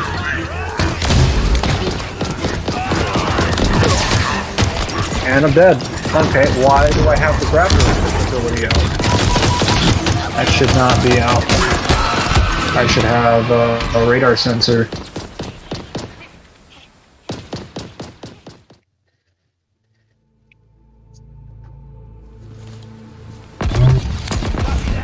I'm gonna pick up a fucking heat wave. Now let's go around. Is this where it ends? Time to move.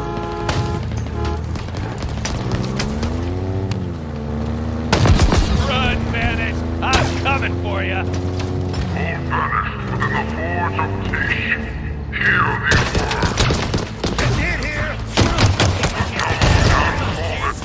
Oh shit!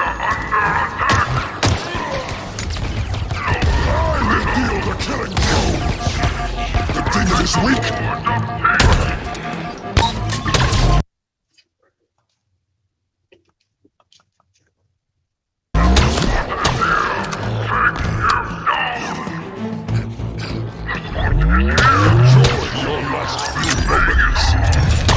Can someone aside from me shoot that loser?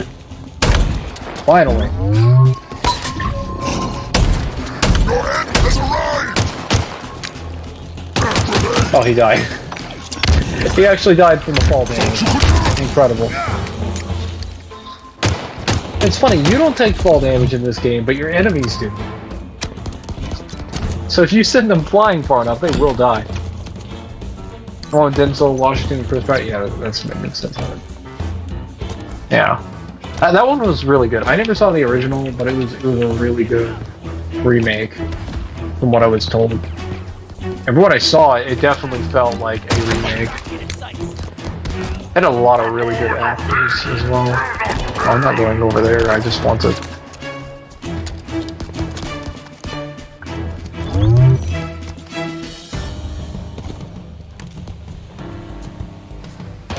Chief, we're in range of Captain Balcarus, a high-ranking brute. Where's that stupid?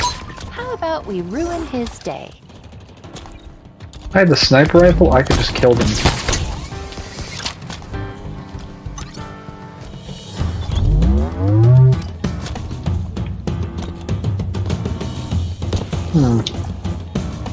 Hang on, isn't there a stalker rifle over here?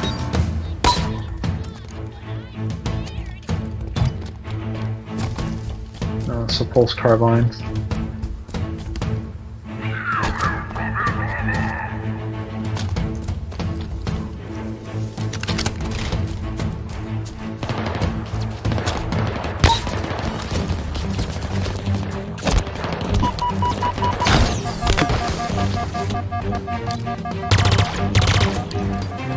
One down. Few to go.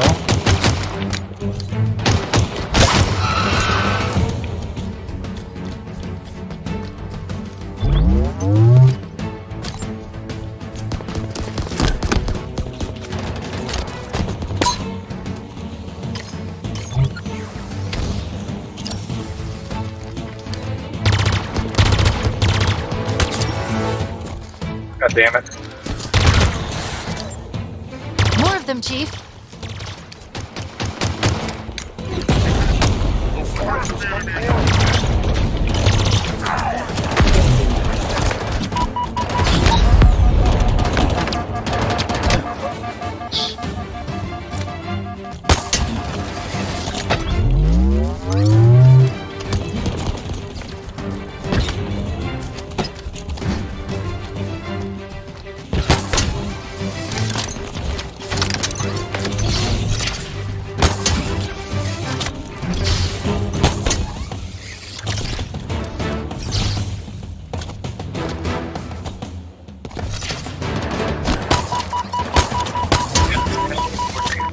Useful right about now.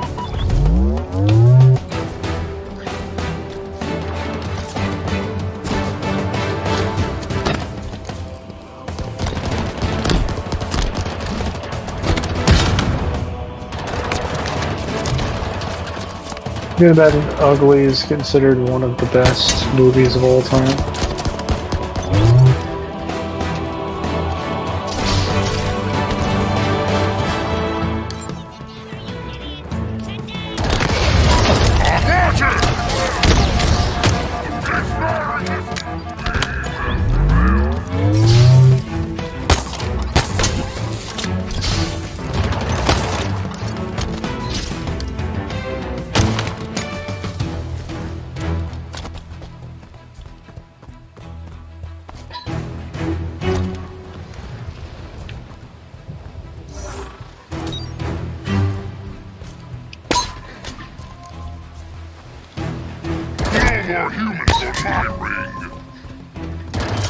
Okay, that's so fucking stupid.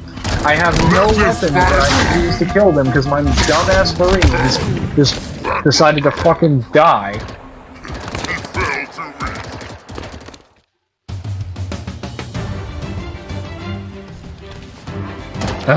Okay. You're done.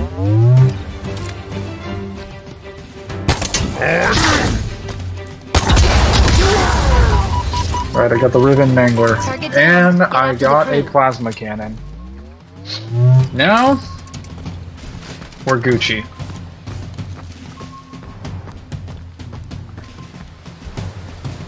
We have the tools we need.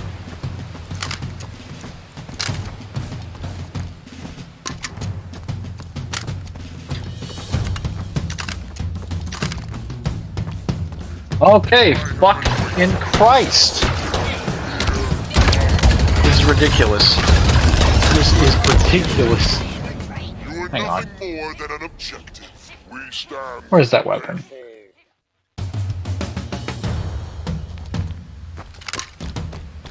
Fuck that energy sword.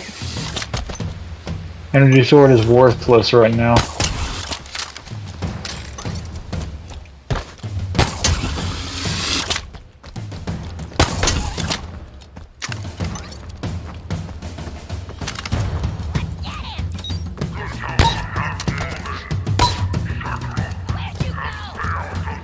It's done.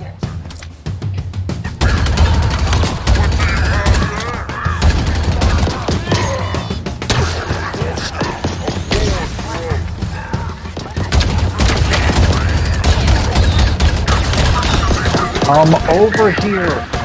You morons.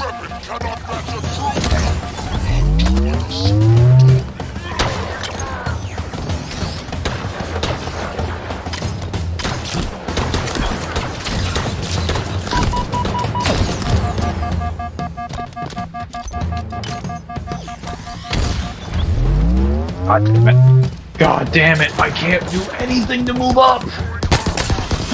There's nothing I can do.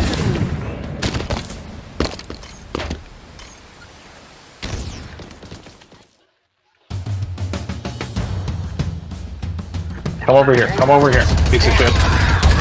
And I'm dead. I'm fucking dead. Not on easy mode? No, it's not on easy mode. But that doesn't really matter. This is just a landscape problem. Like, this area in general is just ass.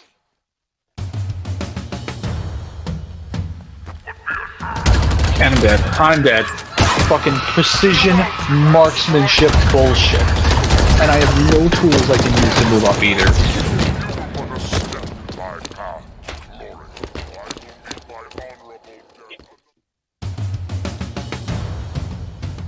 Okay. I can't do anything here. Oh wow, there's like 4 elites. Fuck my life, I guess. Finally. See you. You're done.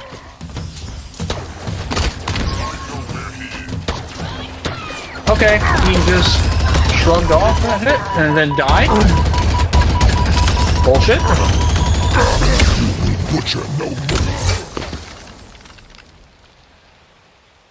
Yeah, and because it's uphill, the plasma cannon is firing downwards into the ground. So none of the hits even hit the target. They hit the floor in front of me. More than an objective. Enjoy your last few moments.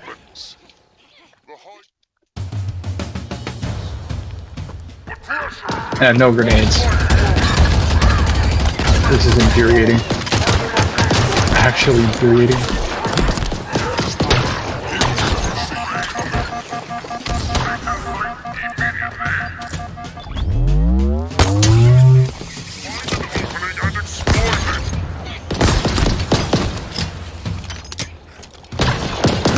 Help. Okay. My earbuds didn't tell me that I was running out of charge. Great. That's fantastic.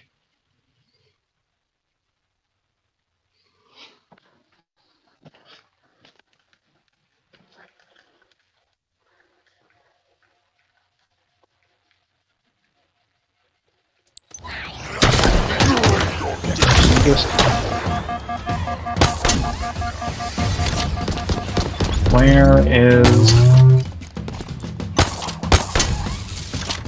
I have no grenades, that's right. Keep forgetting somehow.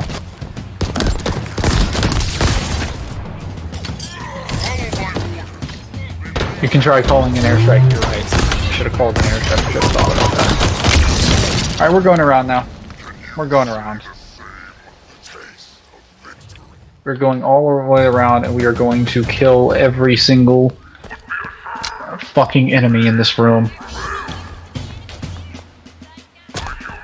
I have enough ammo to kill them, I just need to be able to hit them. But the elevation point is making it extremely annoying and difficult to do so, so we're gonna flank around the long way around.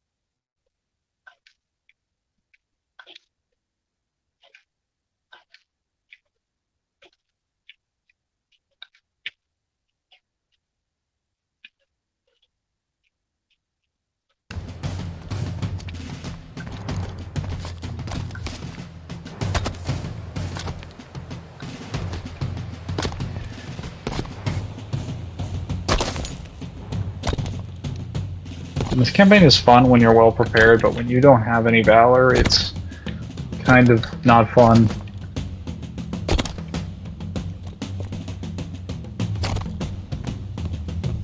Okay.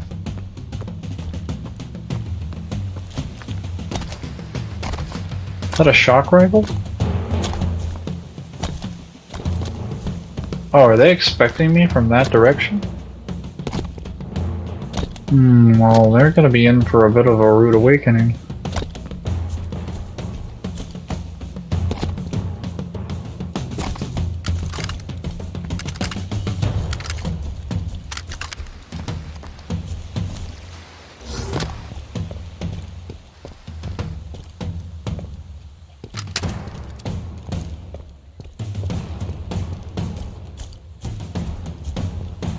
And I died. Okay.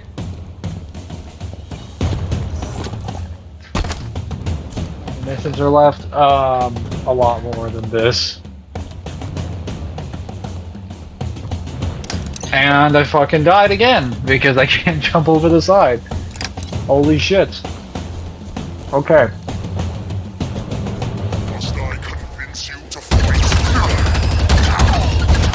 Ow! Did I get stuck? What the fuck is their throwing game? It's like tracking. Do you cling to hope?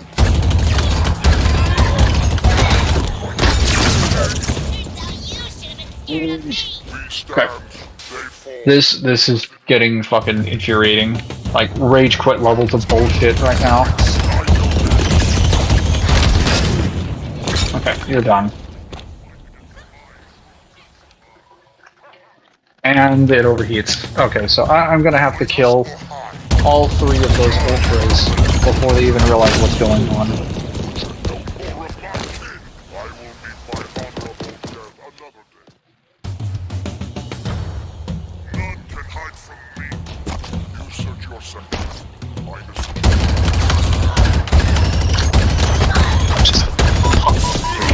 It's worthless here. It's a worthless pile of dog shit.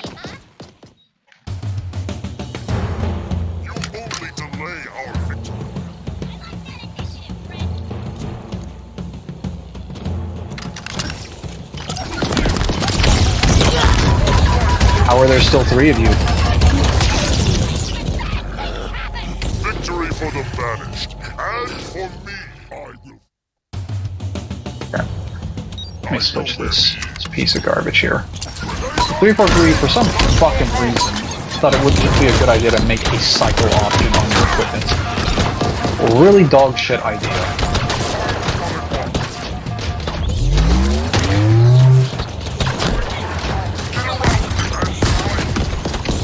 Would have made it so much easier to get through this. And I can't even cross. And I'm gonna die. 2 DPS.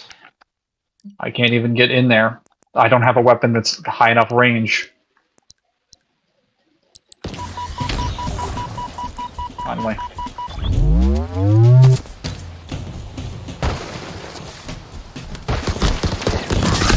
Fucking die.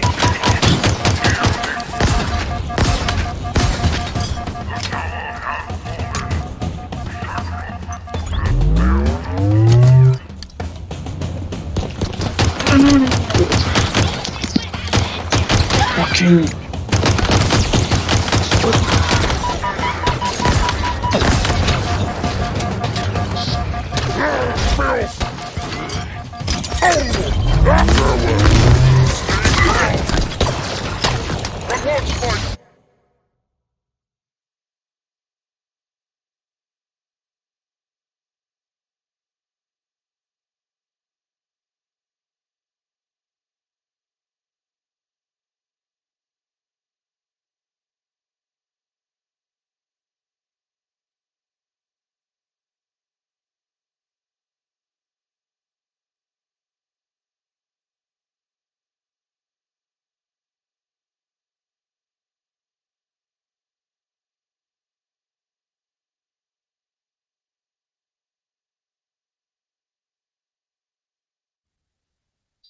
Okay, finally.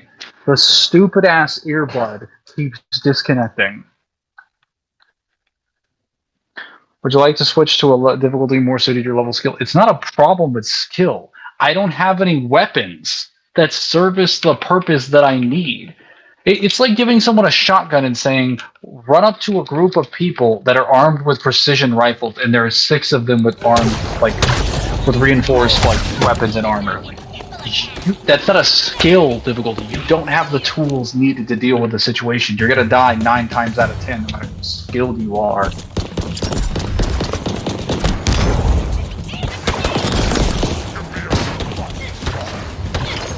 Oh my god. This hunt is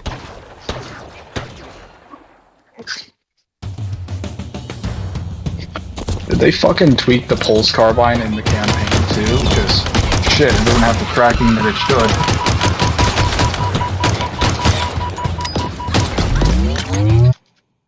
There we go. Fucking die.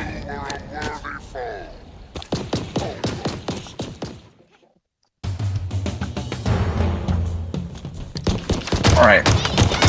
Where are you?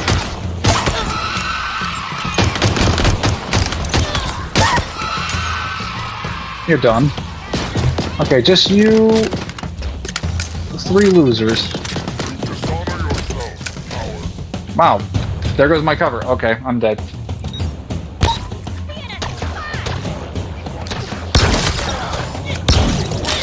All my fucking cover. Alright, you piece of shit. I'm just gonna throw grenades over and over and over again.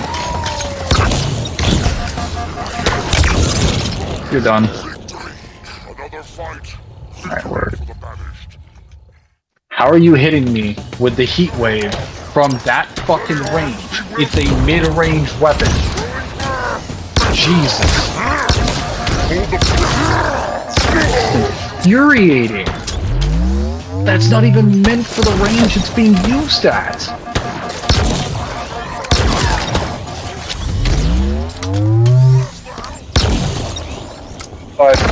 Fucker.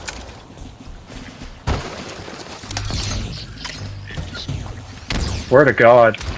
Literally cheating. Like, that weapon doesn't even have that effective damage range.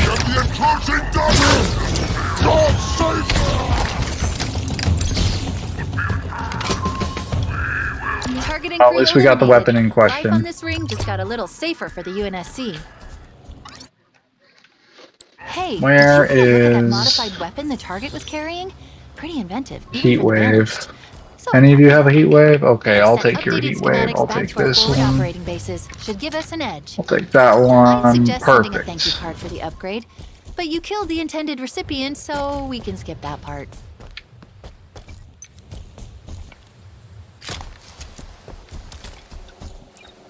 I'll go to the forward operating base and then capture this location. Why do they keep telling me that I have stuff that I can upgrade here? There's nothing to upgrade.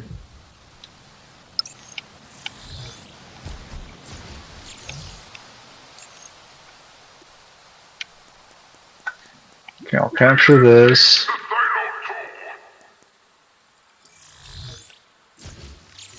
And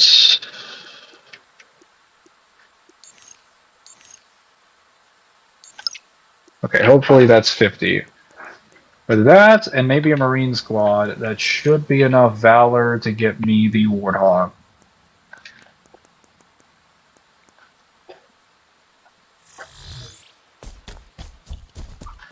Hey guys, how long? Long time no talk. How's everyone been? I've been doing pretty good. Have you checking out POC scans? Haven't heard anything from much of anyone. Black and Eagle, I'm aware. You have the same exact thing. Yeah, no, I've been playing the game. POC's got a lot of silly scans, even in this version. Honestly, it has better scans than what was from the 1.0 version.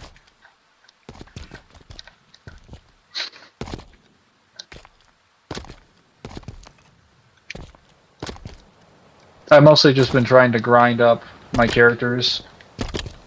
So, I haven't really talked about a lot of the scans that have been mentioned because right now I'm just trying to get all the materials. But yeah, there's some pretty bonkers scans in just the base version, and they're for like basic arena shit.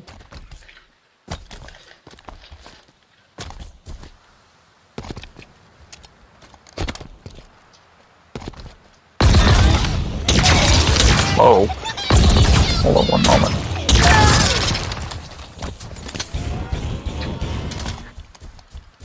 Is this game like Batman Arkham Asylum? This game is nothing like Batman Arkham Asylum. Timothy Birmingham, I think you're new here. Means food reviews? I don't recognize any of you people. Are you all new here? Are you playing on couch, on co-op for the experience, or in couch for the experience? I'm gonna guess. There is no couch co-op in this version. Also, Halo iconic map.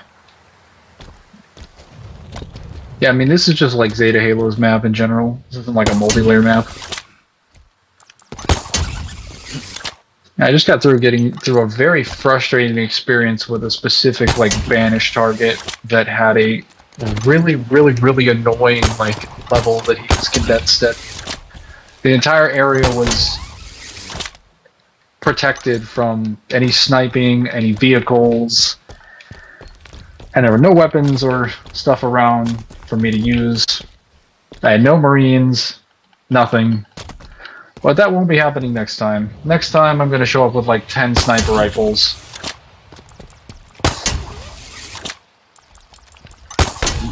He will not get the drop on me. Awesome, Mangler, thanks. No problem.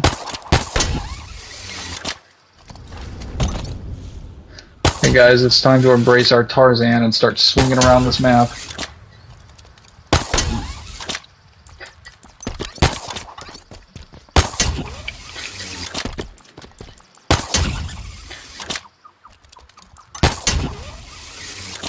Off we go.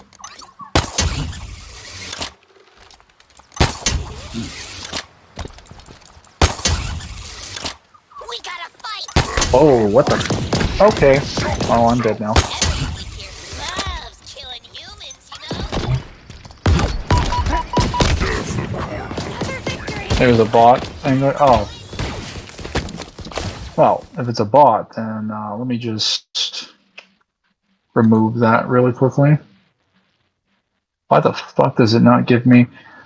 Does he not give me the ability to... Oh my fucking god, did Zim not make me a mod on this?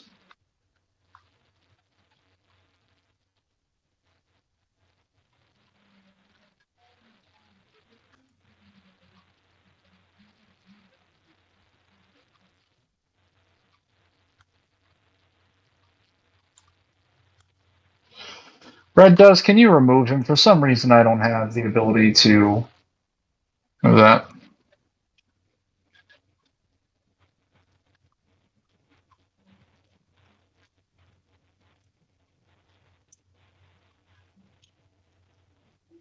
Actually, I can just time them out for now. Where did all these fucking bots come from?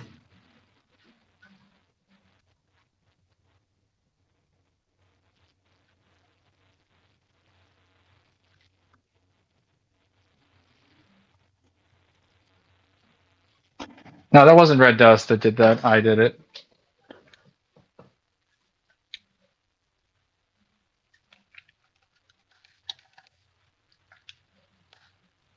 What the fuck? Alright.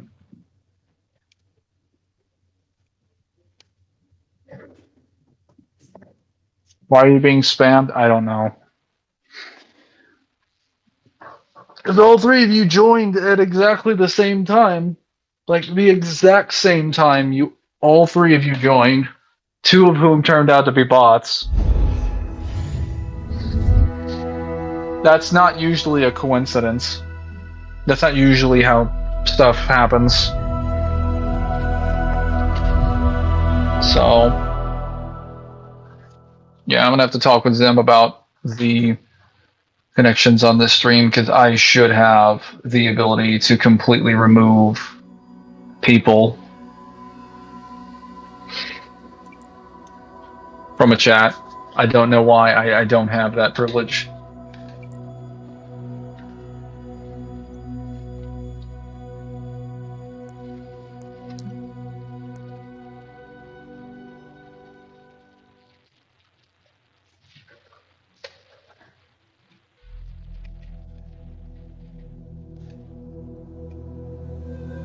Let me go back now. I timed out the bots for 24 hours. Okay, they just started talking again though. Accusing new subs is odd. No. It's more so that, like, 3 people just showed up immediately within the same time frame of one another. And while this is like a public channel, it's not like a known community. Not yet. So Exciting, isn't people it? don't just show up here at random, Of course. typically. No, this is not exciting. This And is bots dangerous. are not very common Well, either. to be fair, life is dangerous. So that is Statistically, there's a reasonable high suspicion. chance. I am debating mortality. Maybe. Someone that looks exactly like the reason I'm here in the first place. All I did was look up Halo in I'm live. sorry, I didn't mean to. Just let me know when you're done. I mean, even if you looked up Halo in the search bar, there's no reason for you to get this channel because it doesn't say Halo in the name.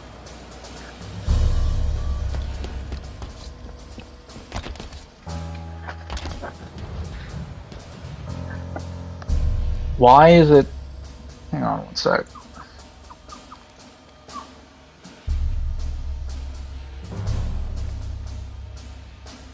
You hear that banished radio chatter? They're scared. They should be.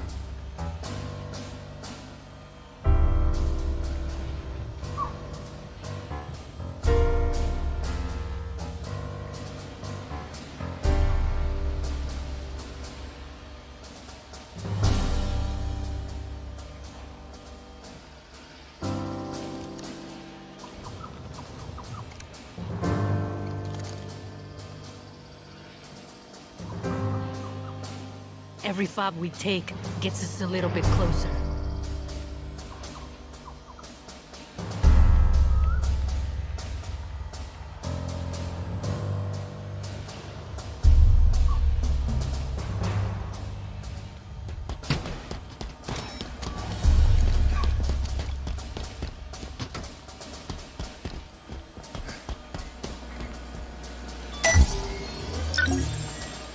What now, Chief? A Razorback, eh? You got it. Stand by.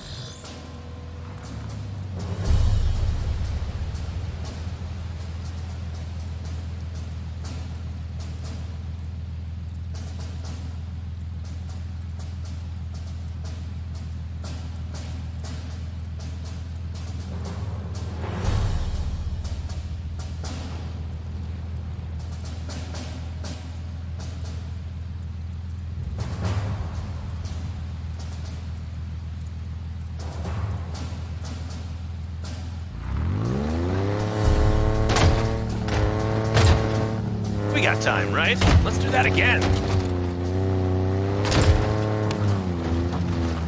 We're following you, sir. Back him up! Let's kick some ass! I call shotgun.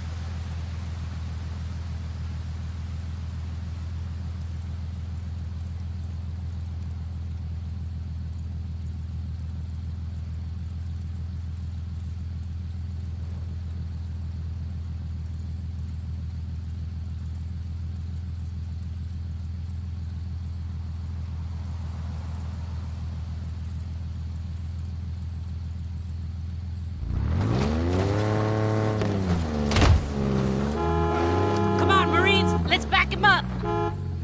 Getting in. Spartan.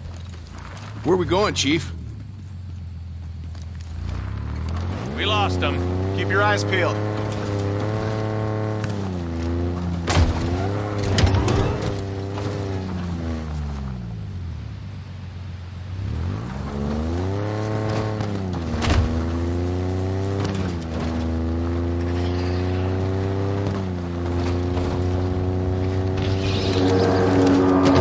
UNSC has dealt with way worse than you.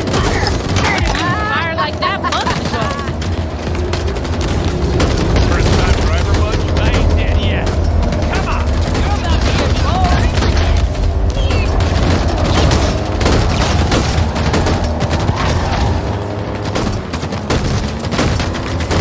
That's a hit. Nice! Do it again! Grounded their vehicle. Nice! Jump, Chief. Disembarking. I was muted. Area's I was secure. muted. Now. Copy that. Weapons up. Come on, Chief's on point. Okay. Let's make this Sarge. I'm sorry, what? You want to give away our position? Shut the hell up. That's literally what I've been saying, but for some reason I only have the ability to put people in timeout. I should have a ban function. It doesn't seem to be on there. Yes!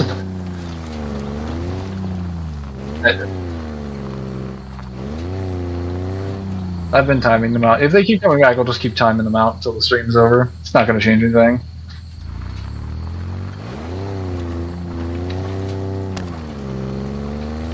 They could have multiple accounts made. They would need to have a lot of accounts to actually make a difference.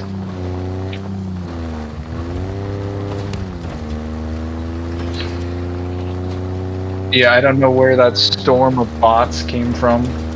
They just summoned themselves out of nowhere.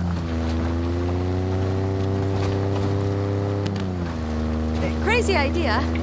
Let's turn back. Yeah, just take away my privileges at the end of the day and then reassert them. That might reset it.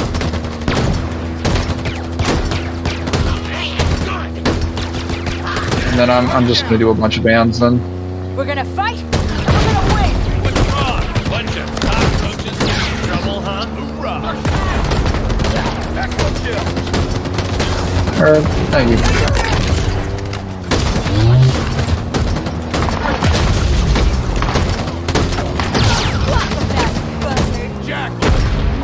This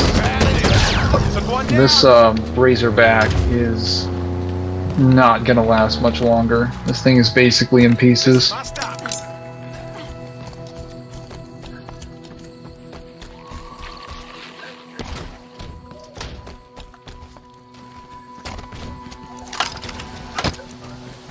Oh, gee, thanks. This is much better. Oh yeah, you know just what I like, Chief.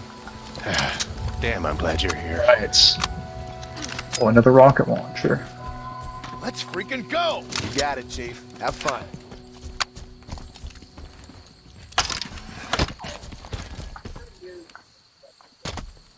Sounds good. I knew you weren't all dead. And off the Thanks block. for the ride! Let's haul some ass. Exiting vehicle. What the?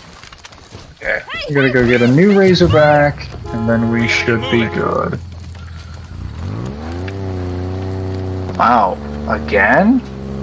My goodness.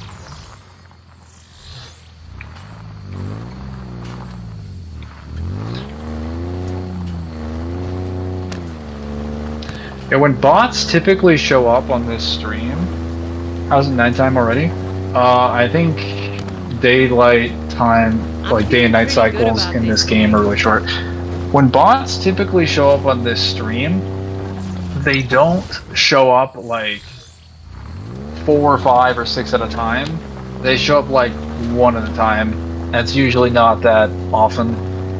And they don't come accompanied with new people or new subs to the stream coincidentally at the same time. That's very suspicious. Yeah, I'm fairly certain that guy that was there was either involved in the bringing of those bots or just happened to be related to them being there. Like, he clearly showed up at the same time. He said he searched for Halo, but my stream isn't labeled Halo. It just says Mythic Stream, like Mangler's Mythic Stream, which with the thumbnail and the title, you would have no reason to assume it has anything to do with Halo. Could be TG and K. Why would it be TG? I mean, it could be TG and K specifically, but I have much reason to assume it's him as anyone else. I definitely think this is for sure like intentional. Bots don't just randomly show up to our streams. Like, our streams are not like, well, they are public. We're not expanding our community. Especially on Got it. streams. Vehicle deliveries on the way. So it makes less sense with most, what is it? With most numbers that we have for the amount of people visiting the streams, it makes a lot less sense now for anyone to be showing up that are new viewers, especially like a full bot storm. I like you, Marine. That is absolutely like suspicious. I'm strapped in. Second. Get in the vehicle. That feeling you're feeling, that's hope. Oh my gosh. Useless AI.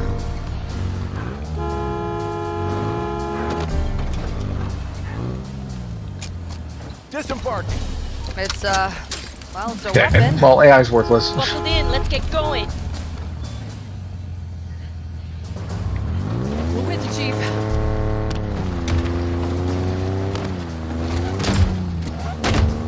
Yep, I'm gonna be sick. Let's go! Kill that brute before he takes our heads off. You know, you guys are basically just the Covenant, but more There's metal. TG&K, gotta work out Respect. basically. His name, we call him TG&K because that is a short acronym for his name, which is that guy named Kratos. Another fucking... Oh my god. Oh, you Serious. are on fire today, Marine. Hostile I'm vehicle. gonna shove that vehicle down your throat. Now they're phantom.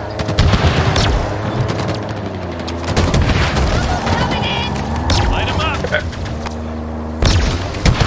Report to Spartans. Your friends are next. Damn right we do.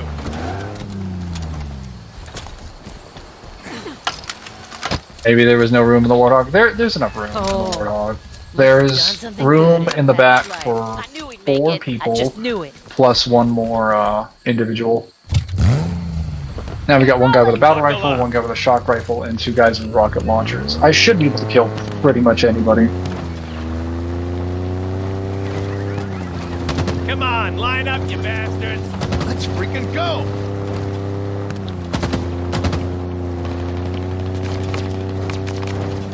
Tango spotted me. If this earbud of mine dies, I'll just I will just replace the other one. Oh no! Oh, that was not gonna Chief, help. let's capture that fob.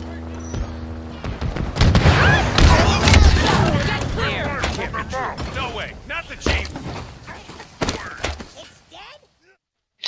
Who really has the time? Like, I'm just wondering who has the time to make a bunch of bots and send them someone's use an direction LCM. just to Let's secure spam that crap, only to have them get banned within like a couple minutes.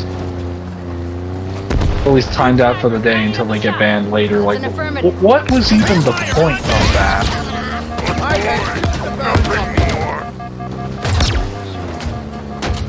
Like, you know your bots are just gonna get removed. Why bother? Engaging target. Fucking dead. How did Chief die and not the Marines? Well, see. Chief lacked the skills of the Marines to survive the destruction of their vehicle.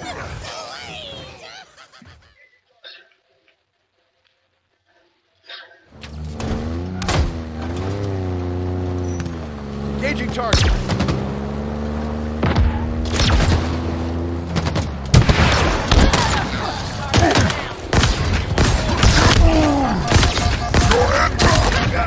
Well, now we're going on foot.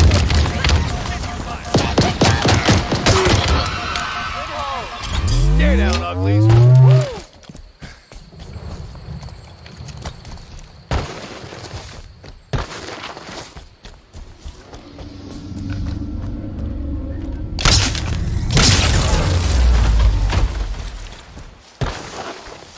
Heads up, Chief. Another fob platform. Let's make it ours.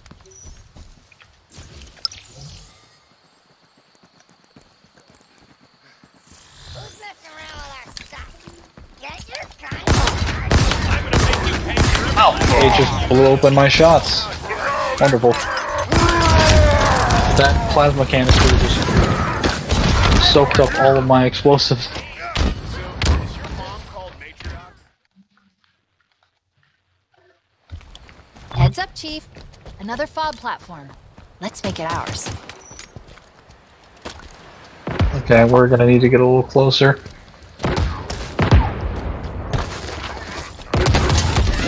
Heads up, we got another sniper in play. Sounds good.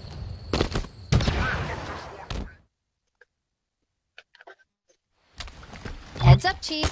Another fob platform. Let's make it ours.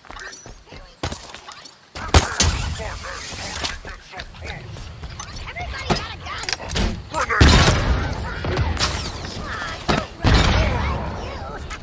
This is why we appreciate our Marines in this game. Here's a gift.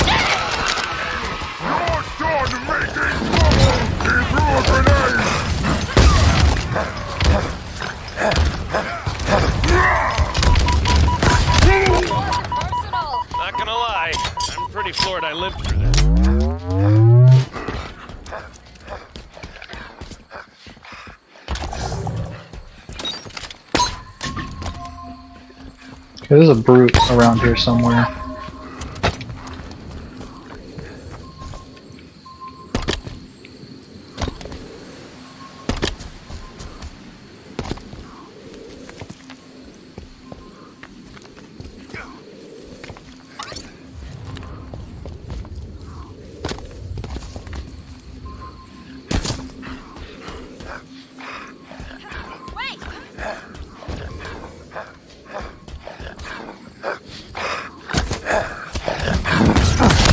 Wait, just crazy idea, but like, what if I gave them all Bob Bravo is skewers? ready for liberation.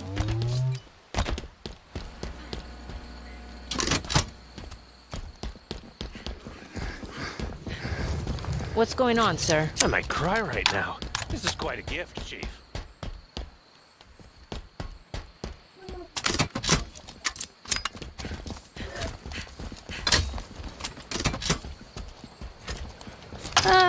I'll miss that weapon. Skewers are really nasty on the back of a warthog.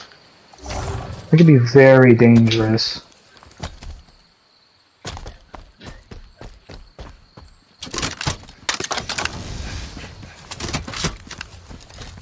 Can I help you? Sure thing. Take it. Pardon.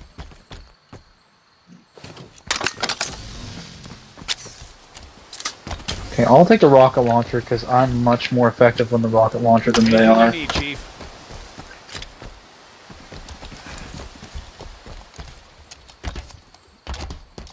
Okay.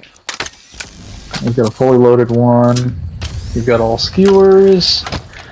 Ah, perfect. Okay, now we're set and ready to go. Fully loaded battle rifle, rocket launcher.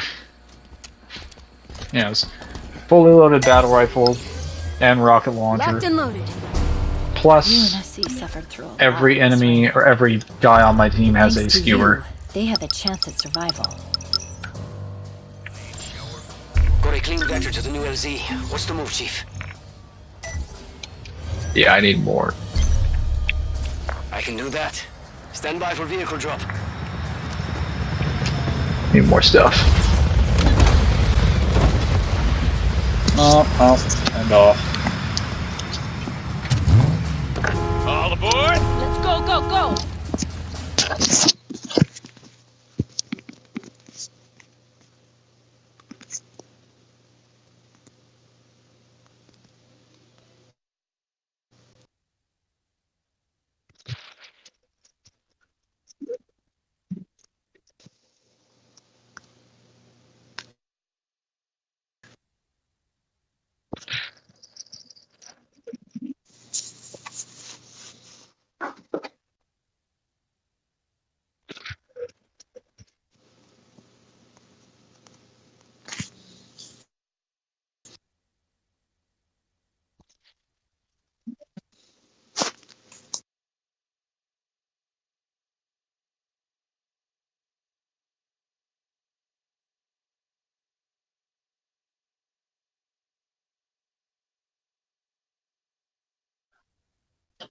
Okay, that was annoying. This connection on that thing kind of dropped off a little bit. Oh, what's the setting on this for the vehicle?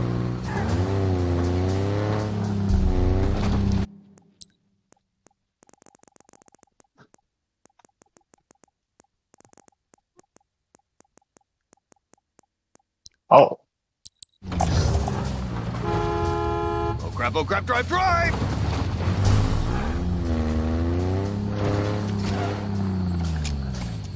On foot! this is gonna be disgusting, but we're gonna love it. Oh, I could get used to holding one of these. Terminal's over there. Get yourself 4 some supplies. skewers, or as Well, Samaj here likes to goes call Take it, point, 4 sir. nail guns. No arguments here. Broke my ass getting here. I ain't leaving.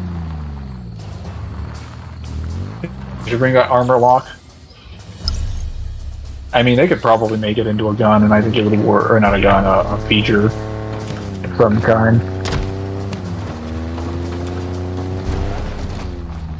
Chief's going long range. Exiting vehicle. Heavy weapons online and ready.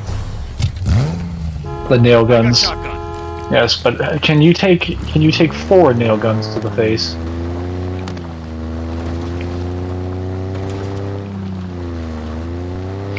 That vanished facility up ahead looks like a mining operation. These are designed to take Must out be the dig vehicles, site by the the Spartan way. was talking I have about. 4 of them that can fire continuously.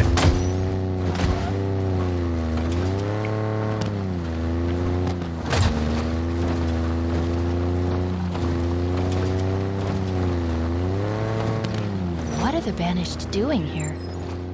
They are doing exactly what they've been doing since they got here. Scavenging. Tearing everything apart to fuel this war. How could they? They're ruining this place, and for what? To win. That already happened.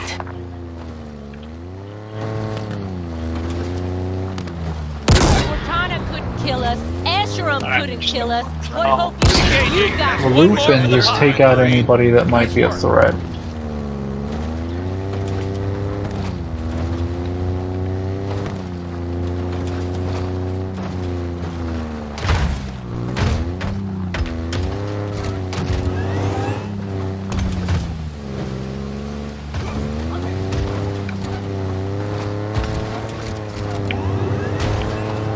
They pushed us for so long.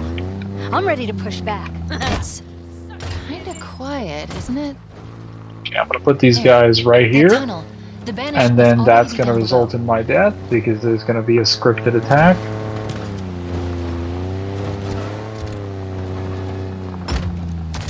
Going on foot.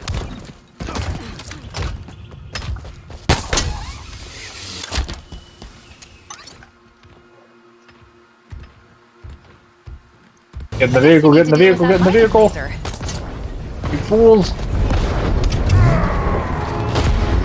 Oh, and these guys. It looks like Yes. the laser's controlled up in the central Nail gun section. time!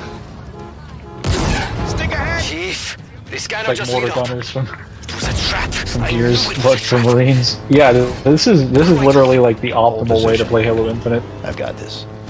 You stick a bunch of Marines on a Razorback and just give them whatever weapons you want. Sniper rifles, rocket launchers, skewers, Ravagers, even like pulse carbines. Why just give the cutscene? Because I don't want to be attacked from outside the cutscene, because they spawn immediately. And that would have made it almost a quick time event. I don't want to like relax or anything.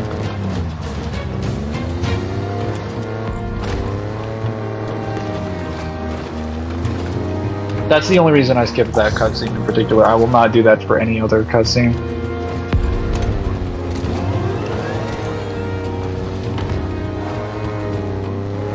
Now, where is the enemy? We seem to be missing them.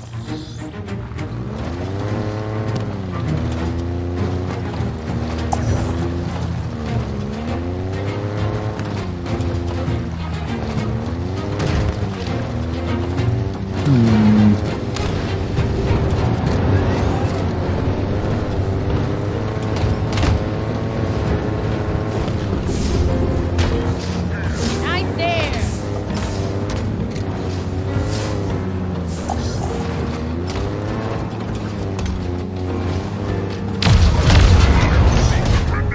Grenade on me! Ready to go, Chief. I'll just leave this here. I could do this all day.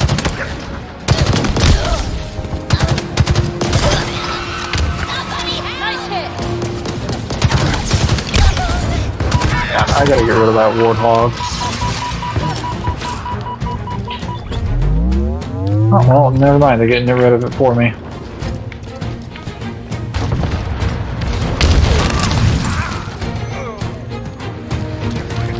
Oh, fuck. That was fine. The enemy is building a bridge? No, they're not building a bridge. They're trying to burn into... They're mining. Basically, like, they're trying to dig into this site.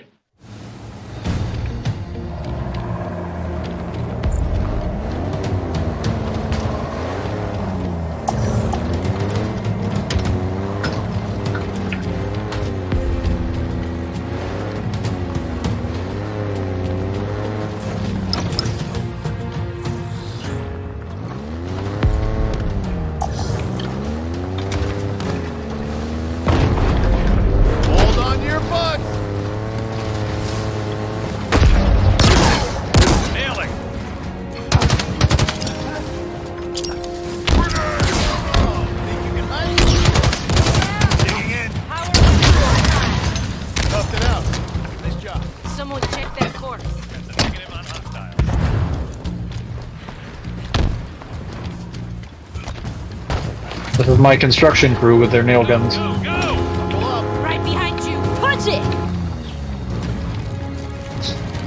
There. They're gone. Get in the ranks. Keep them. Oh, it's Call of Duty Vanguard reference. That's actually a World War II reference because the war mode comes from World War II. I did not know that they brought it back in Vanguard, but it's a good idea that they brought it back because it was one of the best modes in Call of Duty. It was super addictive. And in one of the worst Call of Duties.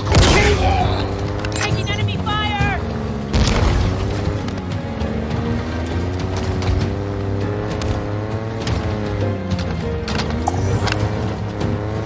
I never played Vanguard though.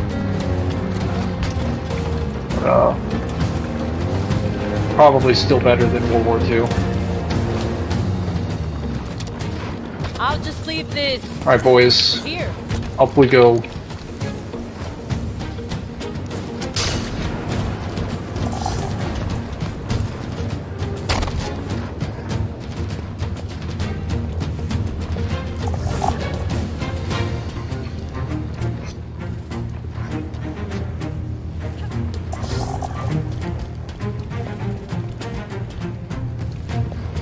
Get up there! That's right. 6 months of it. Only one? I'm running from my problems. I told you we was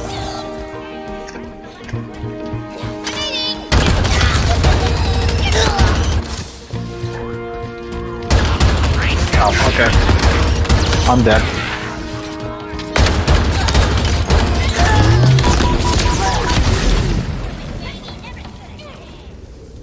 I smell a cowardly coward.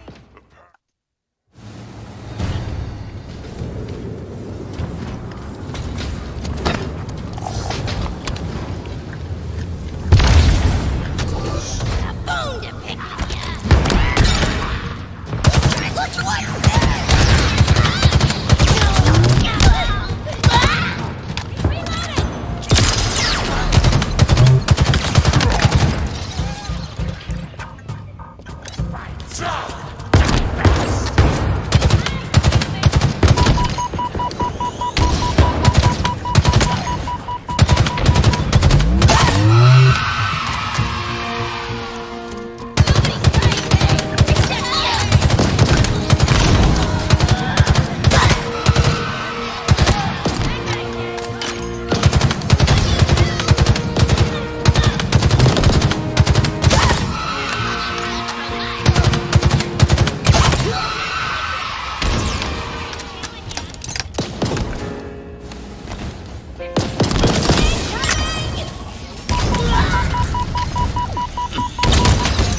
Looks like the laser controls are by that window.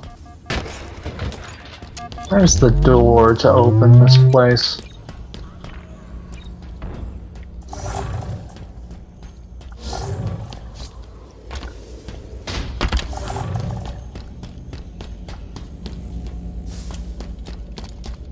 There's my Marine. I'm gonna need him for this next section. Master Chief versus a 1,000 grunts, no guns for both. Who wins? He's definitely beating 1,000 grunts. You ever get a look at Esheram? He's Like, they have statements that they can fight people when they're outnumbered, like, usually many times to 1.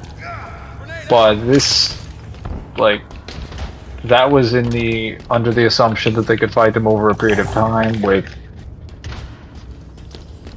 you know,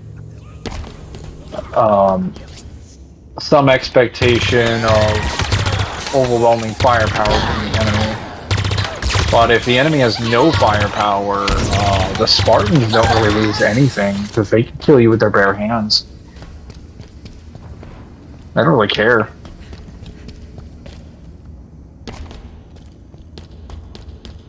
Alright.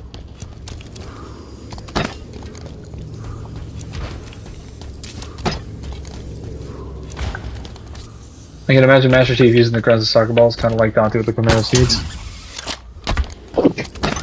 Sorry. He would absolutely use a grunt as like either a soccer ball or some kind of like melee stick. Like a stuffed animal just beating people to death. Okay, so I only have 2 of my Marines with me. So not nearly as many as I wanted. But this'll have to do.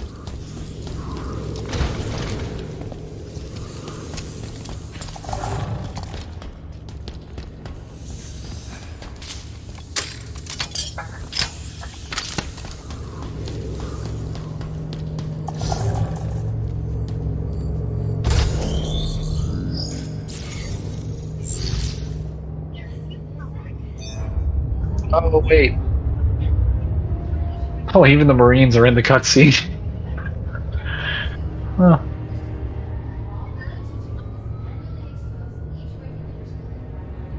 I have to turn off the silos first. Or the regulators. After that happens, we should be good.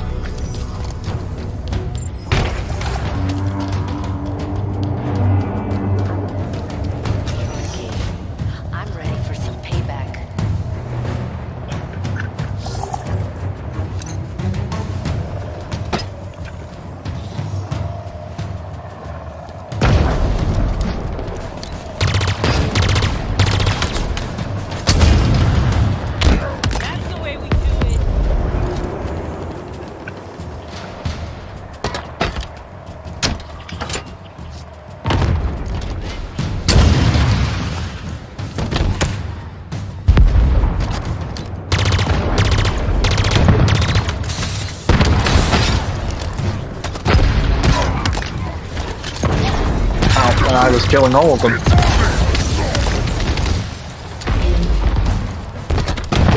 if I had the repulsor, that wouldn't have ended well for them.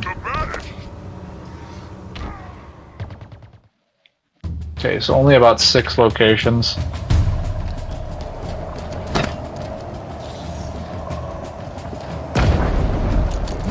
Is he dead?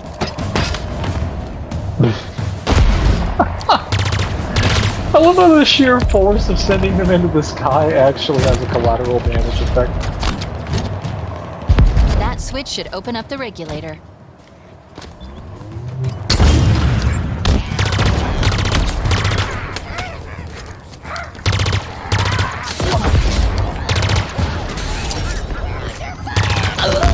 Well, that was a mess.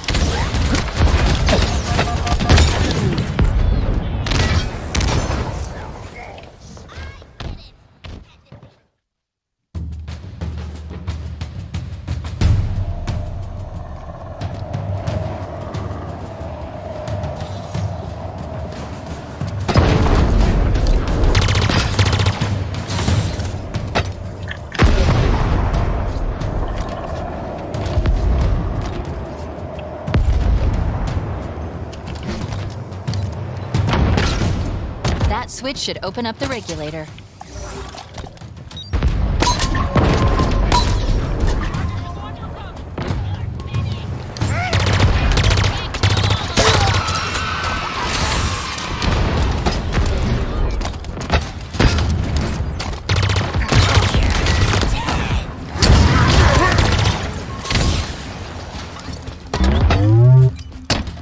Are Marines nailing them?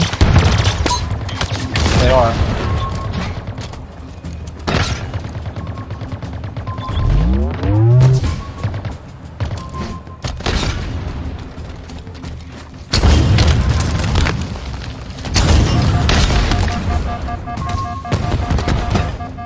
Oh sweet, they're still alive. I guess all the fire, the gunfire happening over there is my Marines whooping their asses. Do imps exist in Devil May Cry? I think everything that is considered an evil spirit is just referred to as a demon. Like, demons aren't necessarily demons in the sense of having, like, one physiology or a species. Lucia confirms that demons just refer to all kinds of evil spirits. So like every single type of physiology you could imagine is classified as a demon if it is considered a spirit or spiritual at all. So like they're just like, oh, if it's supernatural, it's a demon. They don't care. The only difference is when something is referred to as a god. But even then, most like things that are directly referred to as a god often are either demons that have self-actualized to be gods, or they are just differently god, or they are technically just gods, but usually it's a demon that's self-actualizing itself to be a god, or to be a divine being.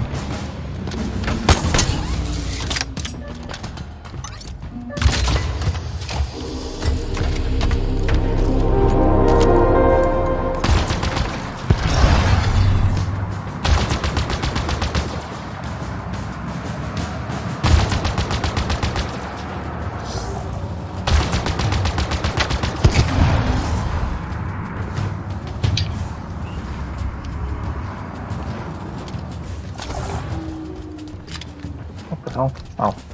Come on, follow Chief.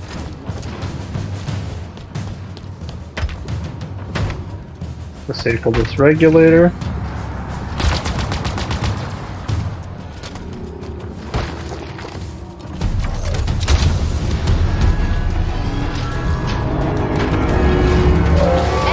And did I just fucking die to nothing? There wasn't even a grenade there.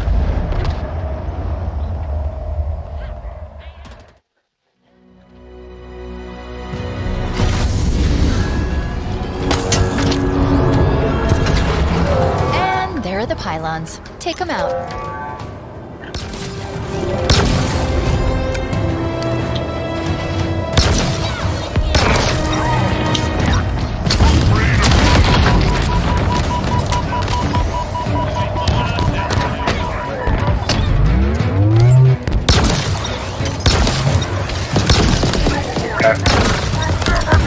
I hate that none of the banished are at the dig site and they're waiting for me, and then they drop in a bunch of like drop pods. That should already show you they're far more tactically effective than the Covenant is, because they leave bait and traps and bait and switches like all the fucking time. And there are the pylons. Take them out.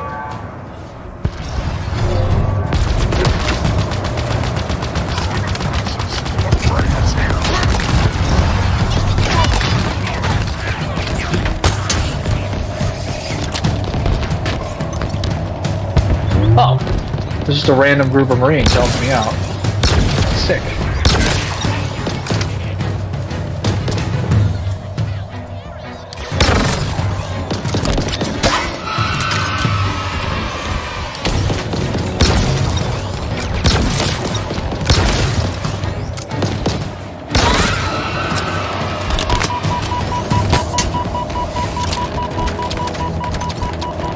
Spanish phantoms are not making my day easier.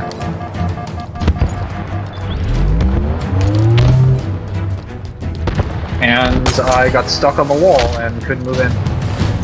Perfect. Right on that little incline.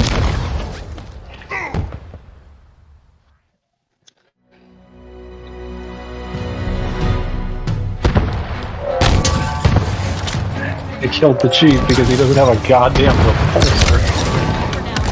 But they killed the chief.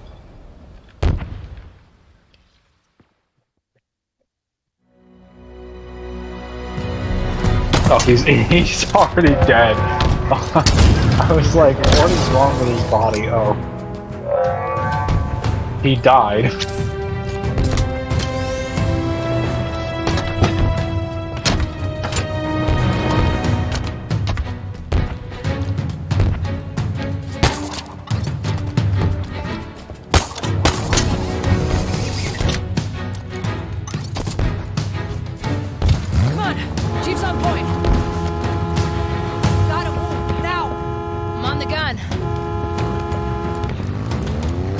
Oh sweet, one of my Marines is still alive.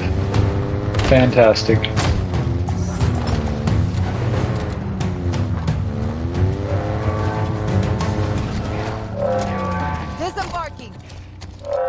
No, that's my rocket launcher.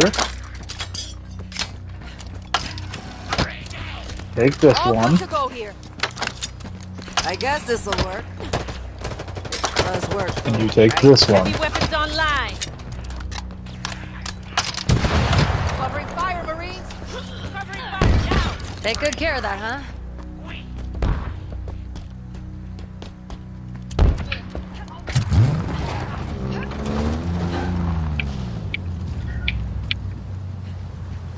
Ready to move.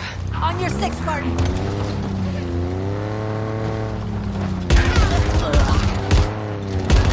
I got a few tons of steel just itching to meet you. I'm on foot.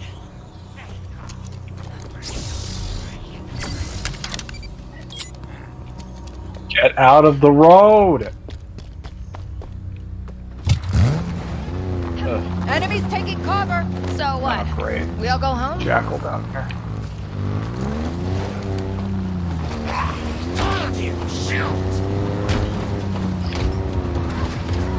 Renee, much rather die on foot.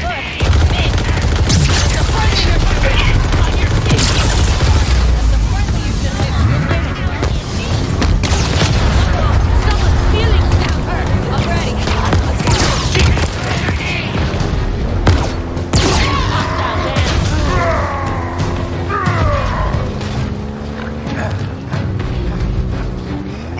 Okay.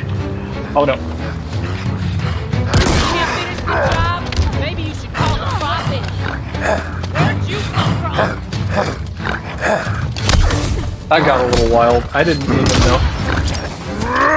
His body was so tiny when he dies because he's got them skills. Marines can pick up weapons off the ground? They can. Banish can pick up weapons off the ground.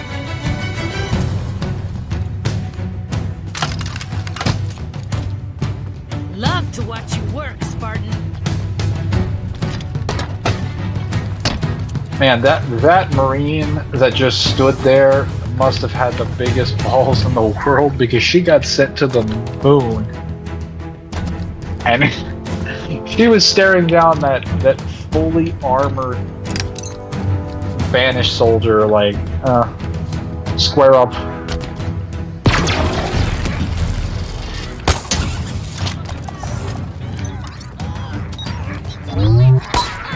Okay.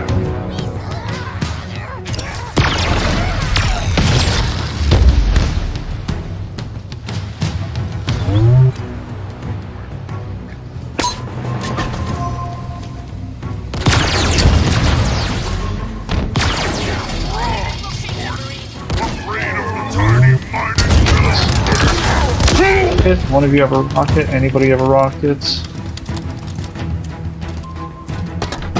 No, you all have sentinel beams. Okay, you're losers.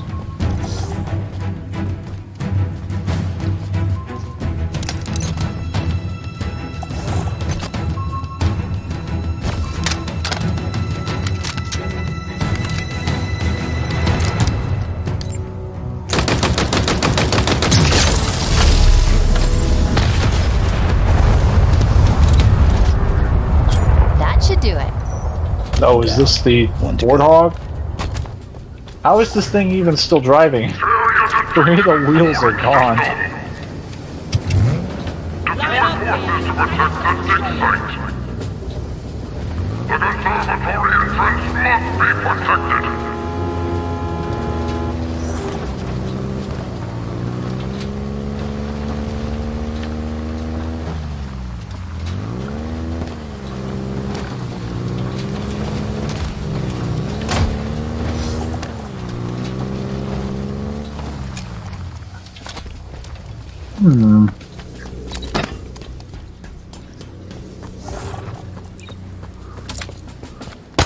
Seems we have Jackal snipers.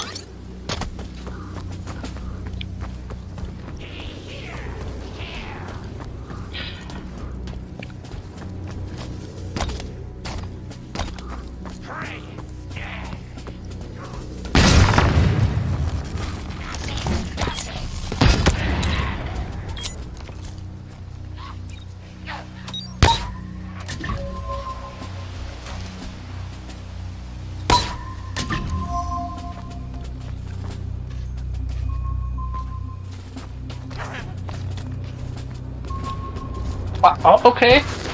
I get shot in the back from some sniper that just happens to be out of the range. My goodness.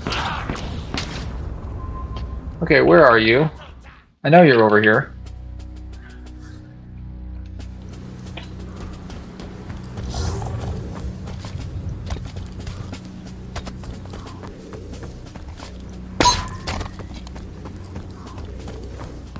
Or I would have been looking, but that works for me.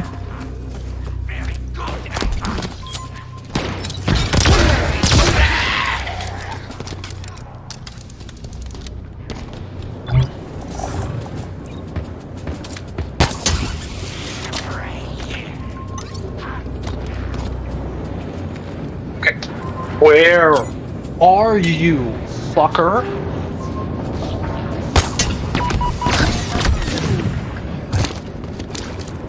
Where is this guy?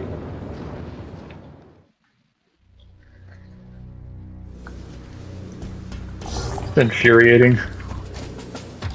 Let's go over there. He's done. He's done. I know there's enemy over here somewhere. Come out and fight you, but you're hiding behind a bunch of rocks.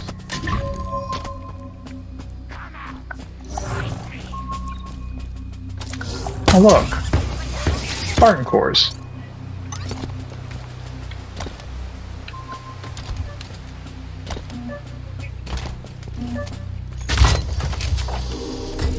How did these Marines just keep miraculously spawning in these locations? Very strange.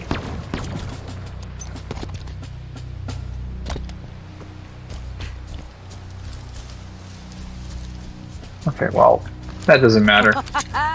I'm gonna do some real good work with this one. Doesn't matter is that now I have a stalker rifle.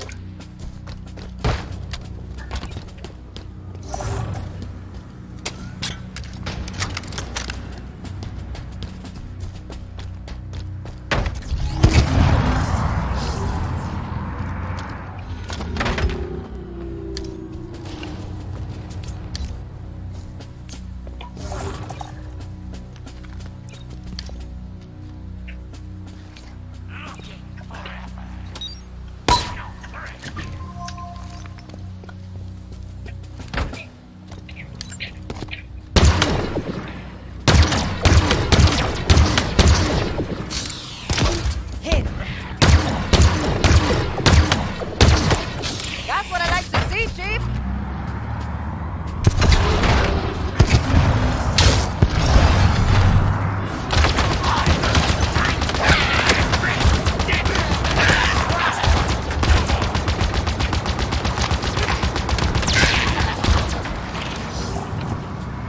Okay, you're all done now.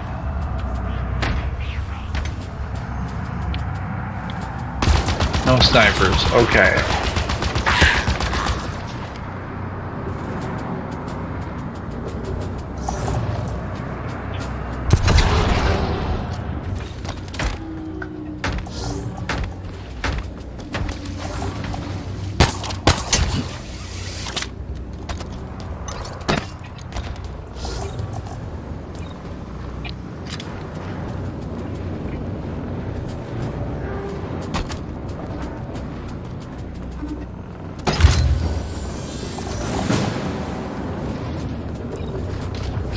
That's fucking stupid. Guy's in the corner where I should be able to see him. For some reason he's not there when I was looking around. Just spawned in.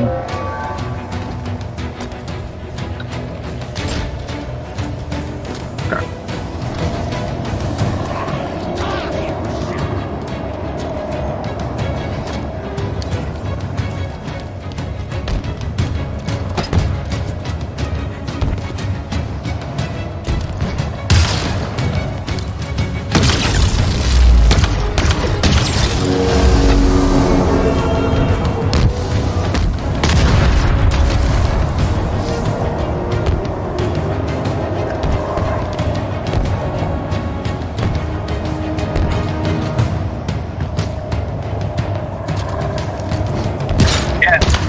random surprise jackal. They're not standing there, and then they're just there. Like, where are you guys coming from? You have to drop in via Phantom. Makes no sense for you to just be standing behind me miraculously.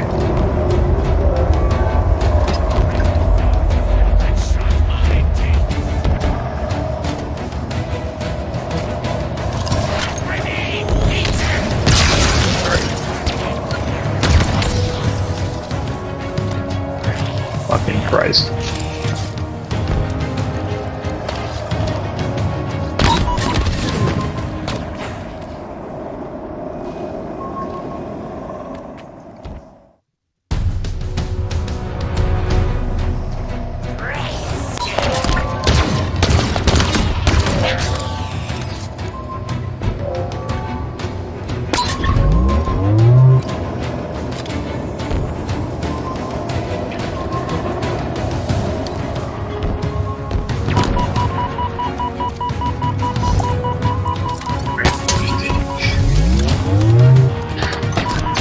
I'm really getting sick of this.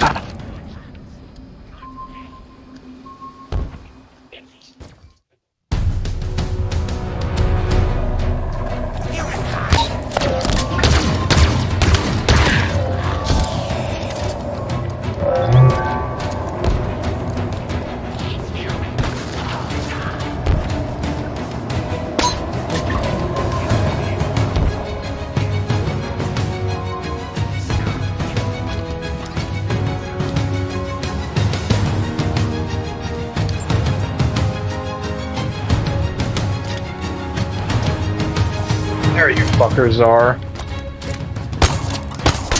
Finally. Oh. Yeah, you have to go all the way back there to find them. Heading up there like a bunch of cowards. That's fine. That's fine. I'll come get you.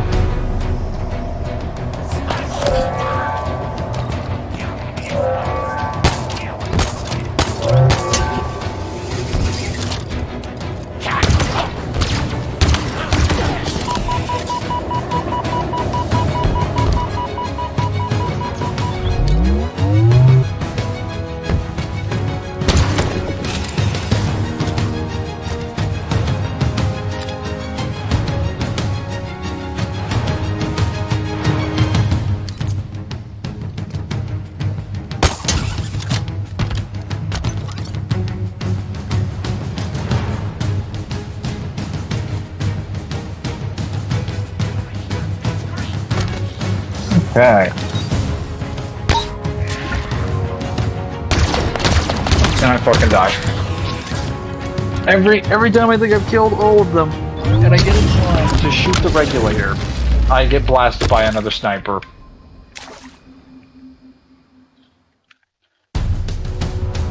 My goodness. This is just hilariously stupid.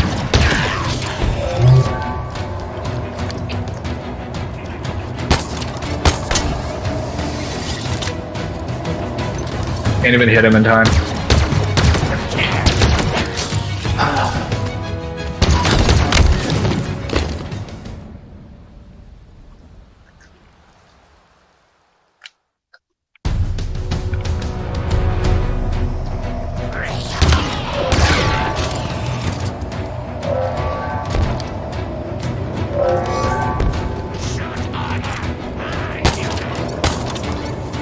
Oh, now he comes outside after I've already gone up there. That's kind of bullshit. Like, you should just be outside to begin with. Why would you just conveniently come around the corner when I happen to be moving? Okay, you're done.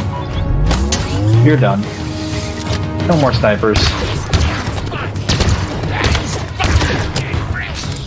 Snipers and their bullshit spawns are done.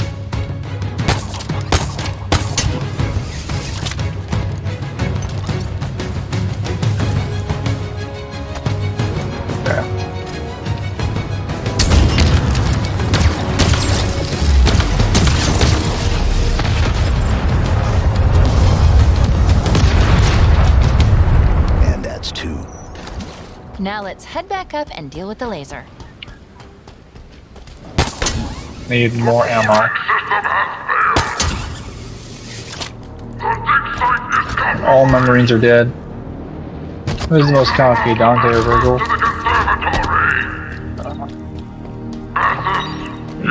Virgil, but like... Virgil's also like very calm and collected, so it... I mean, Dante doesn't even necessarily like act, like Dante isn't even really cocky at all. It's actually explained that he acts overconfident specifically to throw his enemies off, and he uses his silver hair and his red coat to piss people off so that it throws them off their guard. Whereas Virgil's very overconfident in himself, but his confidence is... Actually, I don't know if I'd say he's overconfident. I'd say his confidence is just warranted. He has a very high opinion of himself, but he can back everything up, so it's kind of like, do you say someone is cocky if they have a high opinion of themselves that can be justified? If so, if you still say that, then yes, he'd be cockier than Dante is, though not by that much, because Dante has a similar opinion of himself. Virgil's just a little bit more obvious about the fact that he's got that superiority complex to everybody.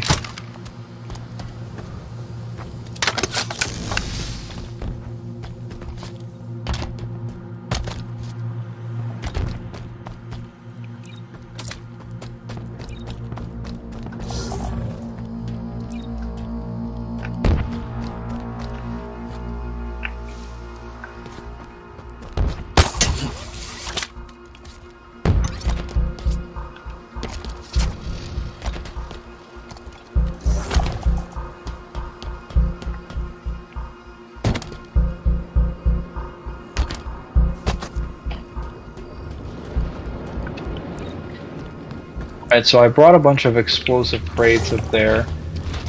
Let me go get a plasma turret and then we'll be good to go.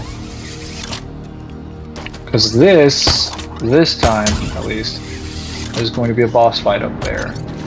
Oh.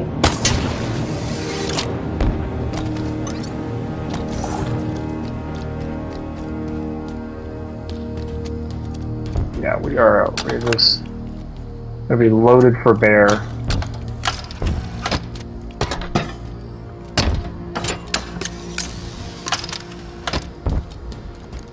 Okay.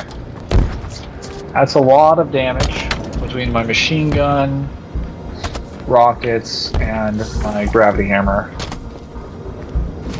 Not to mention all my spare grenades.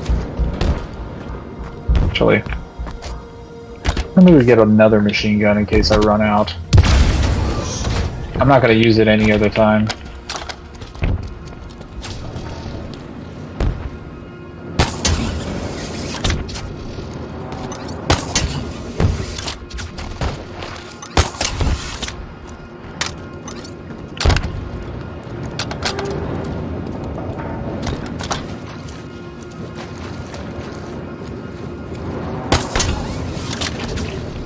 There we go.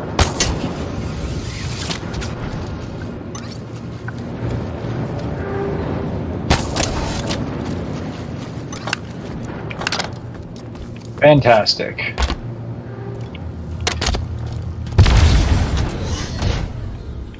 So I believe you get thrown to this side of the room.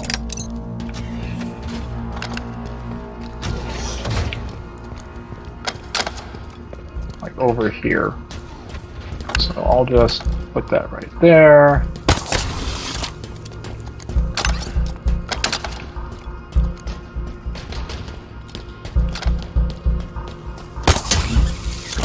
Another machine gun right here. Okay. Master Chief's smart or only in battle IQ? He's smart in every capacity. Battle IQ, observation and analytical detail, he's smart on an educational level. Like, he was learning college grade math courses when he was 15 years old. Some of his Spartans, his Spartan brethren are considered to be like either nigh or basically genius level kids in their respective expertise.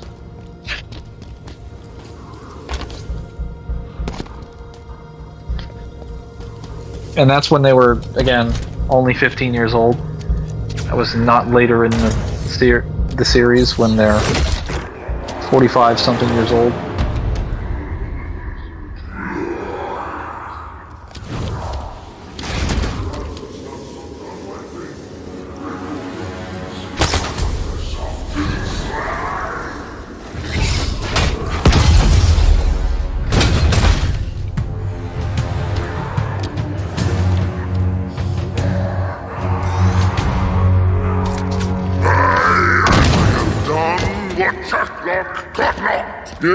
Okay, well, I have a delay on my thing, and he does not have a delay on his. Okay, well, I can't even hit him with a gravity hammer before he hits me. Broken like little twigs. Pathetic. And he hits me with a grenade. Okay, that's fucking... Really should have had something to detonate those. It is their destiny. Fragile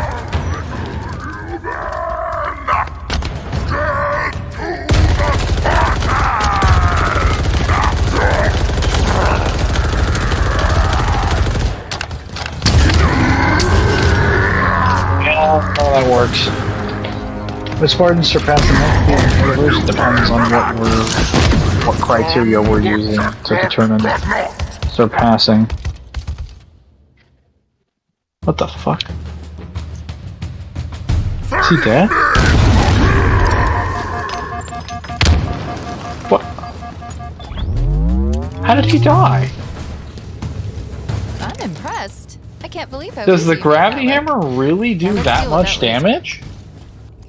In terms of raw damage numbers? That doesn't make any sense. Because when I hit him earlier, it didn't do that kind of damage. Oh wait, I didn't hit him technically. I hit the space in front of him. I hit him with the energy wave.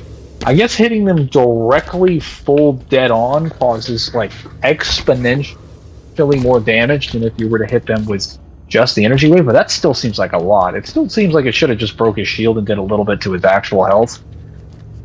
But that ain't even, like... I'm not even sure that's... Hang on, let me... That's not really fair.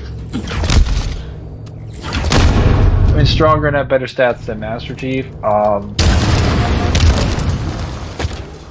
Okay, I guess we're just gonna have to... Take our victory and roll with it. Let me go back here and check my grenades, then I'll answer your question. That was really, really odd.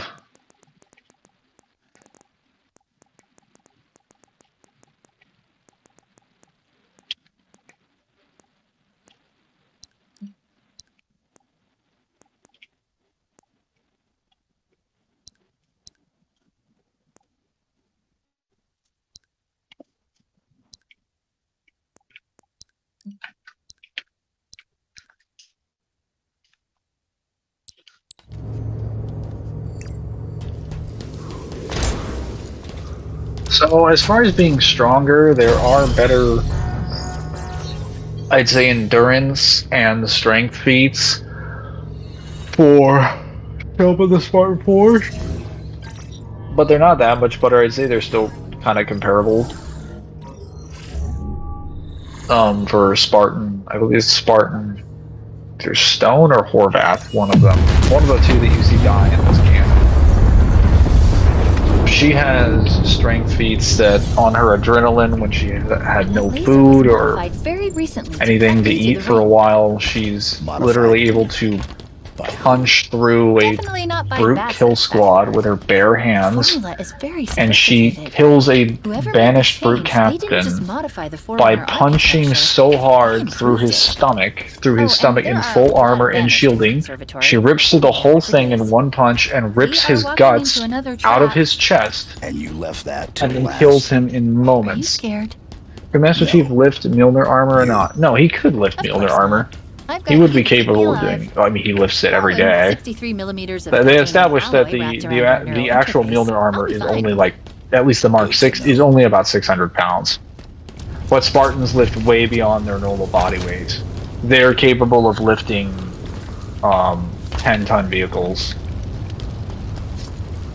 They're also able to lift things like Warthogs, which are like 3.5 to 4 tons. So they can lift things that are easily like 10 times their actual body weight, if not higher. Oh, Thor's hammer. Well, it depends on if... Actually, Master Chief probably is worthy, so... He's also lucky, so... There's a possibility his luck would deem him to be worthy, but even then, like, based on a lot of the things that he does, and the consistent valor with which his character is portrayed, I'm fairly certain Mjolnir would just deem him worthy.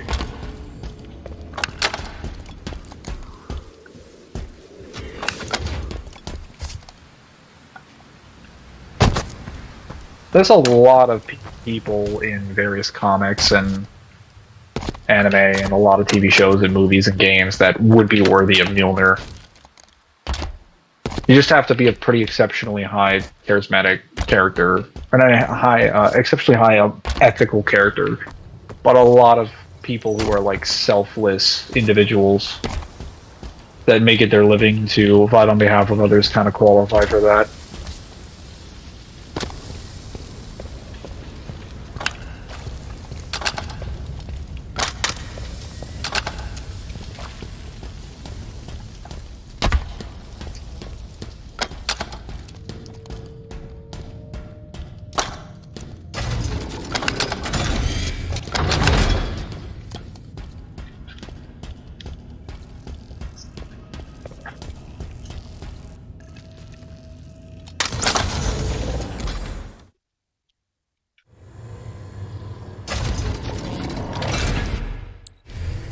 Welcome to the conservatory. All right.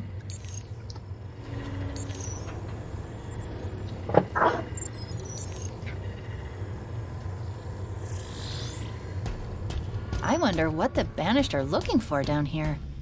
Let's go find out.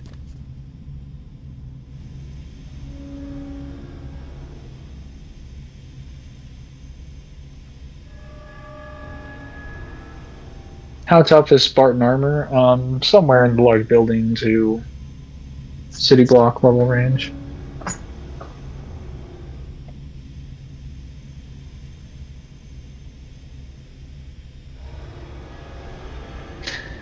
Normally it's like whatever you consider an artillery strike to be, which can be anywhere from like building to large building level depending on the damage, but that's also for like ordinary artillery strikes. Whereas UNSC weapons, in terms of their actual like potency, are already capable of ripping through material that would support small Another buildings Spartan. like titanium. Get me close. So artillery would just scale way higher than that in terms of its AP, not its destructive capabilities.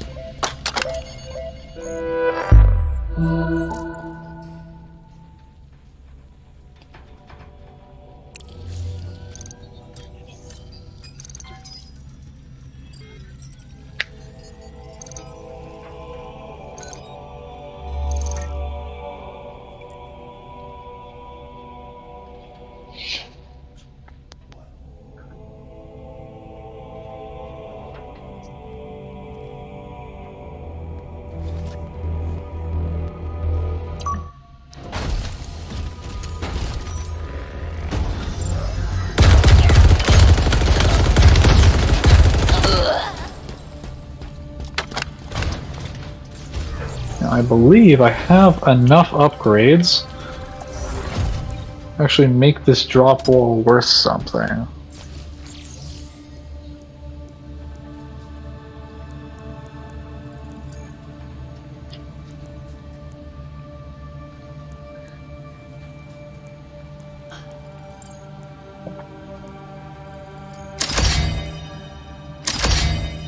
I do like some mobile cover. Why did the Master Chief not upgrade his armor? He did get a upgraded shield system, but that's also because he has the Gen 3 exoskeleton, which he can move. You can put the exoskeletons over your current mark of the armor, and the Gen 3s allow for a ton of attachments and things, so where you wouldn't really need to upgrade to... He wouldn't need to upgrade to Mark 7. But if you want the actual canon explanation, it's because the community is kind of being a baby bitch about Master Chief's armor, and they don't want it being designed a certain way. So even if he could canonically upgrade to Mark 7, which he can at any time, he will never do so, because the community just doesn't like what any armor that isn't the Mark 7 looks like. Or any armor that isn't the Mark 6 looks like, and they don't like Master Chief in any armor that isn't the Mark 6. So 343, in catering to them, is never going to allow him to have the most effective armor. Despite it being the smart decision, despite Master Chief totally upgrading, totally in character, would want to upgrade to that.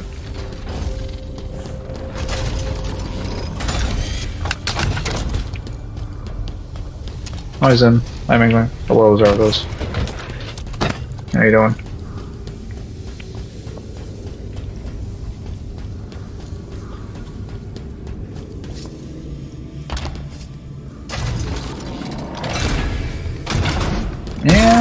And you have exploded, good sir. Look out, incoming! Oh, is that an Ultra? Oh boy. It's about to get a little sweaty in here.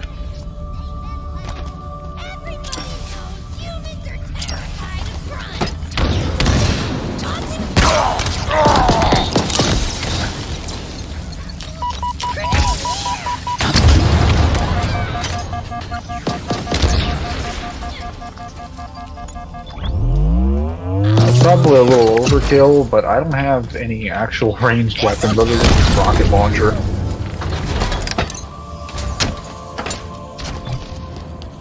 Oh yeah, I didn't mention it go through the rest of the Naruto scenario thing because it's too busy banning all those bots and dealing with really weird level design. Now that I can, I believe I was going through the tuning exams.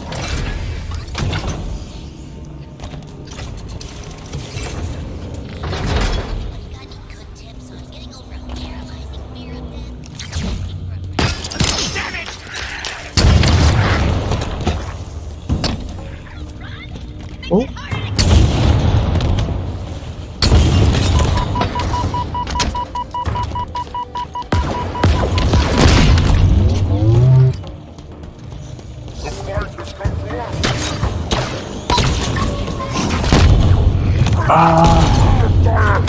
Yeah, for any of you who are now here that previously, like Dark Lord and Arthos, Red Dusk not Red Dusk, Rock and Alice had asked me how far I think like Master Chief would go in Naruto if you were to put him in the position of like basically the main protagonist, and he was supposed to go through all of his missions, like see how far he could go, and then I would use my favorite Forerunner, and he's basically allowed to use whatever equipment that he has normally, plus whatever Covenant and Florida weapons he picks up. He doesn't have to worry about ammo, and he has access to the weapon AI. And I just basically told him that he clears everything up to the tuning exams, and then I was going to go over what was in the tuning exams.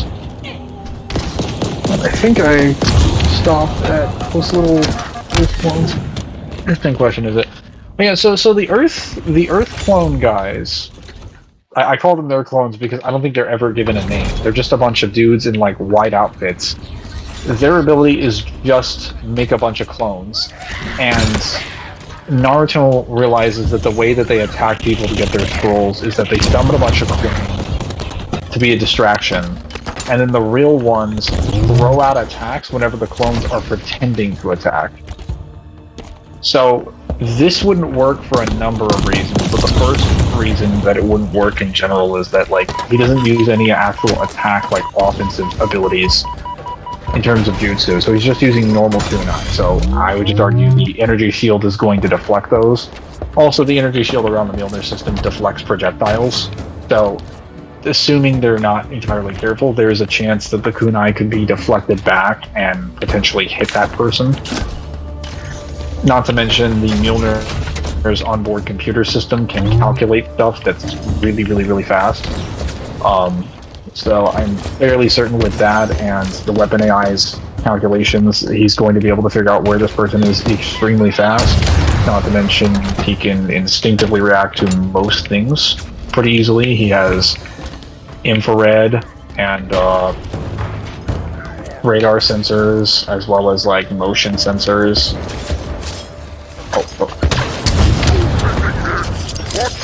Man, they're just rolling those things.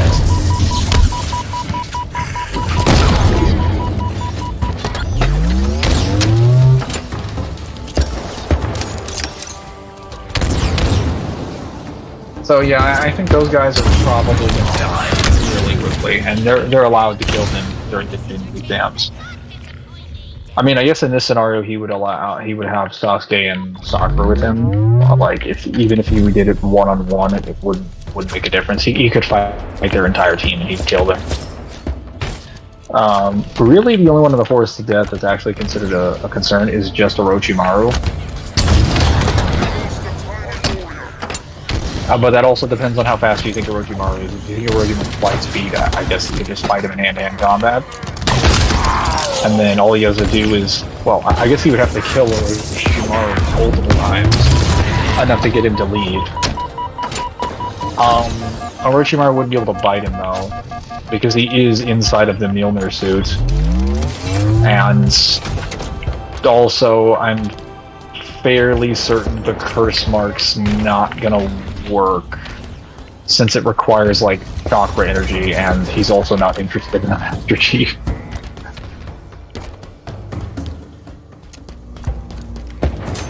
Like, I don't know how the curse mark would work if you don't have chakra, because it specifically needs chakra to function.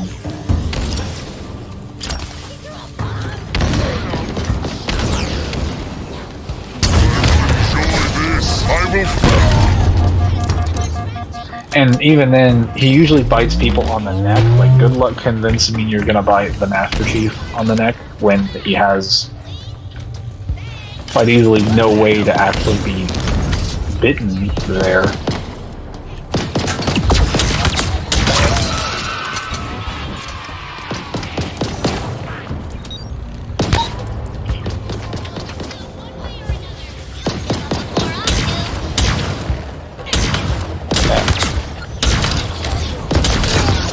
God.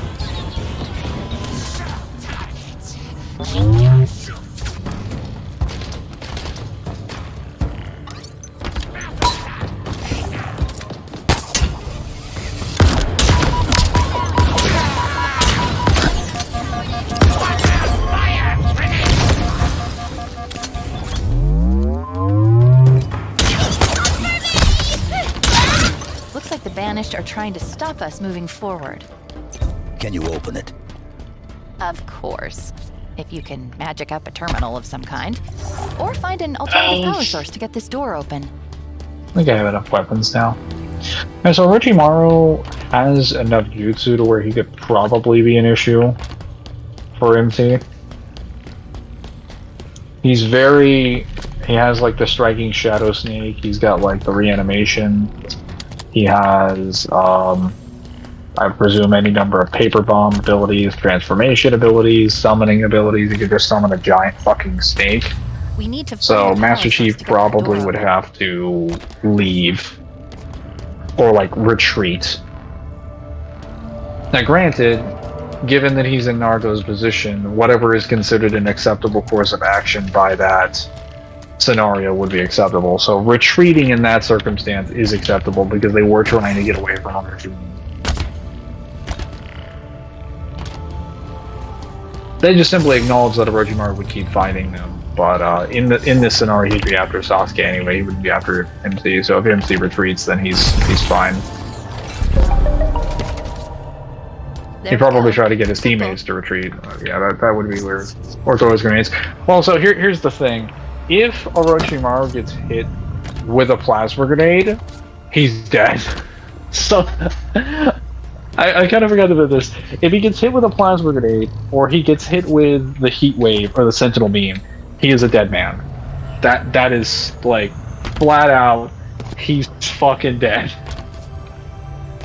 If he gets hit one time, he's dead. He's not going to be able to switch bodies. Those things consistently are stated to vaporize you. The heat-based weapons, the forward weapons, can itemize you and disintegrate you. And he has never shown the ability to come back from something like that. And even if he did, that would be so dangerous to him. It would, like, after one touch, that he would be like, yeah, I'll come back later and mess with you. Like, Orochimaru would have the smart sense to realize that's a little bit dangerous. I don't think I want to mess with that. I kind of forgot that his grenades have the ability to vaporize people. Because it never came up, you know? Usually the weapons is covered. Orochimaru versus Mayuri. Mayuri stomped him into the ground. Not even funny. And he does actually have the poisons to poison Orochimaru, because a lot of his poisons don't work the way that normal poisons do. And he changes his poisons every single time he gets the chance. Especially if you use anime Mayuri, he actually has access to certain drugs that are not in the manga. Very silly drugs. Like for the Regai arc.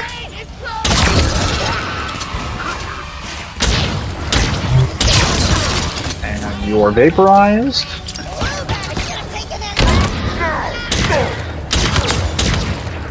And I'm dead.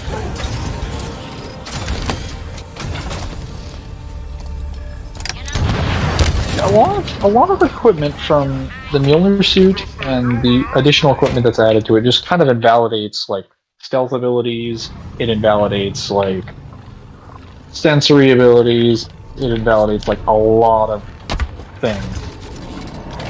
Because you just don't really... Okay, well, actually, no. Sensors, no, but, like, it power creeps sensors. Like, there are better abilities than actual sensory ninja are.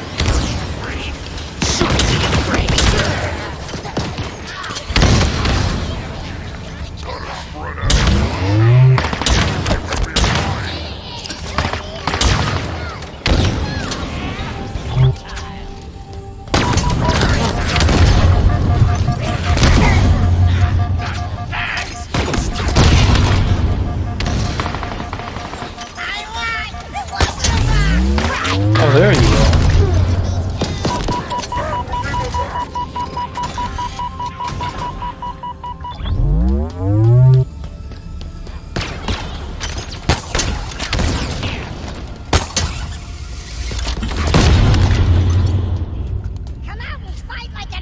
Did that grunt just say I fight like an Ungnoy? Insulting his own race.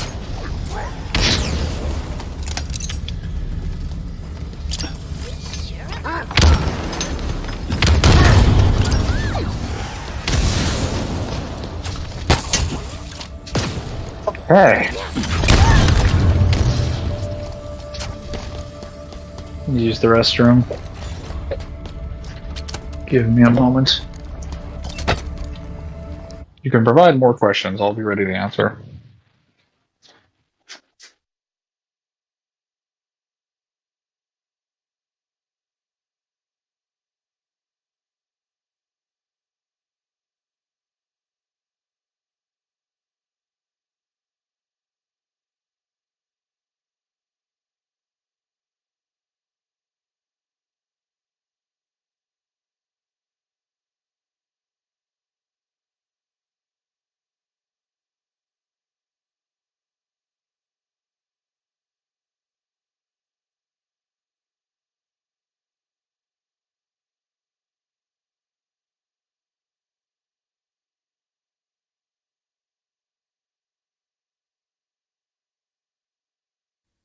Ugh.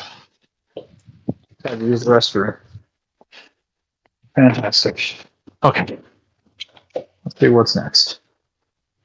I think in most likelihood, in a most likely scenario, Orochimaru could get his body destroyed, but because of his ability, I don't think he would necessarily die.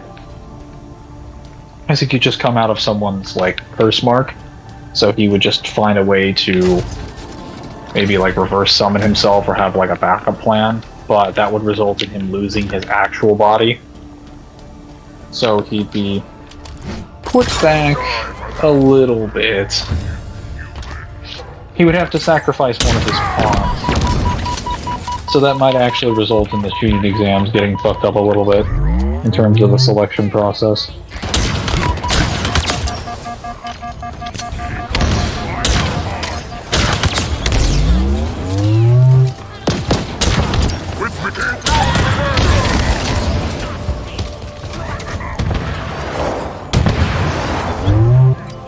Would not really be too much for JJK. Someone made a new fight for life. I don't know JJK.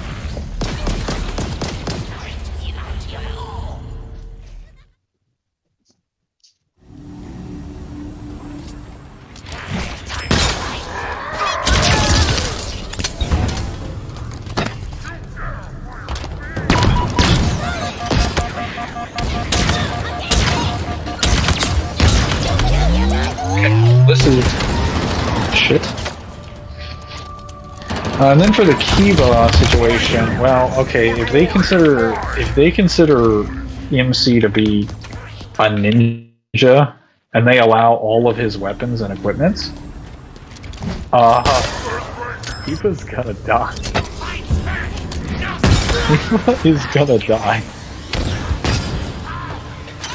It's literally him and a dog versus like a guy with the best military equipment you could imagine. And depending on if we allow the energy sword, literal blade of like superheated plasma. He's getting cut into pieces.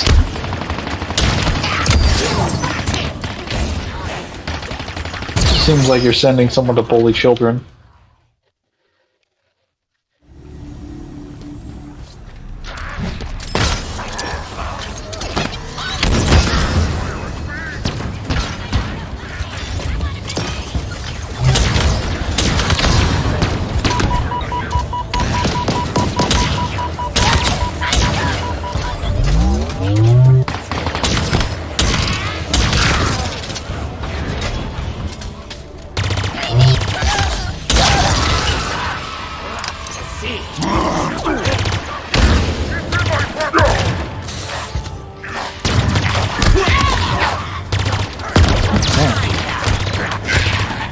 That could have turned out very badly.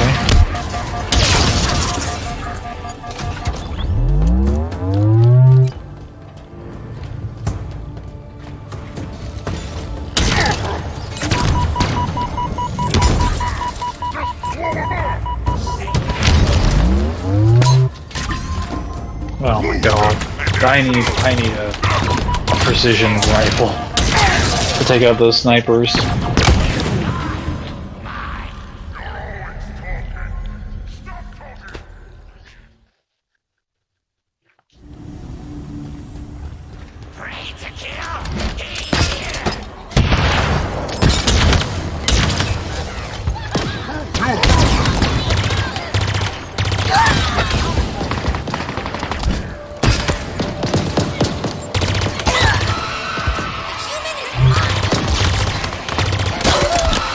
I found my precision rifle right here.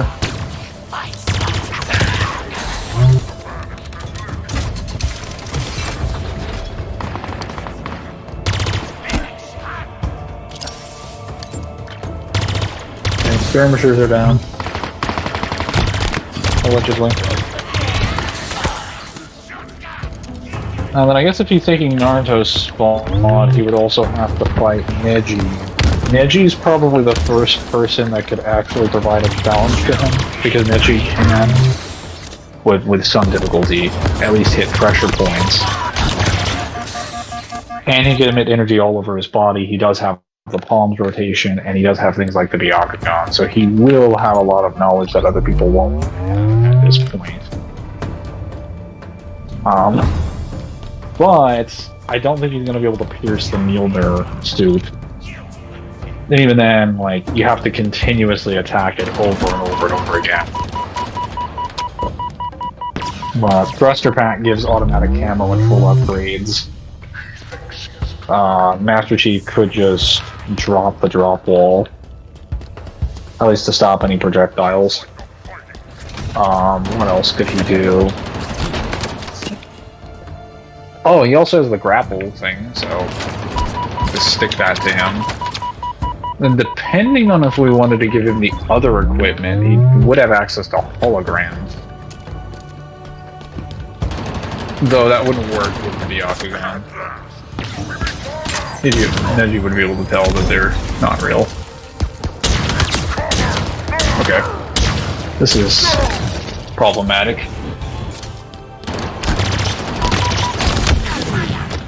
I need to kill that sniper.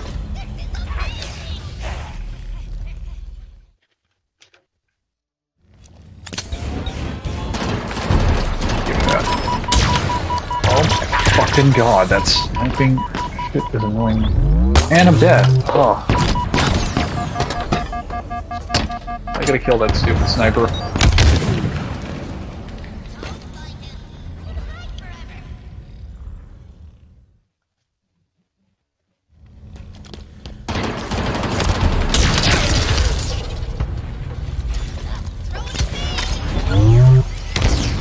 And I died. Fuck. That grenade threw all the guns to different sides of the room. Just kill you.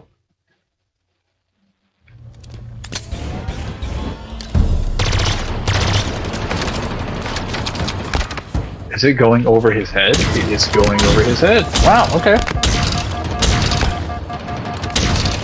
Let me just go down the middle then.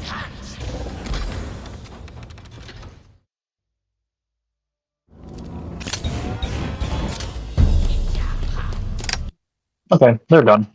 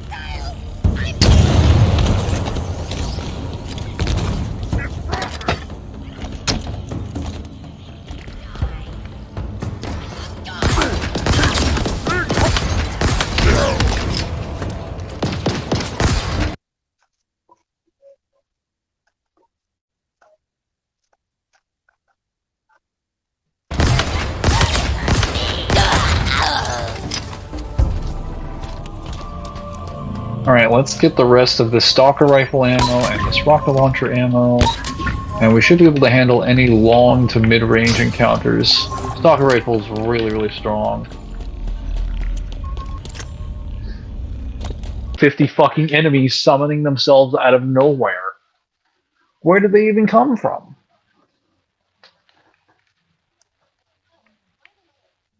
Oh, over here.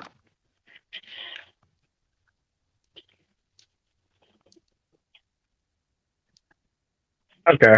That was annoying, but now I know where they came from.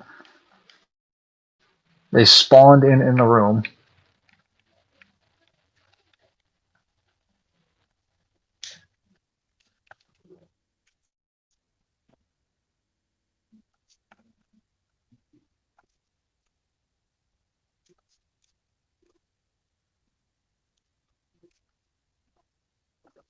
All dead.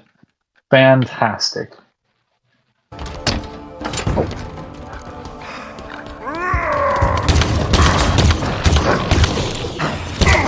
I shot him. There's like 5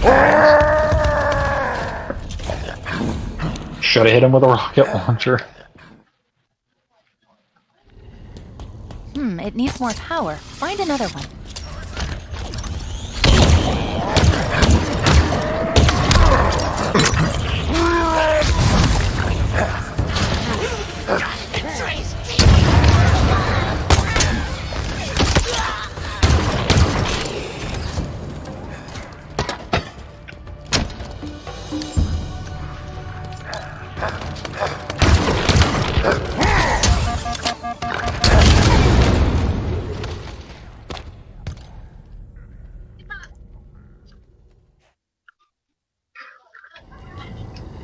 It needs more power. Find another one. Save the player.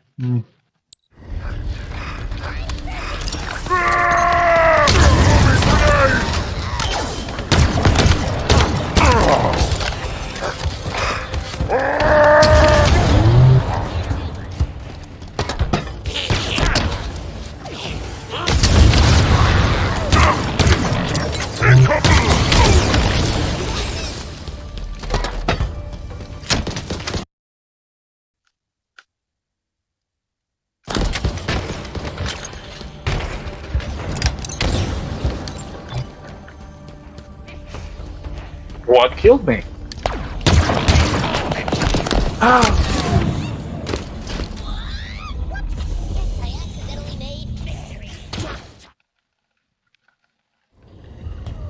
It needs more power. Find another one.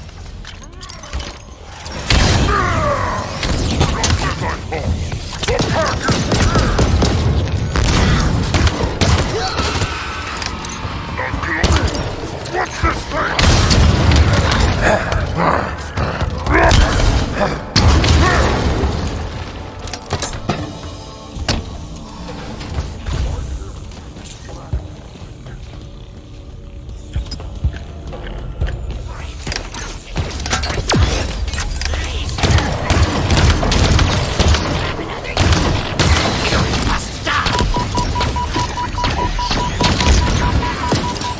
I'm throwing plasma grenades at them, and they're just saying no.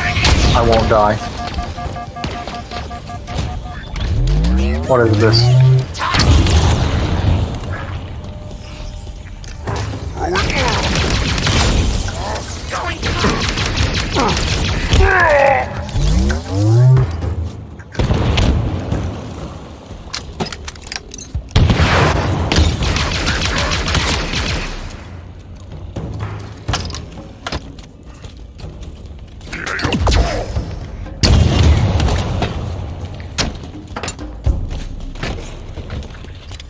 Are you all dead? Has everyone died? Okay. Finally. God, that was irritating.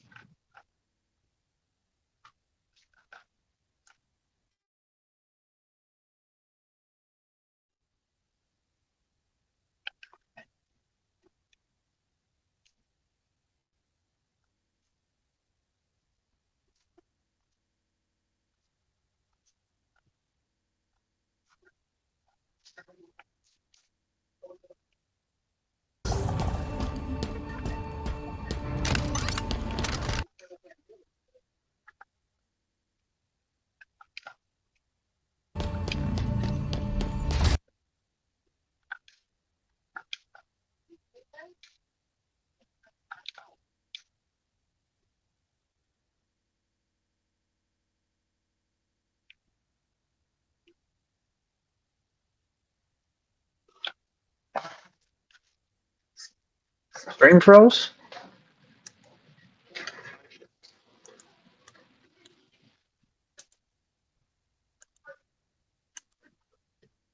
Oh, it did. Shit.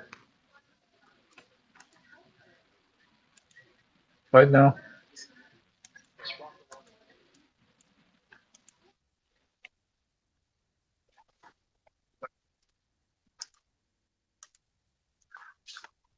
It's hard for me to keep track of this. Oh, no, never mind. It's back.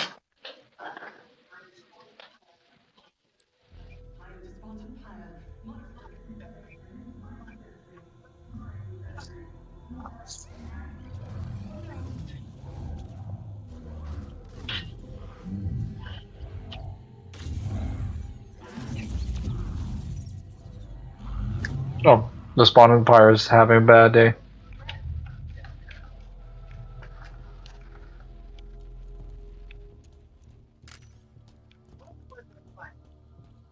What were those flying things? No. Dangerous. And Despondent Pyre? No.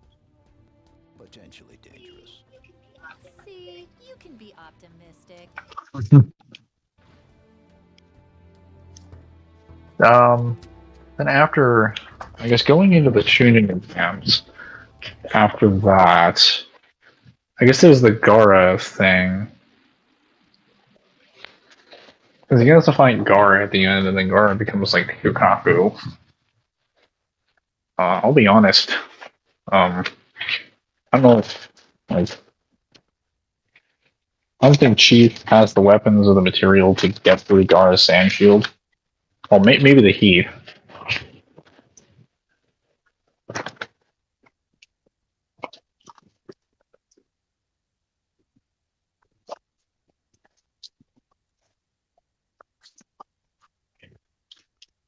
Actually, wait, no. No. Everything good? Yeah, we're all good. All good then. Now that I think about it, Gara's shield, his actual, his sand, is capable of blocking Amaterasu. So yeah, that would be hotter than plasma, than most plasma aside from the bombardment. Well, I don't even think the... Okay, well, so there are Forerunner weapons that are hotter than the sun. Even the core of the sun. But those are usually capital ship weapons. I don't think their normal weapons are that hot.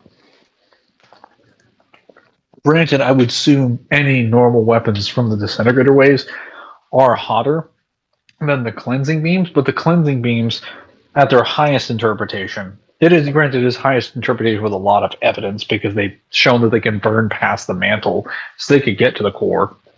But nevertheless, the highest you can interpret them is the hot of the core, or the core of the Earth.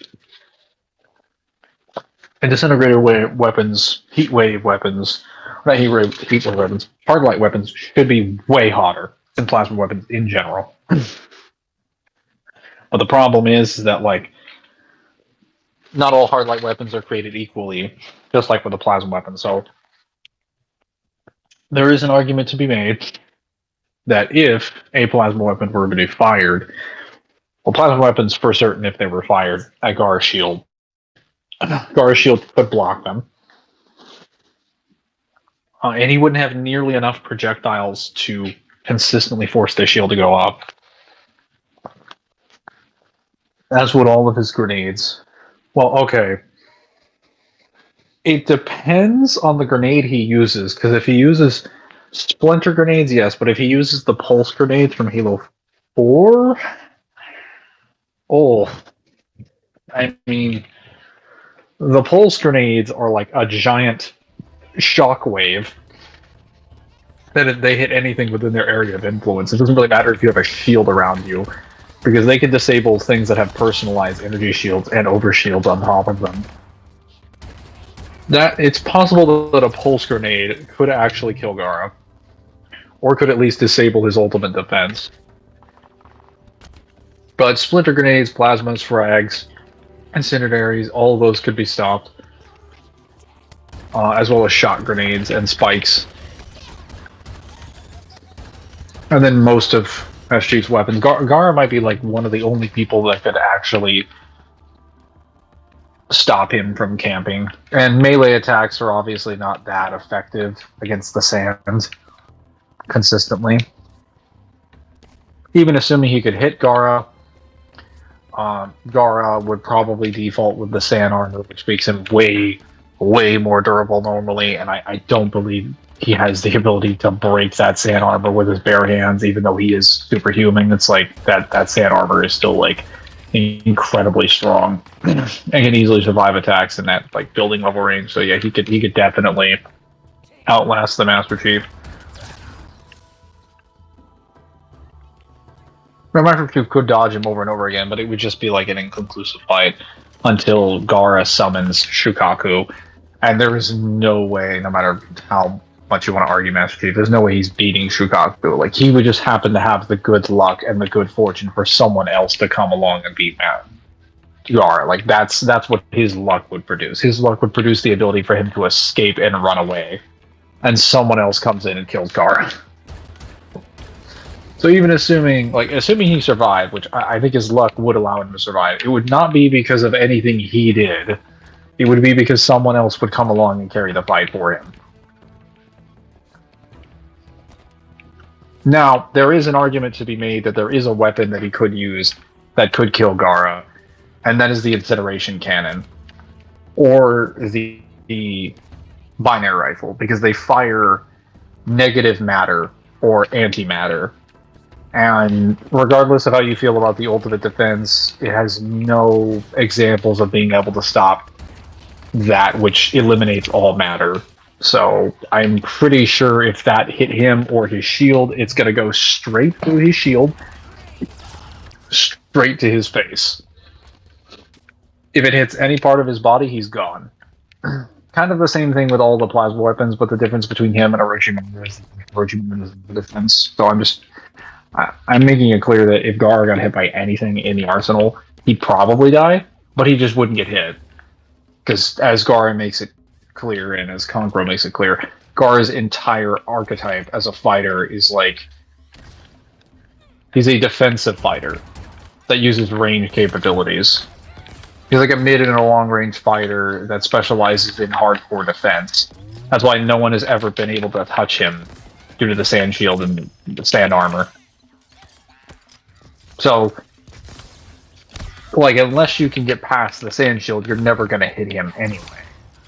So even if your attacks would kill him, if you can't get past the sand shield, it doesn't matter.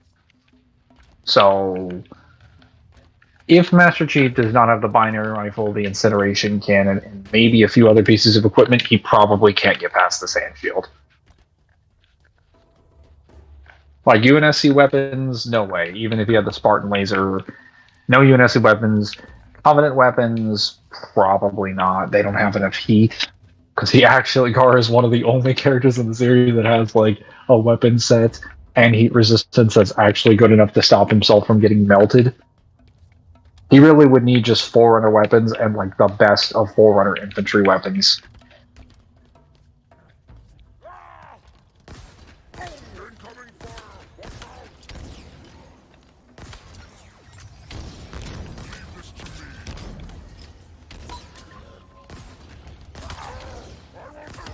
What do you guys think? Solid reasoning? No. Trash? No. Let me know. Let me know if I'm smoking too much.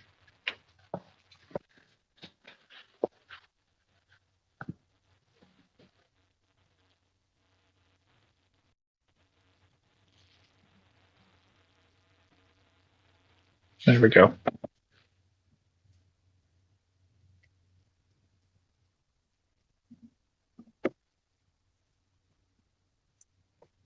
I had to restart that. Okay, we're good.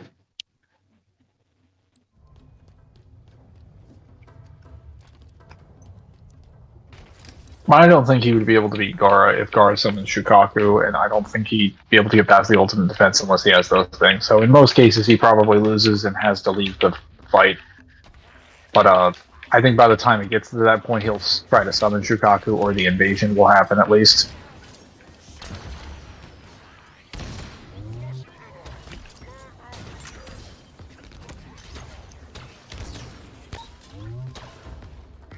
Oh, damn it.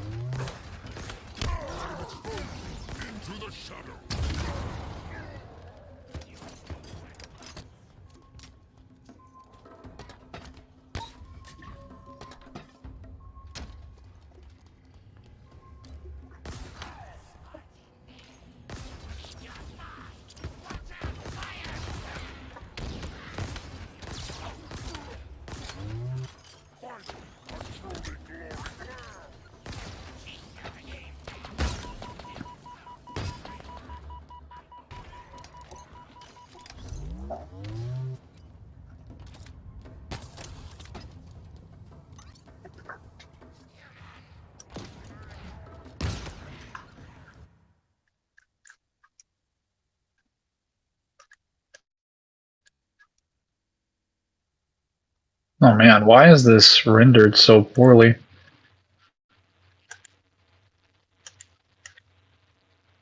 Even 720 doesn't move at 60 FPS, what the fuck? Hold up. Why is my stream not moving at 60 FPS? This is very stupid.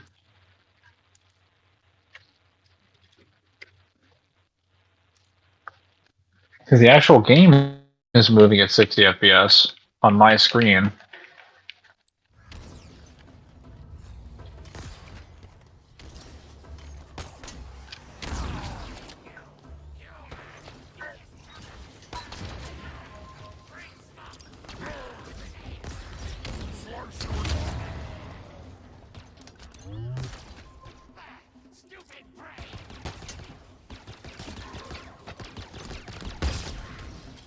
I don't know what's causing that issue. I'm going to have to find out what's causing his stream to, my stream to be less than 60.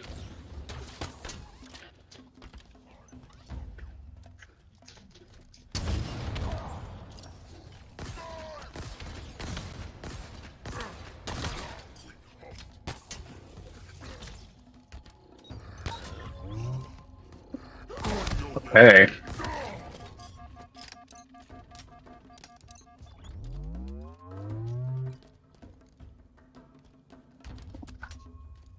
Where is hardlight weapon? Perfect.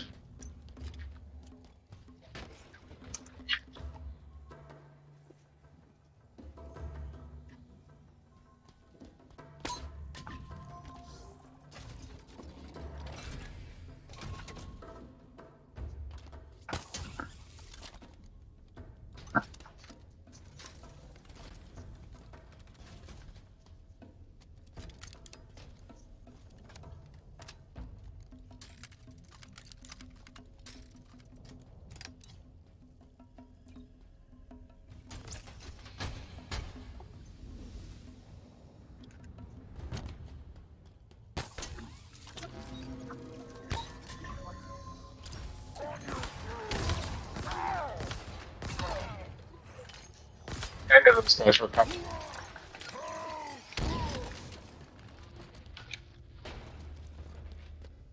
We're getting close to the bottom. Wait, listen. Please do not do this. It cannot happen. It is wrong.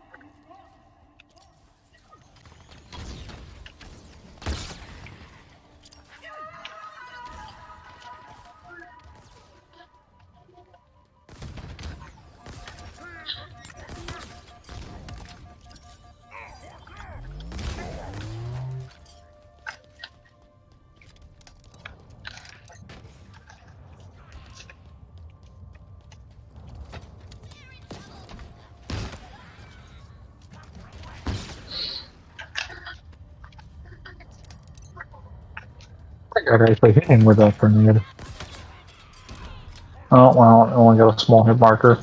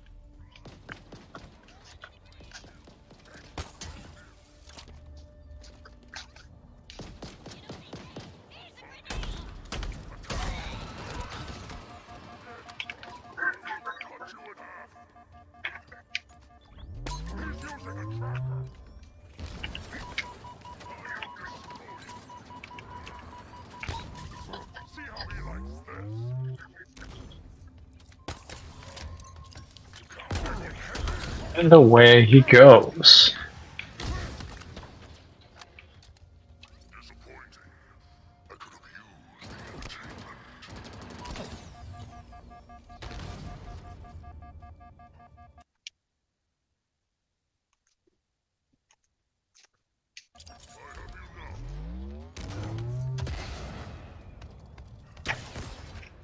Okay, that was stupid.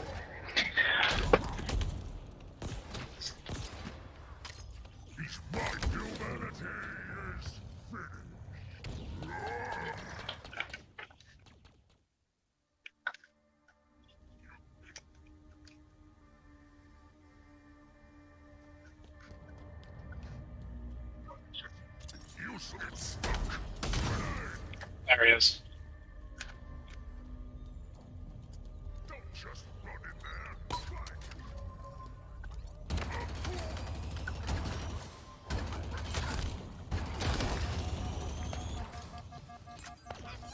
Okay, that was fucking stupid. He was not even... He had to land that hit perfectly. Okay, he's done. Let's try this again.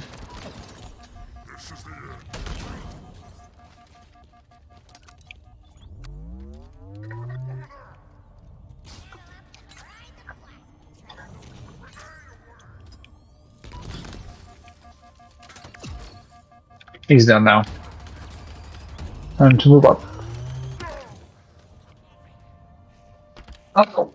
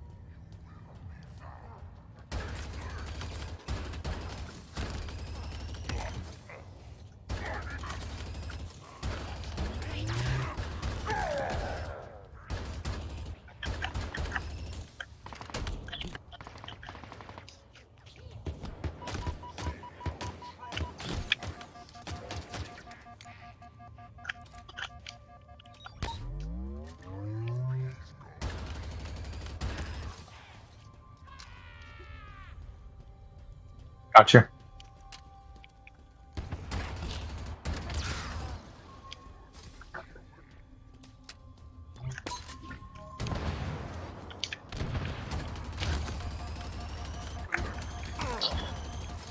Okay, all clear.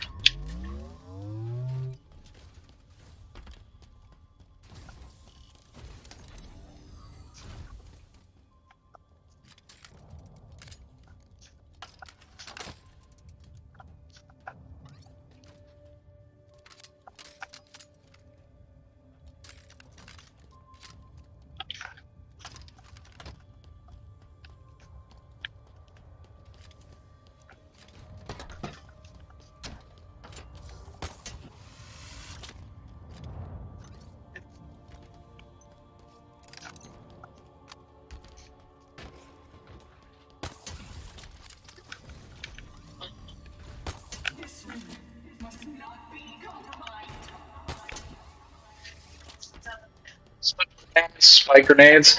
Splinter grenades are better than spike grenades. They're silly. They do so much damage. They can kill you consistently. Because they just, well, they can disintegrate you just by touching enough of them. And they can deny an entire area or entry point. Whereas a spike grenade, just kind of toss it into a room and it does more damage consistently than a frag does. At least in terms of shrapnel, but a frag is better within its own respective radius. For just pure concussive force. So how does John do against the Sound 5 and Sasuke? Does he beat the kid into the turret and drag it back? That kind of depends, because, like, I think... Well, first of all, Sasuke wouldn't have nearly as much reason to leave the village anymore, because... Well, Naruto's not there anymore. Splinters can also EMP vehicles. Yes, they can, which I forgot about that, because that's so stupid, but... It is true. They can EMP vehicles.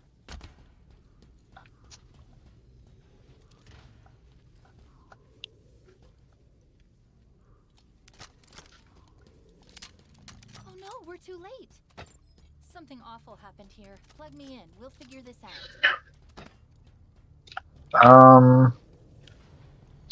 Let's say with the Sound 4...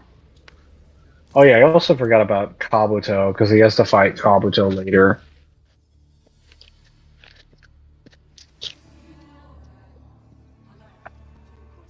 And my mind has not been changed. Installation's weapons may be yours, but its secrets are not. It's protected. The containment facility in particular. You and I will be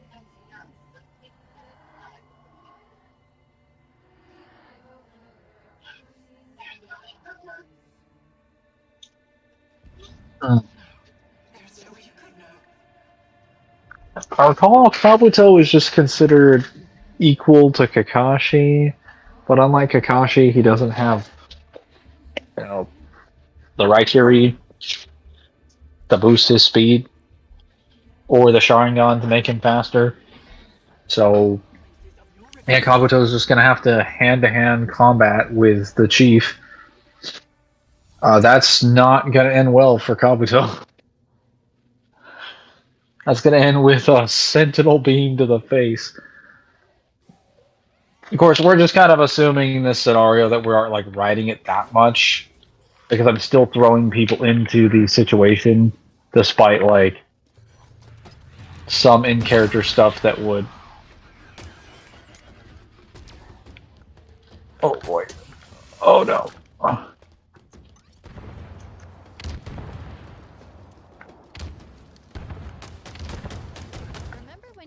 Oh, no. God, it's like a fucking rocket fest in here. Like this.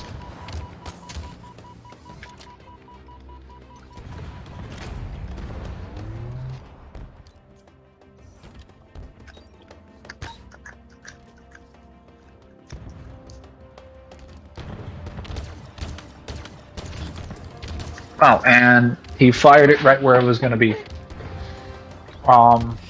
So he'll beat Kabuto, I guess, so Kabuto probably dies.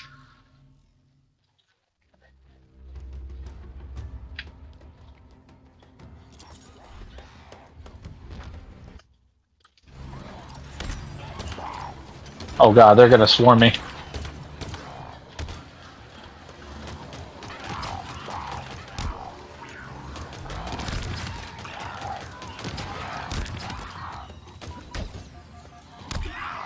When did they kill me?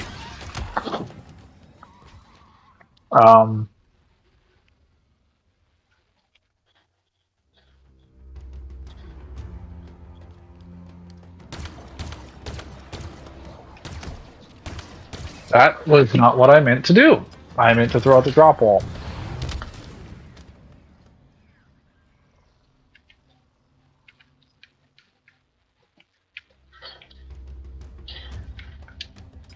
Okay, the drop wall can't last for shit.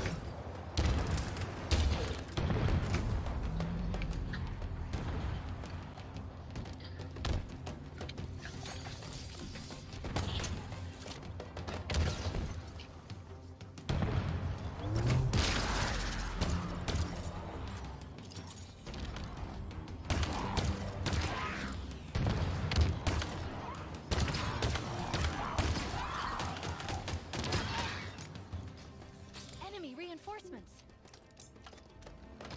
This is taking longer than I thought. Something is taking control of local systems. What hit me? What hit me?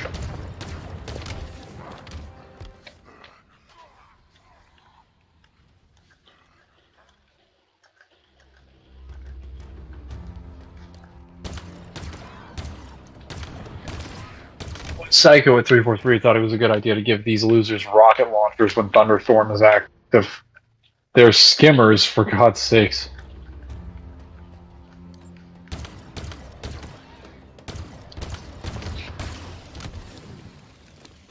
I'll just have to throw out the...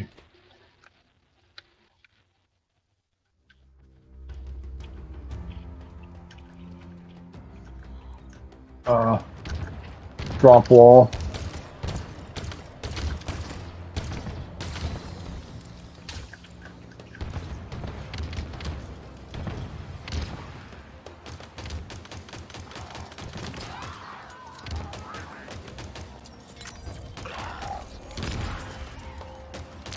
Reinforcements inbound. This is taking longer than I thought. Something is taking control of local systems.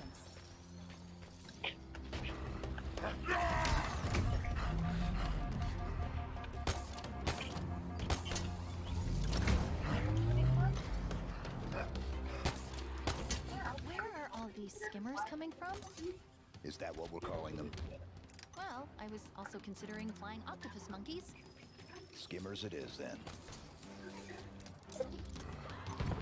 Apparently they're killing each other off. Fantastic. I think Thunderstorm was your call. I know, but like, I didn't think they would actually give rocket launchers to the skimmers. That's a little nuts.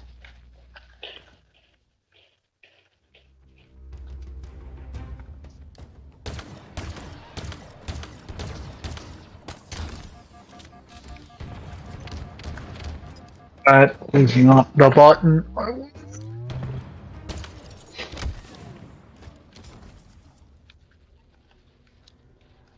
Okay, there we go.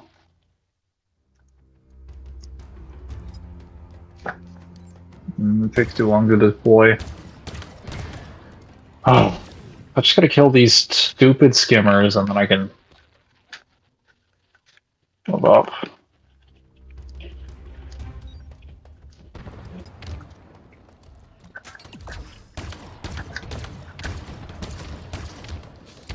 Here we go.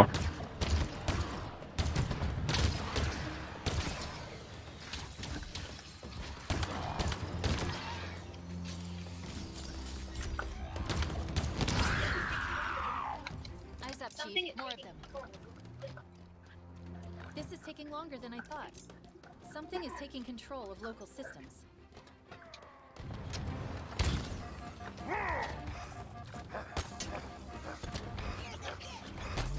Got him.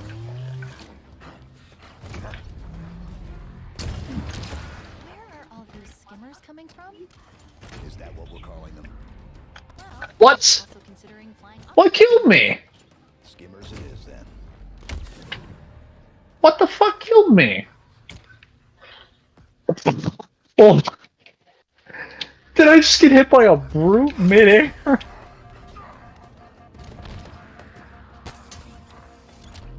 Oh, he's literally chasing me.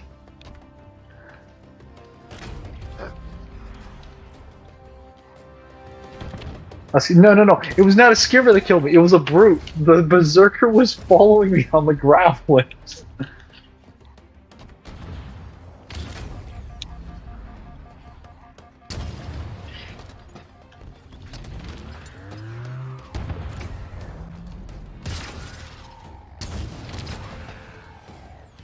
enemy reinforcements. the door. I know. The code is being rewritten, altered using a Forerunner routine.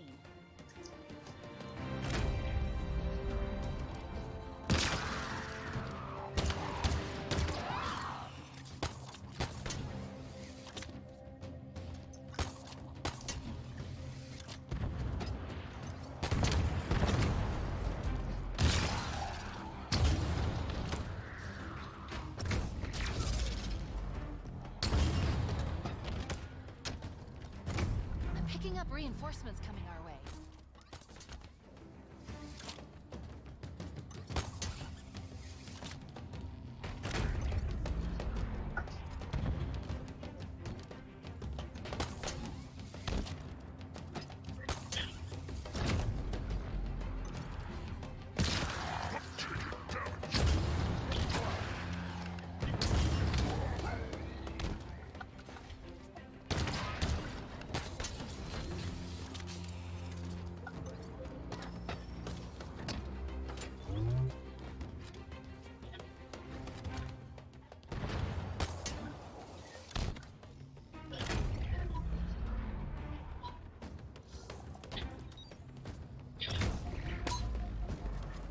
That was almost my death.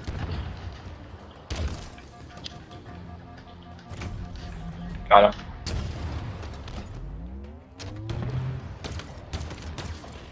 Okay. I'm done. Come get me. Really was an unnecessary amount of skimmers. Oh, cinder shots.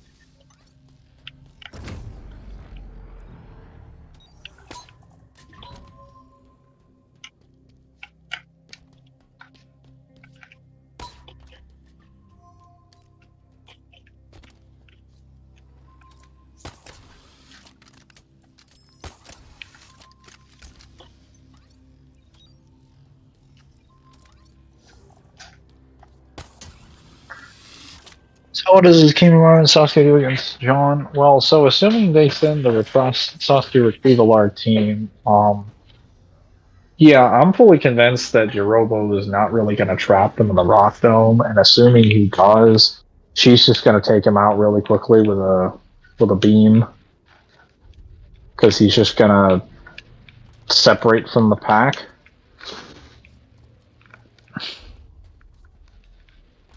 And assuming he does get trapped in there, he'll just burn his way out of the dome with the Sentinel beam.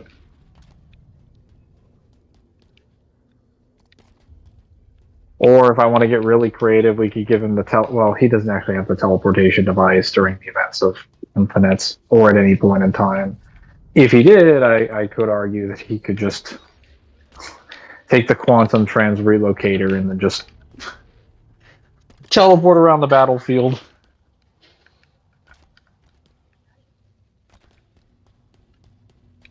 What happened back there? When I interfaced with the cradle, it unlocked something. Something important. Cortana was here 6 months ago. I could feel what she felt when you... Oh, so Master Chief was in a coma for 6 months. Living in outer space. As far as the rest of the Sound Ninja 4, we have, let's see, Stakon and Yakon, we have Jirobo, the spider guy, I can't remember his name, Tayuya, who is the demon lady person. Oh, I believe this is the Spartan, yeah. This is the Spartan that died, by getting stabbed by Chadlock. This is the one that ripped out somebody's heart, I think.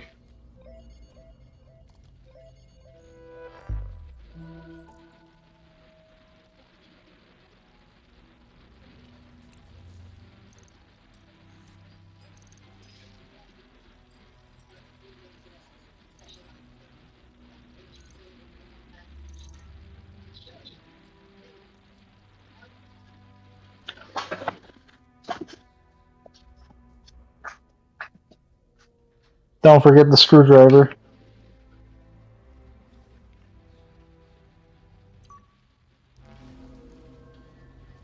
Oh wait, no, Sorrel might be someone else. Oh, hang on, let me go check. Let me go consult the Rubicon people.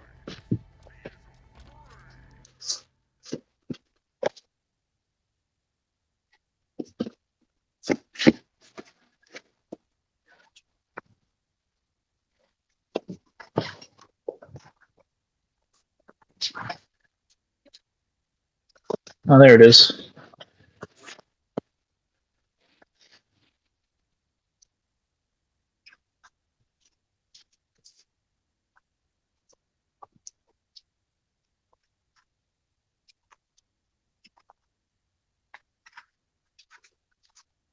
Hmm.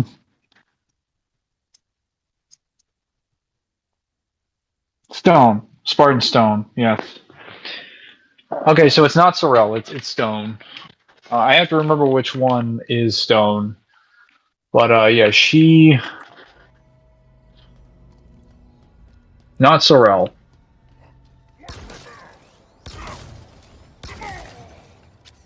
Yeah, I believe there's a chieftain up here somewhere. Oh, look, a captain. Or a captain major. Easy. Easy dubs. Oh, 2 chieftains. Lovely.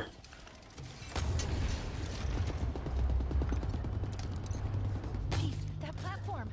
We're too late. Not yet.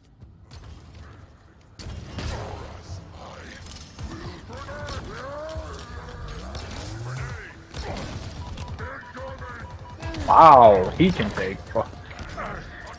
Would you run out of Sentinel Beam power? In this scenario, Rocket Alice just asked like how well he would go if he didn't have to worry about ammo. If he did run out of Sentinel Beam power, it wouldn't really matter because at 100%, I believe they can fire for quite a bit of time because each unit burns through, I think, like 3 or 4 rounds per energy. So he's got like a really long time to burn.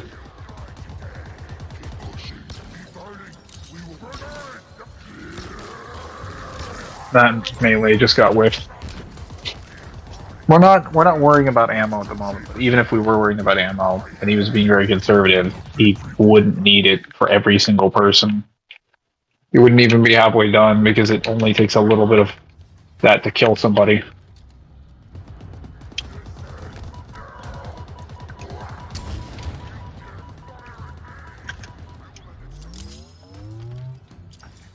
Okay, I should have just left him in the corner and focused on his buddy.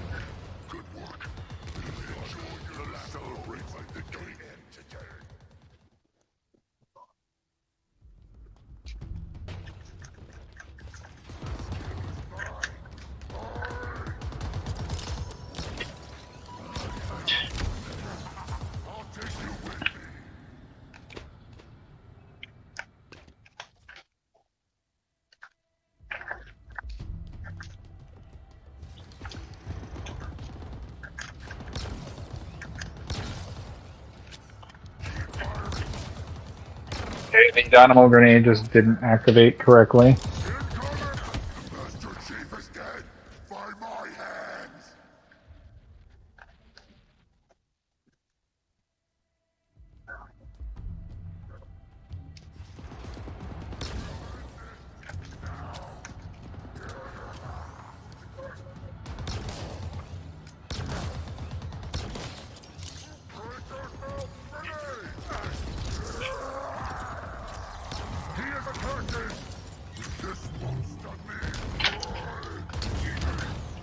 Oh, he's just taking rocket after rocket after rocket.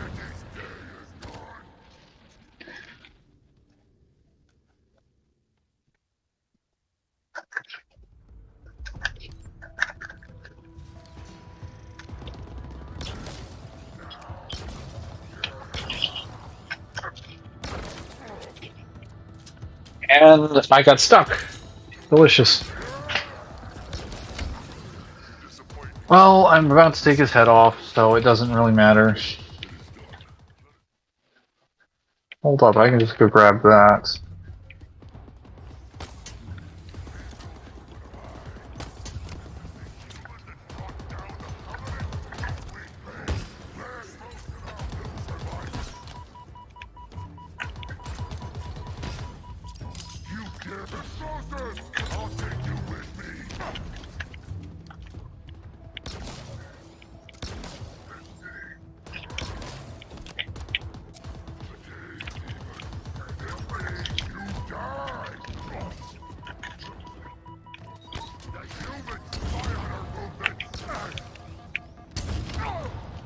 Kobe, how are you still alive?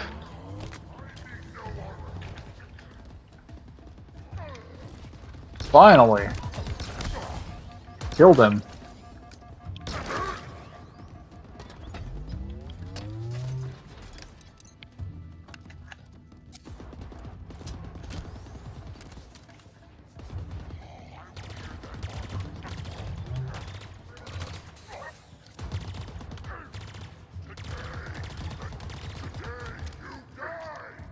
Oh my god! Die! Oh my god! That punishment is ridiculous! They are... They are just tanky. That is ridiculous. No, we are going to take that carbine. That carbine is really good.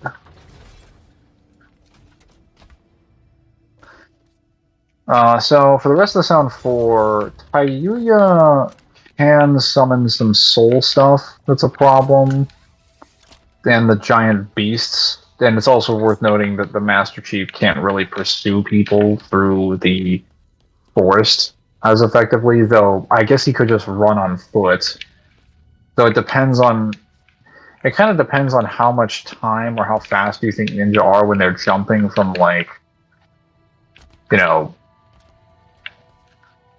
tree branch to tree branch. So he might be a little bit slower in terms of keeping up with the rest of the group. And worst comes to worst, like, they leave Neji behind and he takes care of it. But they still have, like, Choji and everyone else. Why come all the way down here just to kill the monitor? The monitor's purpose. With Sakon and Yakon, he could probably take him out since he's not a ranged fighter. Sakon and Yakon doesn't really bring anything to the table. He's just a melee fighter that has 2 heads. I mean, he can seep into your body, but he's not going to get into Chief because Chief's suit protects him from that.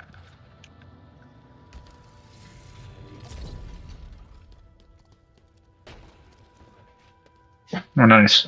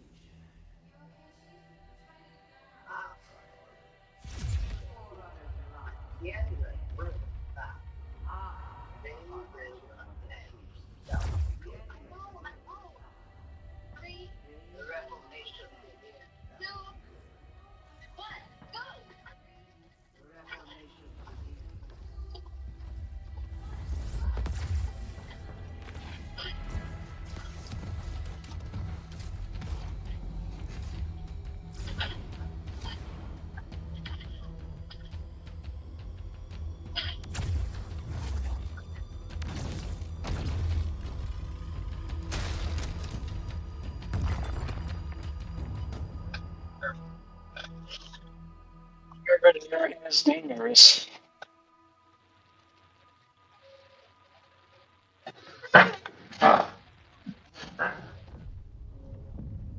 Mangler, let's talk about Ascension. I don't think she was referring to Ascension in regards to the domain.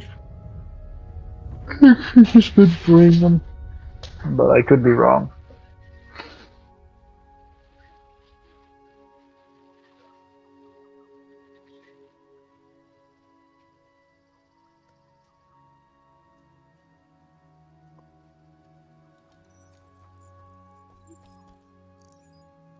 That structure.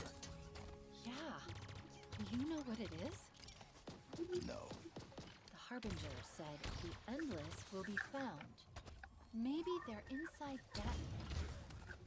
Only one way to find out.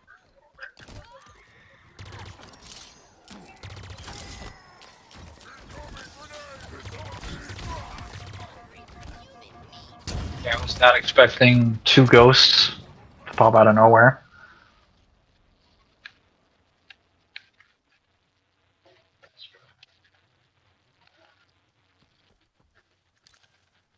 That structure. Yeah. Do you know what it is? No. The Harbinger said the Endless will be found. Maybe they're inside that thing. Only one way to find out.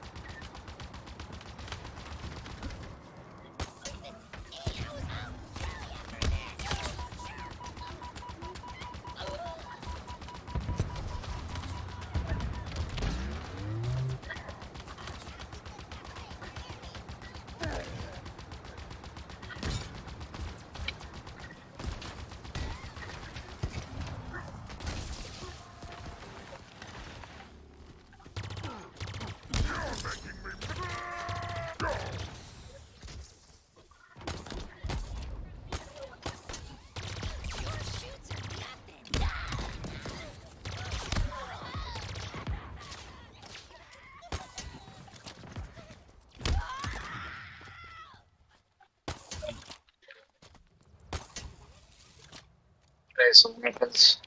Some actual weapons.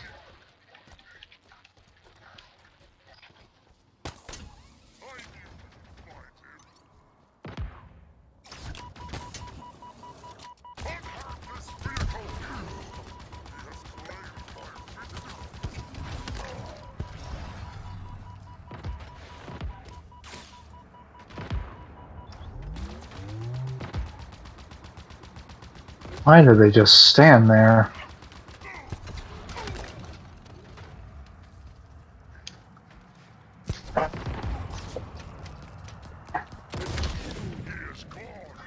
Okay.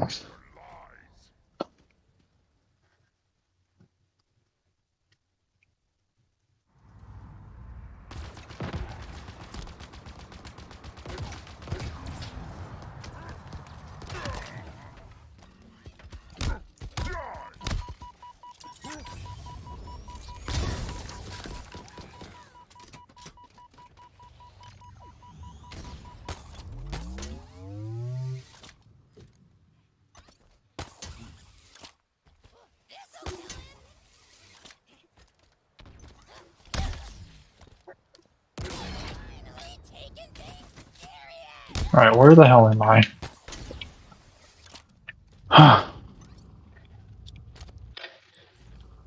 Great. The moment I decide to check my map, somebody kills me.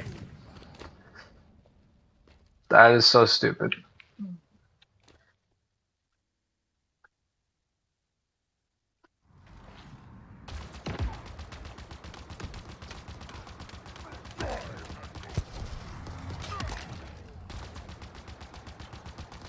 Yeah. Go over there and kill that grunt. Grunt is ticking me off. God, fuck. That's not even a hill. Fantastic. Trash terrain. It's not even a hill either. More trash terrain.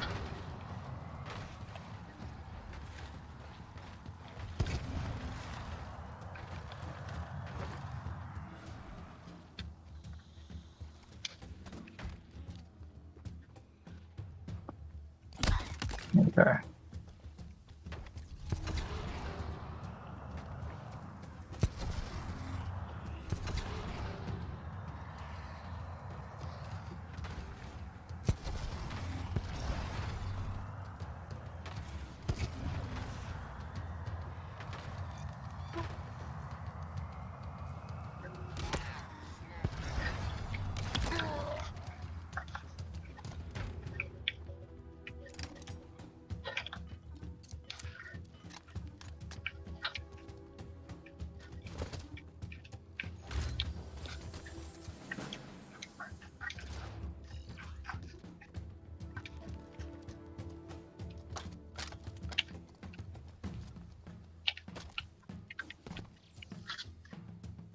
Control. Okay. Pulse.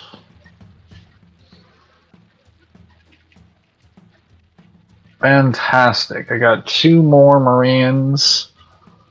Now I've got the battle rifle. Soon I should have full squads of Marines.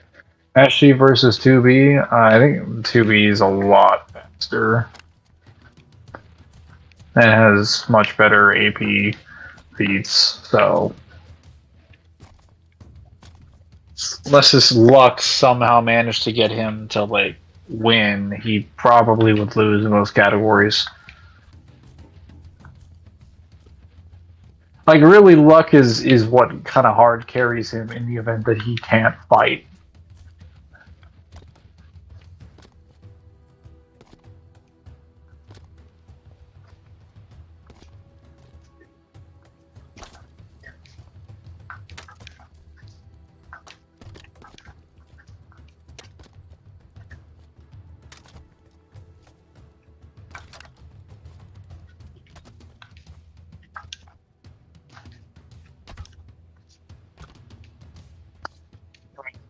To round off the Sound 4 and I guess the rest of Part 1, Himimaru is durable enough to go through things that are harder than steel, which, technically speaking, is not really an impressive feat for the UNSC, because their basic weapons can go through reinforced titanium.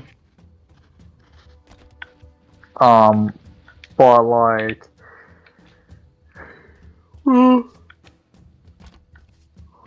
Oh, oh.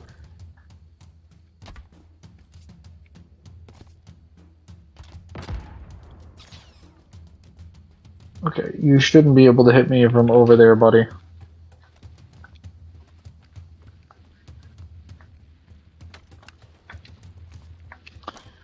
Kimimaru, I'm pretty sure with his durability and AP feats is probably more durable than whatever fucking Master Chief's weapons are, at least in terms of like his kinetic ones. Cortana wouldn't be able to hack 2B. Oh, Cortana would definitely be able to hack 2B. I'm just saying, like, I think 2B's stats are probably a little bit higher than Master Chief's. Oh. I just forgot 2B's kind of a robot or whatever. That, and I don't know too much about her outside of what I played in Automata.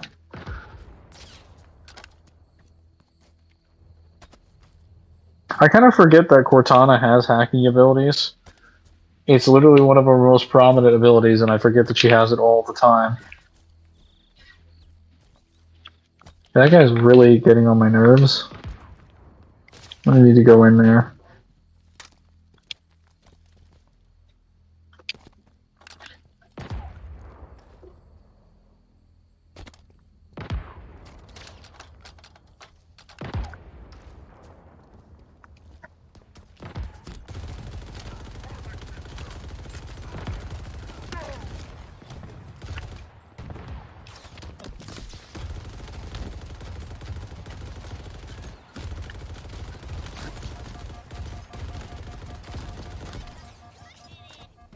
Fucking idiots.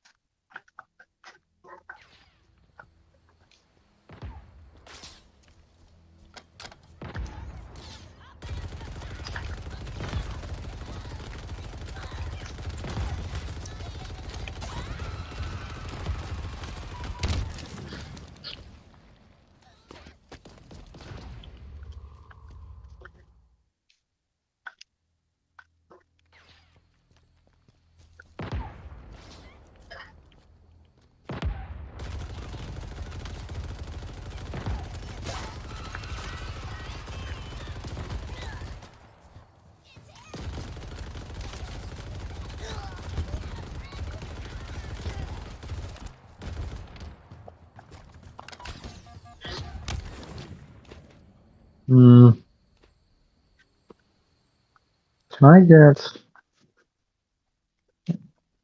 just approach?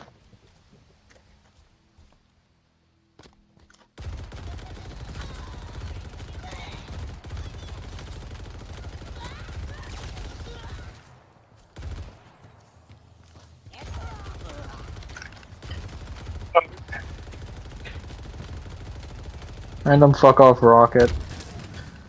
I need to get that ghost and take it out. Whoa, okay. He immediately lined that up perfectly to hit me.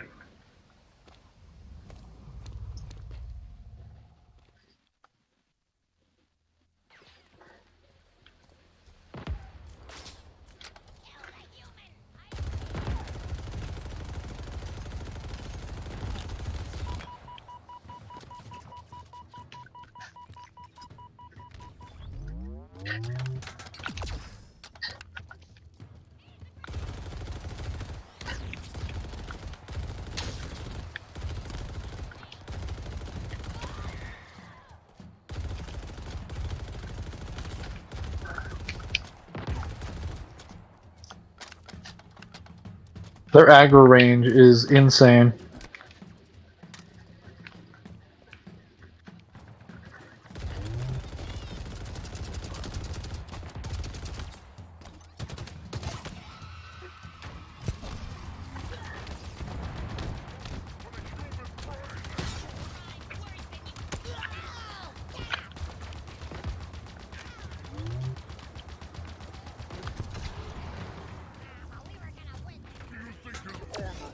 Damn it!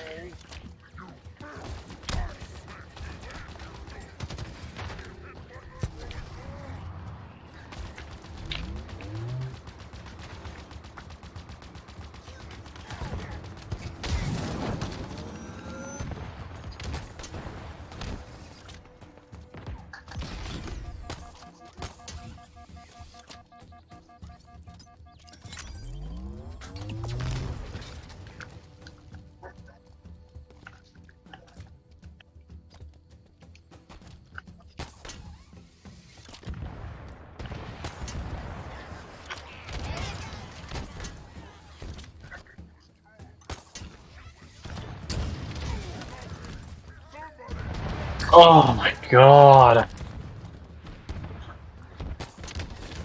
If I had a sniper rifle or a shock rifle, it'd be the end of these guys for sure. I'm just gonna get out of here. Fuck this shit. I don't need to fight any of you losers.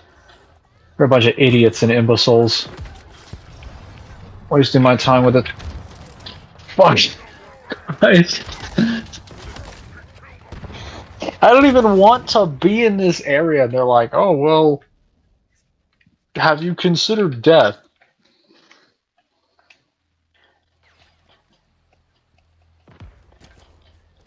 And I'm dead. Ugh. Infuriating.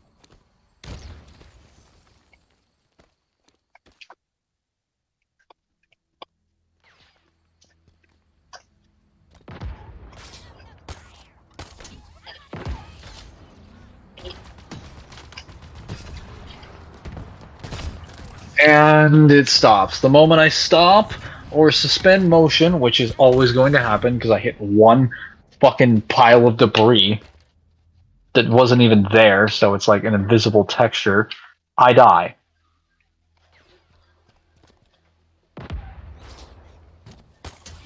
And, okay.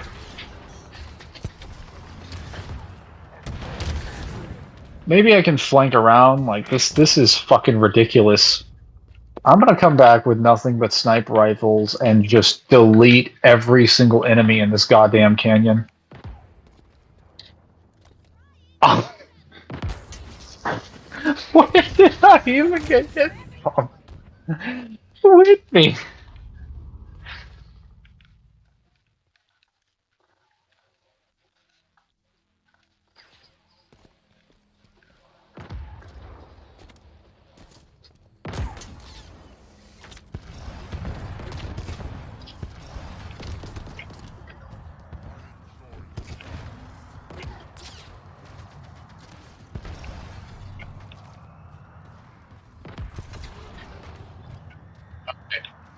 Here. Finally in a safe spot. Oh, I still don't have that forward operating base. Oh wow, okay, so that's just gonna total my vehicle.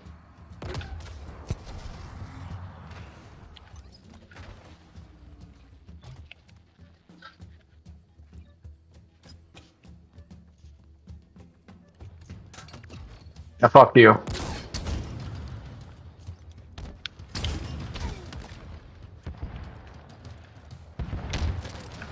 My god.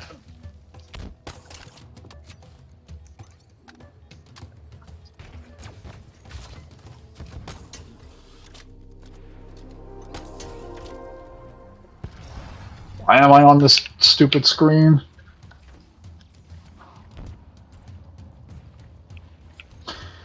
Oh, the fob's over there. Fantastic. I need to drive all the way around. Oh. I guess sarcasm aside, it actually is pretty good because I do get to stay on the high ground, which means I won't have to deal with most of these enemies' skewers. Oh, I'm sorry, did you just cloak? What the fuck? Like, what the fuck?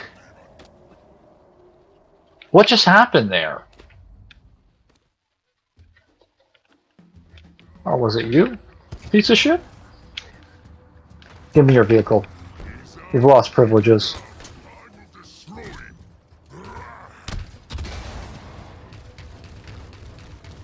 Goodbye. Yeah, this is mine now. What the hell? Is he alive?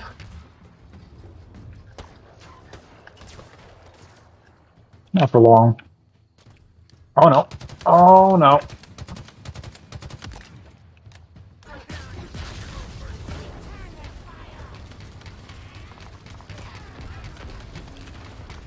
Alright, where is that jackal skirmisher? Goodbye.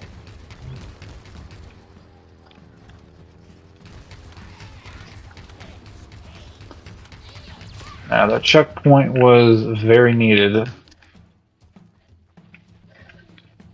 Wouldn't a Spartan's armor explode if he dies? It is set to have a failsafe, yes. Though it's possible to enact the failsafe before that, either manually through the Spartan or to the AI in the armor.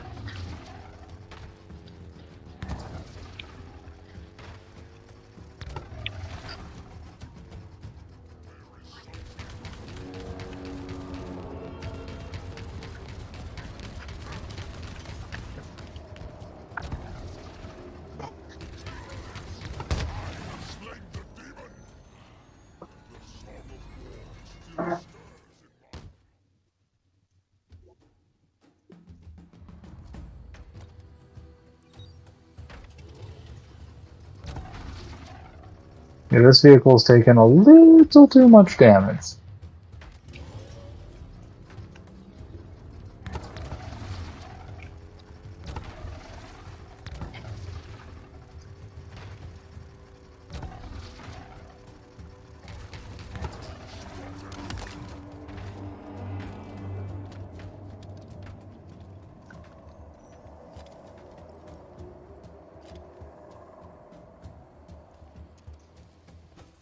Alright, let's go to Fob Delta over there.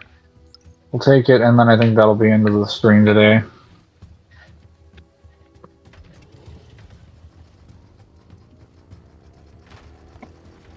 So I've been going for a while.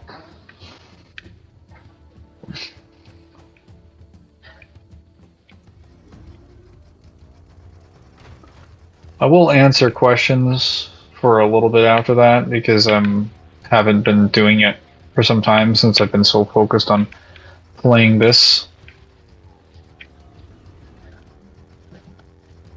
Yep, not. There we go.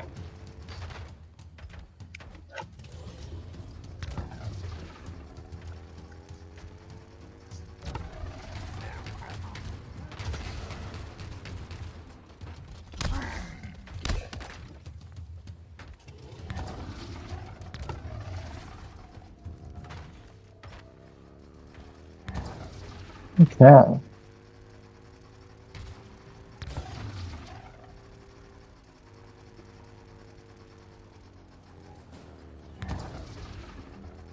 We should claim that fob.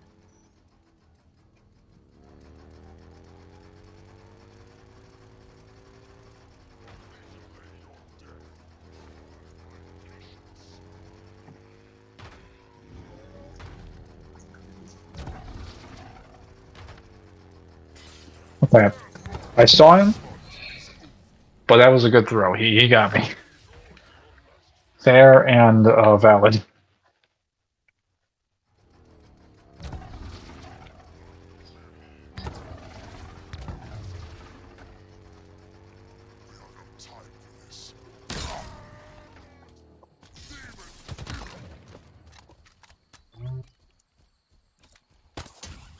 Well, hello there.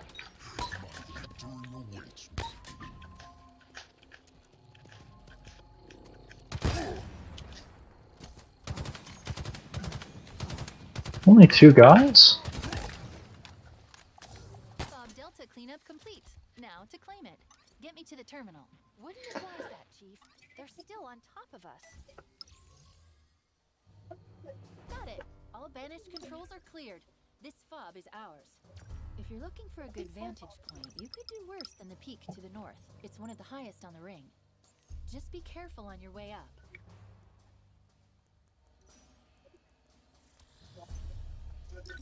Can't stop thinking about all the cryptic stuff the Harbinger said. Whatever the... Orders received. ETA on your ride. Very soon.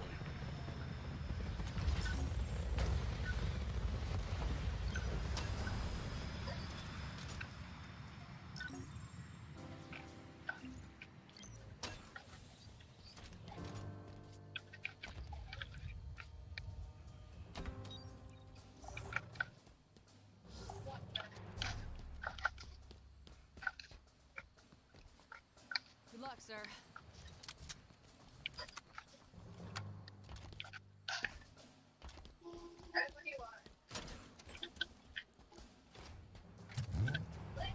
Ready when you are. Click it or tick it.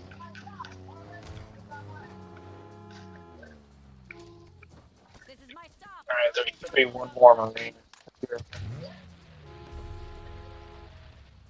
Just in theory. Shoots on point. Yep. 1, 2, 3. Oh, no, I guess not.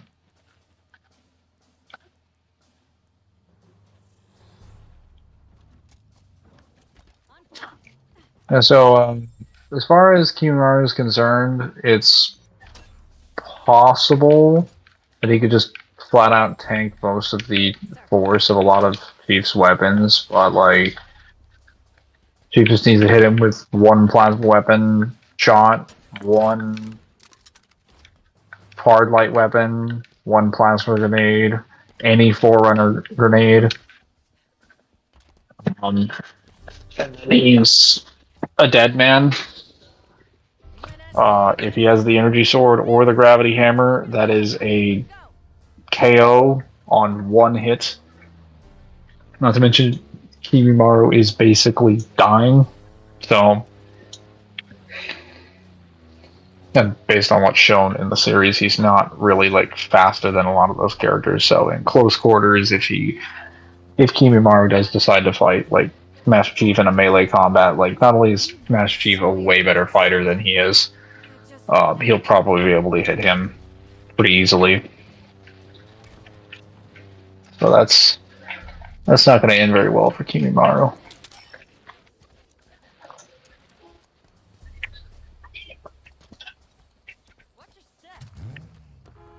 Ready to move. I'm in.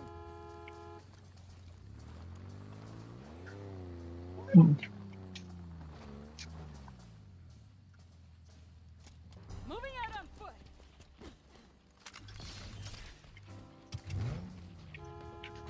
Actually, hold up. I'll take that. Buckle up.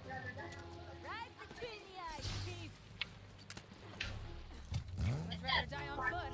Up and in. Point of sight, Spartan. Chief, that's a friendly you're shooting. Acknowledge. I'm out.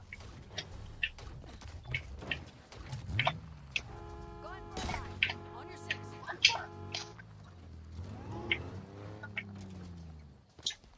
On foot. Let's get going.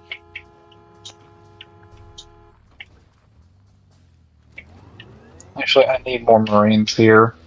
Hold up. Let me do a fast travel. Moving out on foot. Ah, man, you're sticking me with this?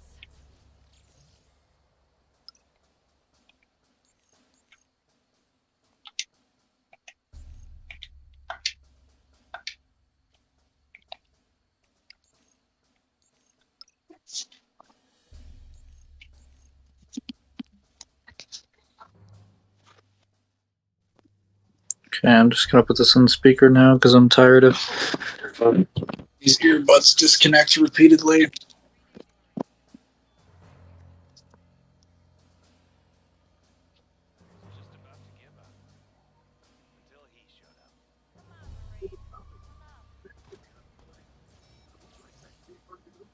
guys ever stop and listen to the Ungwe? Am I crazy, or do those guys talk about nipples like a lot?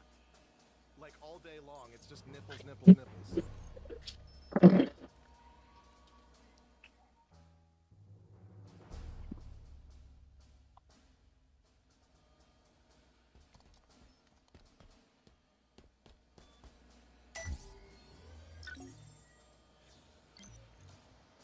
Requisition confirmed. On the way with your hardware.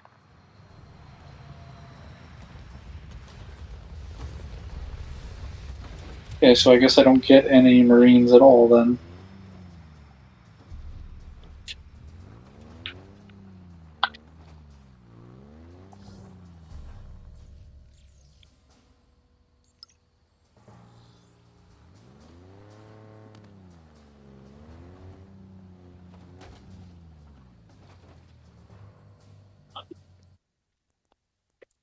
Well, now we're just gonna relax for a bit. Yeah, I think the Sub 4 just fucking die. Sasuke really only manages to get away, or manages to get to the final valley to walk on water, if, and this is a big if,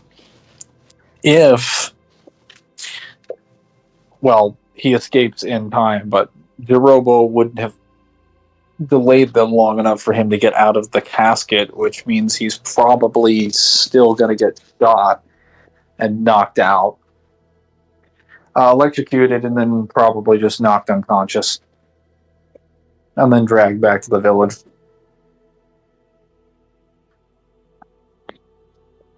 Since it's a non-lethal mission, it is a little bit harder because most of Chief's training is meant for killing, but he can do non-lethal tactics. Technically. Though it's a bit unconventional.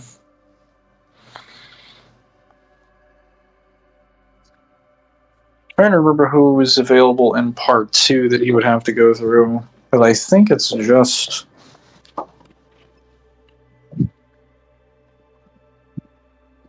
think it's just like... Yeah, like Datara. Orochimaru. What's it called? Yeah, Sasuke again, I guess. And,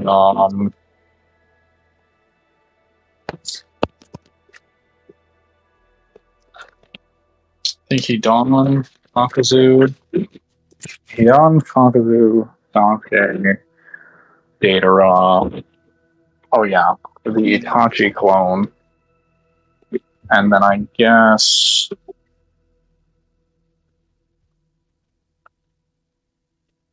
Toby for a little bit.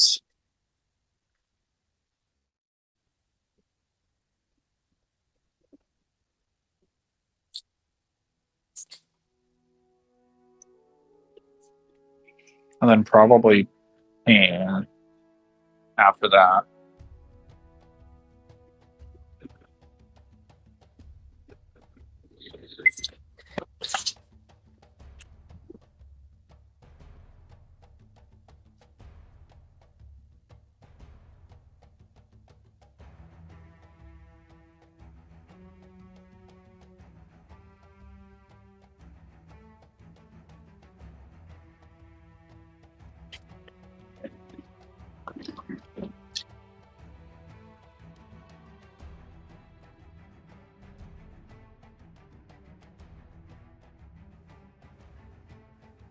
Got my food.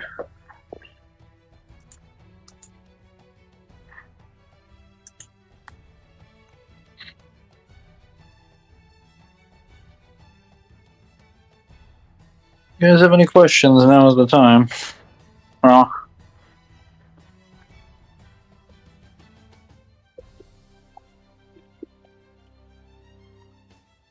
just to give a rundown of what characters would be able to do anything.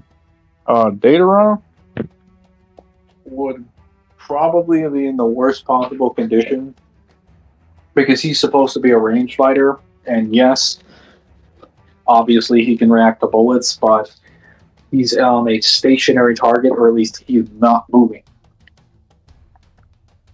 Not a target that's moving quickly.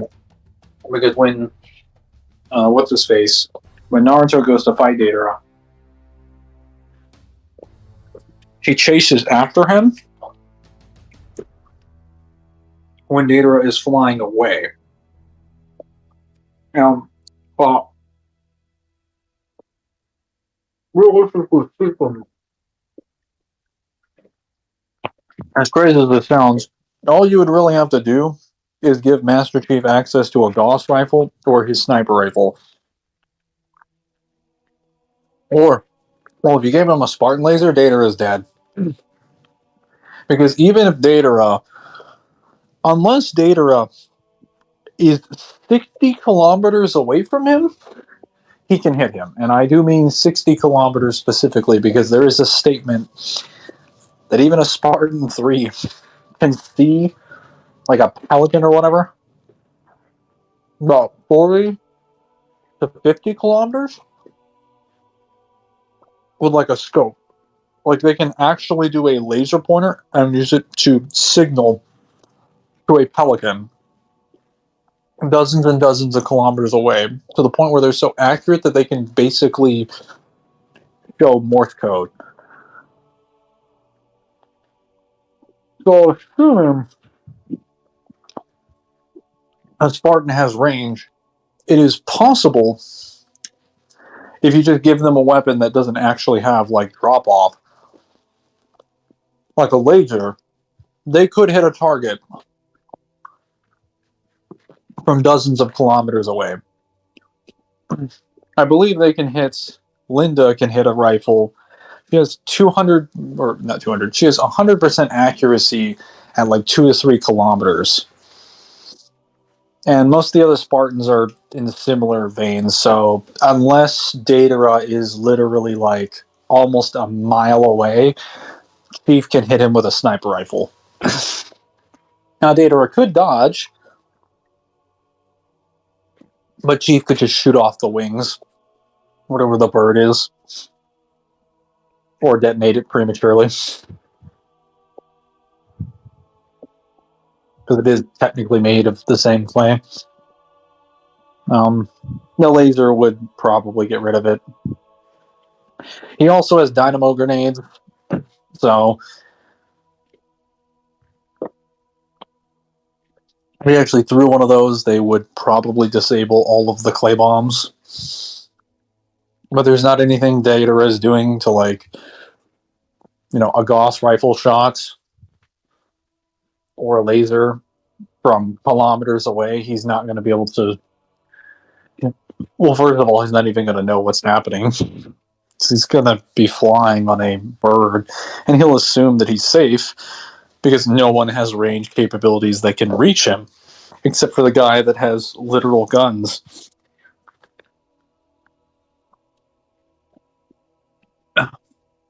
So, yeah, Data is probably going to die. For Orochimaru again, assuming Orochimaru is being actually serious, and he just tries to fight him with the sword of Kushino, then yeah, they're just going to have to retreat from him. There's not really anything Chief can do if Orochimaru decides to take the entire situation seriously and start shooting out like the giant sword thing from a distance. Hmm.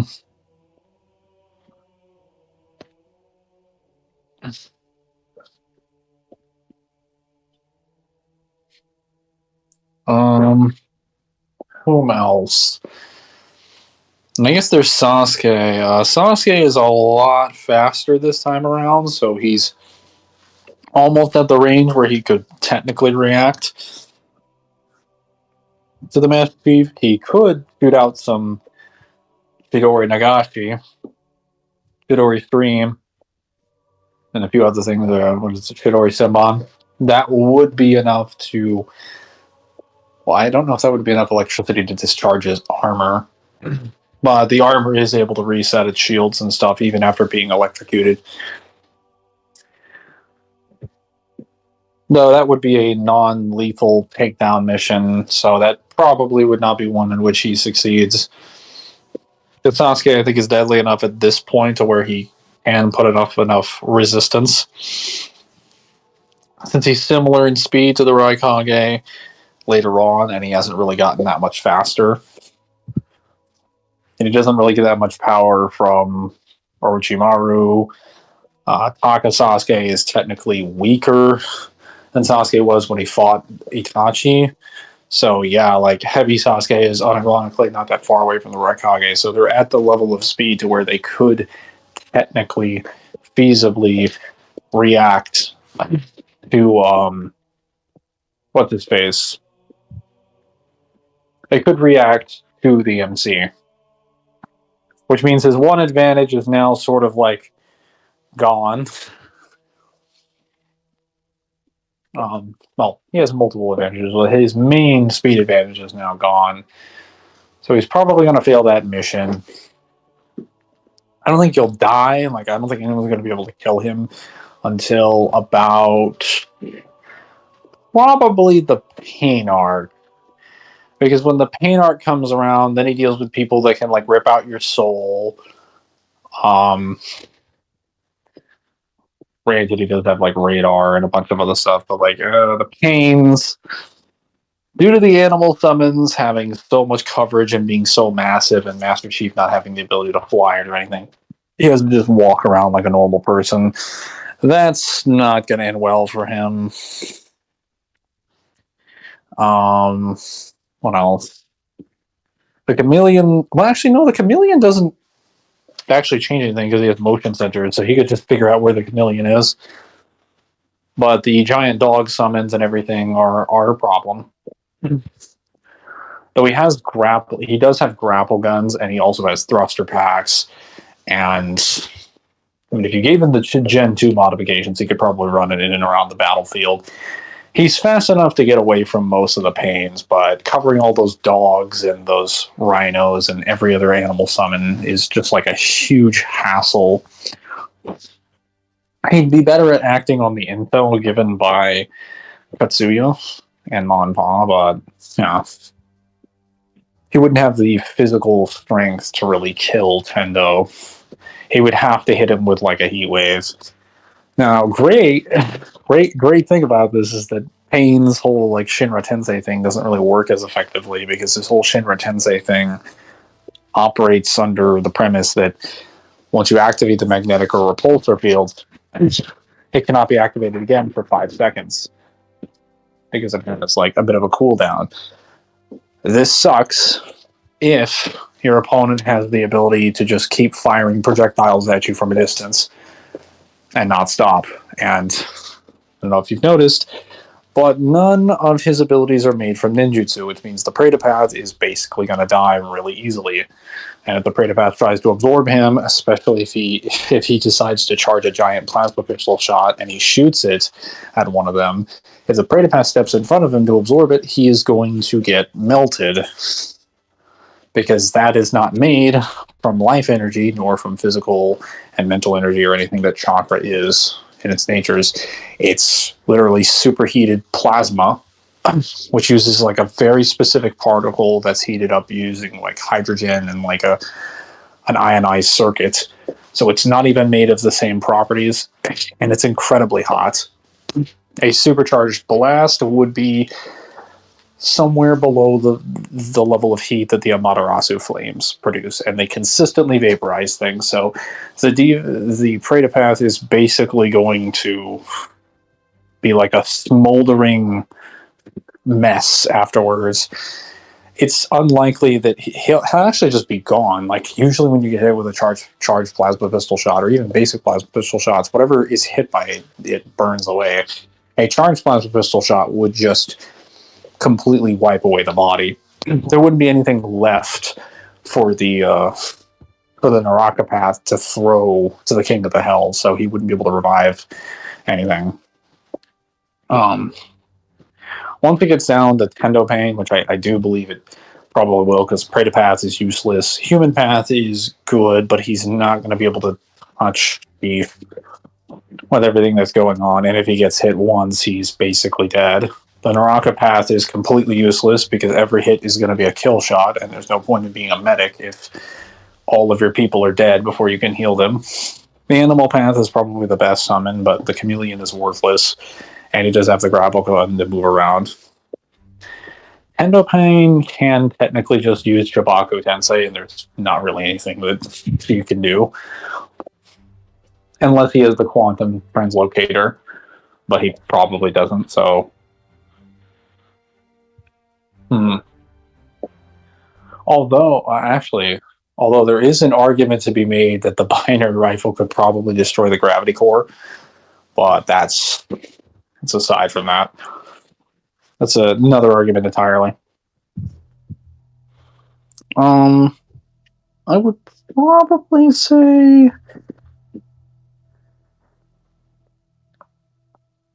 Shinra Tensei and Bansho Tinning would be enough, if fully charged, to send Chief flying with enough force that would damage him pretty badly.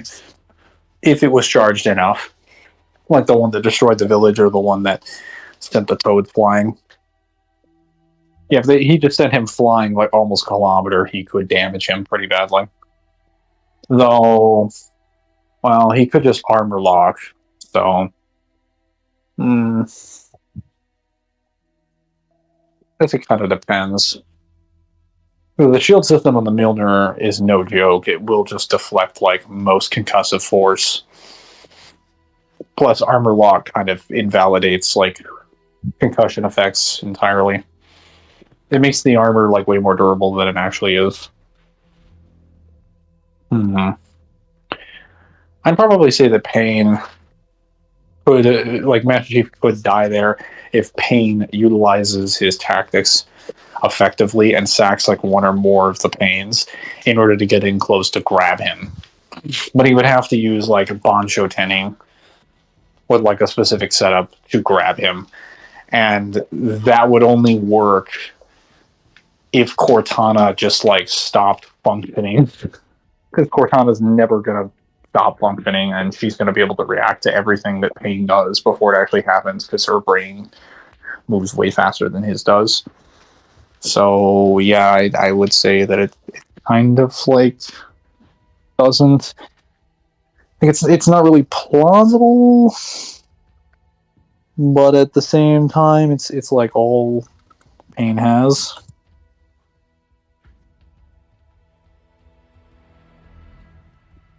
Well,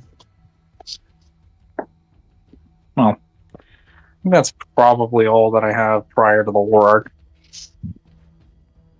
No, I guess there was that one scuffle with Sasuke, but like that doesn't really mean anything. Technically, because he just retreats afterwards.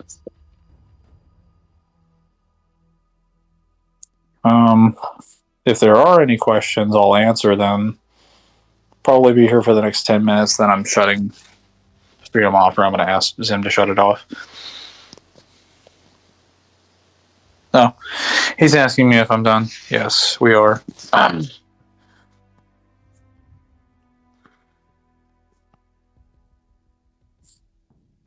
If you guys have any questions, you can send them in the Discord. We've been done for a while, so I just forgot how long like Red Dust's little scenario was. That's too much time to answer that. With all the bots, the annoying like gameplay mechanics, that was taking more time than expected.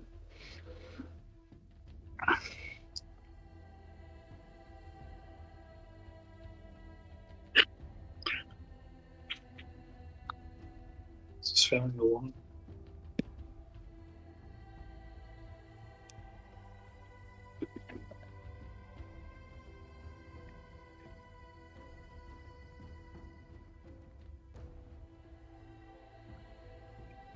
Oh no, my internet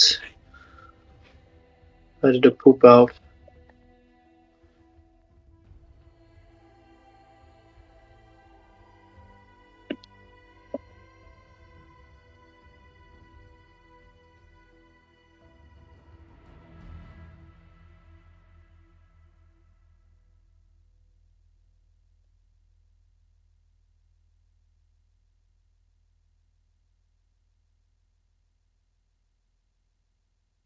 There we go.